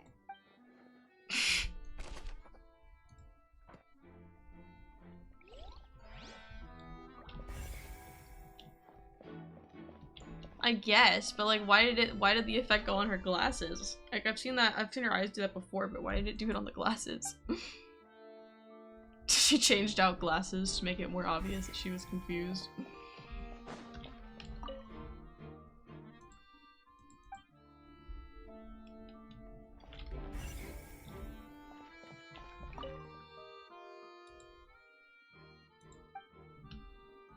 Oh. Hello. What is this place? It seems someone could fit through here. Huh. Could this have been the suspect's escape route? Alone, perhaps. But if they had to pull another person with them, the space would be too narrow. They still could have tried. Ways in or out of here. Oh, no, because I just said that they would have used the water to evaporate them. But how would they transport them if they did that?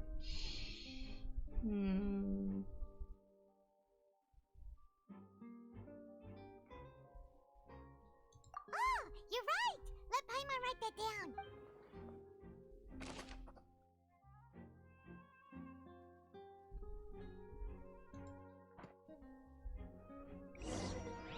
Interesting. Seems we're just about done investigating down here.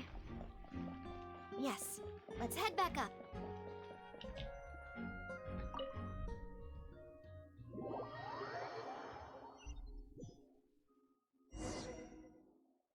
Well, we've ascertained the state of the crime scene. Let's find a place to sort out our findings once Malus returns. Seems to me that there are several things that don't add up here. Yes. Apologies for the wait, demoiselle. So, what did the guards say? Did the criminal escape through the vent? They believe the odds of that are very low, since the vent leads to the Opera House's basement. The guards have checked the area carefully. No one left through the basement during the performance or after the incident, and no one was found hiding there. Maybe not then. So the tunnels become like a secret chamber then. You know, like the kind you usually see in novels. The plot thickens. Halsey's disappearance and Cowell's death are both quite inexplicable. No wonder Farina was so confident in her accusation. All the current evidence points toward Linny and Lynette. In other words, the charges are very likely to be upheld unless we make some considerable progress. Charges and then trial. So if the charges are upheld, they'll announce a sentence? That's right. This is how a trial goes in the Opera House. During the proceedings, the Chief Justice and the Oratrice will hear statements from both sides. That's right.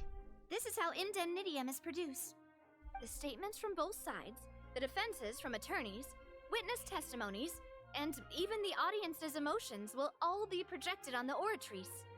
To put it simply, it's as if the Oratrice has its own will, and is a judge in its own right. This also precludes any kind of favoritism on the part of the Chief Justice.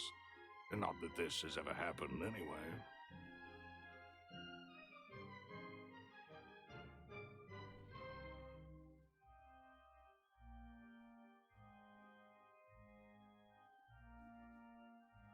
Sorry, I got distracted by something on Discord. Once both sides have finished speaking, the Chief Justice will make his final decision.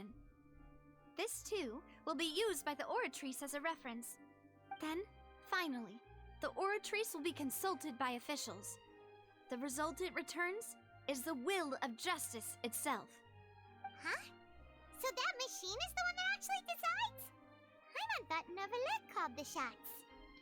In practice, there is very little difference. Both have always come to the same judgment, which is why people have great faith in the Chief Justice. Ah, yes, the guards also asked me to convey that none of us will be allowed to leave this place before the trial. Huh? Why? Because we've chosen to act as the twins' proxies. That makes us persons related to the case. They're concerned that we might be colluding with outside parties, or that we might find outside help to disrupt the case. And even if that were not so, it could prove problematic if we happen to spread key information about the case ahead of time. I'm ready to break out at any time. No need for that. Oh my goodness. Paimon thinks they have a point. That said, are they providing food? Of course. I just hope you don't mind the lack of options. I'm afraid that catering to all tastes is not in the cards, nor is any guarantee of balanced nutrition. In that case, let's just sort out our findings together here. Pity. I was hoping to take you to try some of Fontaine's famous desserts, too. I mean, what better way to properly think through our findings than over some tea and sweets? Huh. Breaking out suddenly doesn't seem like such a bad idea after all. Just kidding, just kidding. Paimon will still do her best, even if there are no snacks. What do you mean, no snacks? Of course we'll have snacks. If we cannot buy some, then we'll simply make some. Huh? Here? But how? Understood, Demoiselle. Everyone, please come with me. Oh?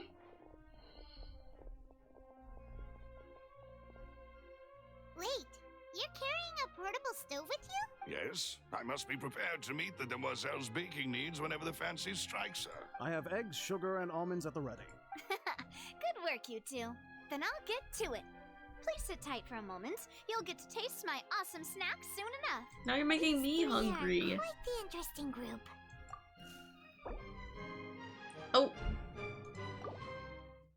Cal's on my account right now. Hold on, chat. Let me go talk to Cal.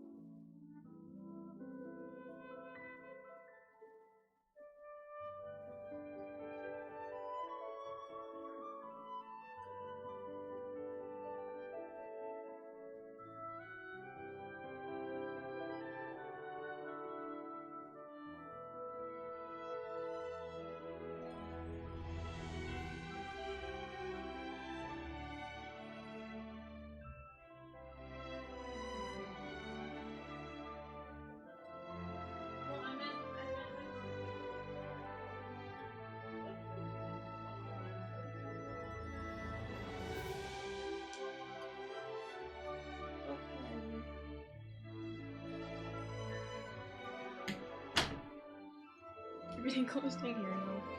You do this to yourself.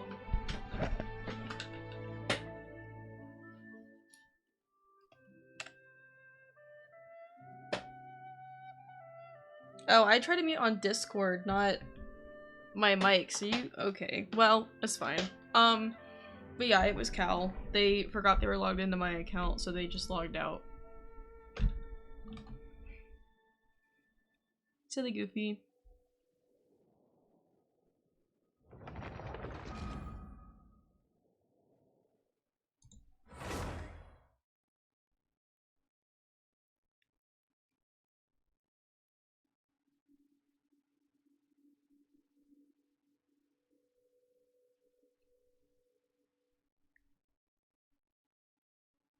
Well, we've ascertained the state of the crime scene. Oh. Let's find a place to It sort started out our over findings. the dialogue. Apologies for the wait. Hold on. What did the guards say? Did the criminal— They believe the guards have checked. So the tunnels become like a secret In other words, the charges? That's right. This is how a trial goes. That's right. The statements from both— to put it simply, this also precludes any kind of. once both sides, then fine. Huh? Excuse me. In practice, excuse yes. me. Because we've chosen. They're concerned, and even if that were not— I'm ready to break out. Whoa, whoa! Of course. I just hope you don't. In that case, let's just sort out our findings together. I mean, what better way— Huh. Breaking out suddenly. Just kidding! Just kidding! Paimon was— What do you mean? Huh? Understood, Demoiselle. Everyone, please come.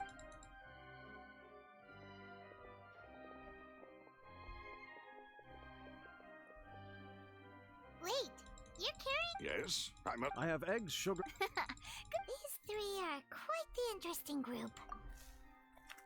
This would be right when I got logged out, so. And Paimon thought it smelled good while it was still in the oven! Oh, it's even better now.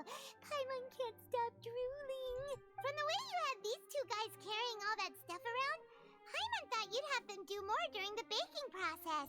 But you ended up doing the entire thing by yourself. Beating the egg whites, grinding almonds, everything. I was applauding. And I was giving encouraging smiles.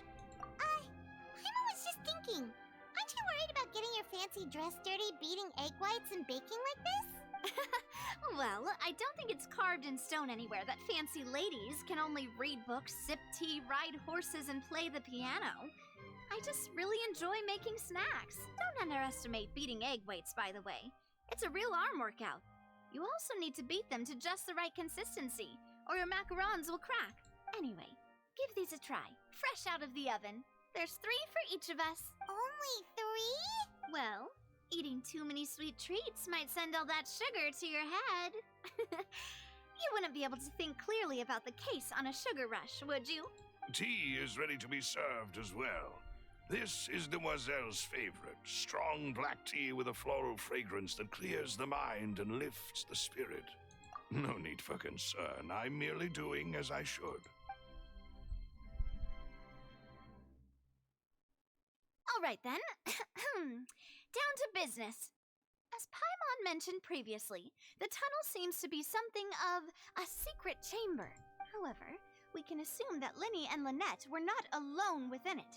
Some criminal also occupied its sealed confines. The magician twins could have committed the crimes, of course, but they lack any logical motive. Exactly! Why would they do such a thing right when everyone was watching? The flower vase and the thud we heard during the performance could indicate some altercation between Halsey and the criminal in the tunnel, resulting in the shattering of the vase, the discarding of her clothes, and her abduction. Perhaps the criminal thought that since she was chosen from the crowd, she would be too easy to identify if she was still wearing the same clothes. Paimon thinks that makes sense, but the real trouble is... True. None of the clues we found thus far support the existence of this third person, but the only people left to consider are both technically victims, whether it's the missing girl, Halsey, or poor Cowl. Huh. Cowl is also new to the troop, though. Made modifications to the magic props in order to murder Cowl before making her escape? That's right. And even if she had tampered with the setup, she would need to understand the entire trick to pull it off. Nor does she have any motive. The guard said that she has never had any dealings with the magic troop's members. Were we not thorough enough in our search? From the sound of things, this is turning into an impossible case. Your macarons are amazing though, Navia. They smell great! They're nice and crisp and super sweet! They are my specialty after all. And I see you've already had 5 of them. What? 5? Oh, that can't be right. Paimon only counted 3, honest! Please don't worry about it. At my age, a few less sweets might actually be a good thing. No. Being greedy is one thing, but Paimon knows how to count. Besides, Paimon knows that if she ate too many, then others wouldn't have enough. Wait, even you don't believe Paimon? Okay, so she earnestly believes that she only ate 3. Extra macarons, then may they turn into stone in her stomach! All right, we get it. Well, I suppose one of us might have gotten too engrossed in our chat and eaten them by mistake. No big deal. Lelouch, set up the stove again if you would. Huh? What are you doing? Making sure everyone gets 3 macarons, of course. Exactly. We don't want to trouble you. As you wish, Demoiselle. And I have the egg, sugar, and almonds.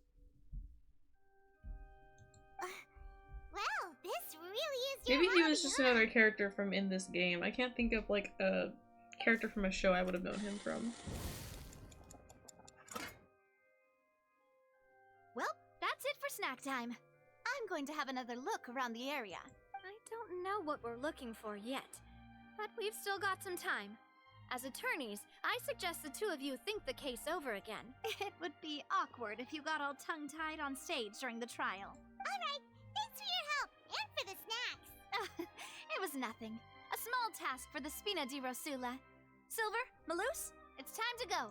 I'll be back if I find anything new.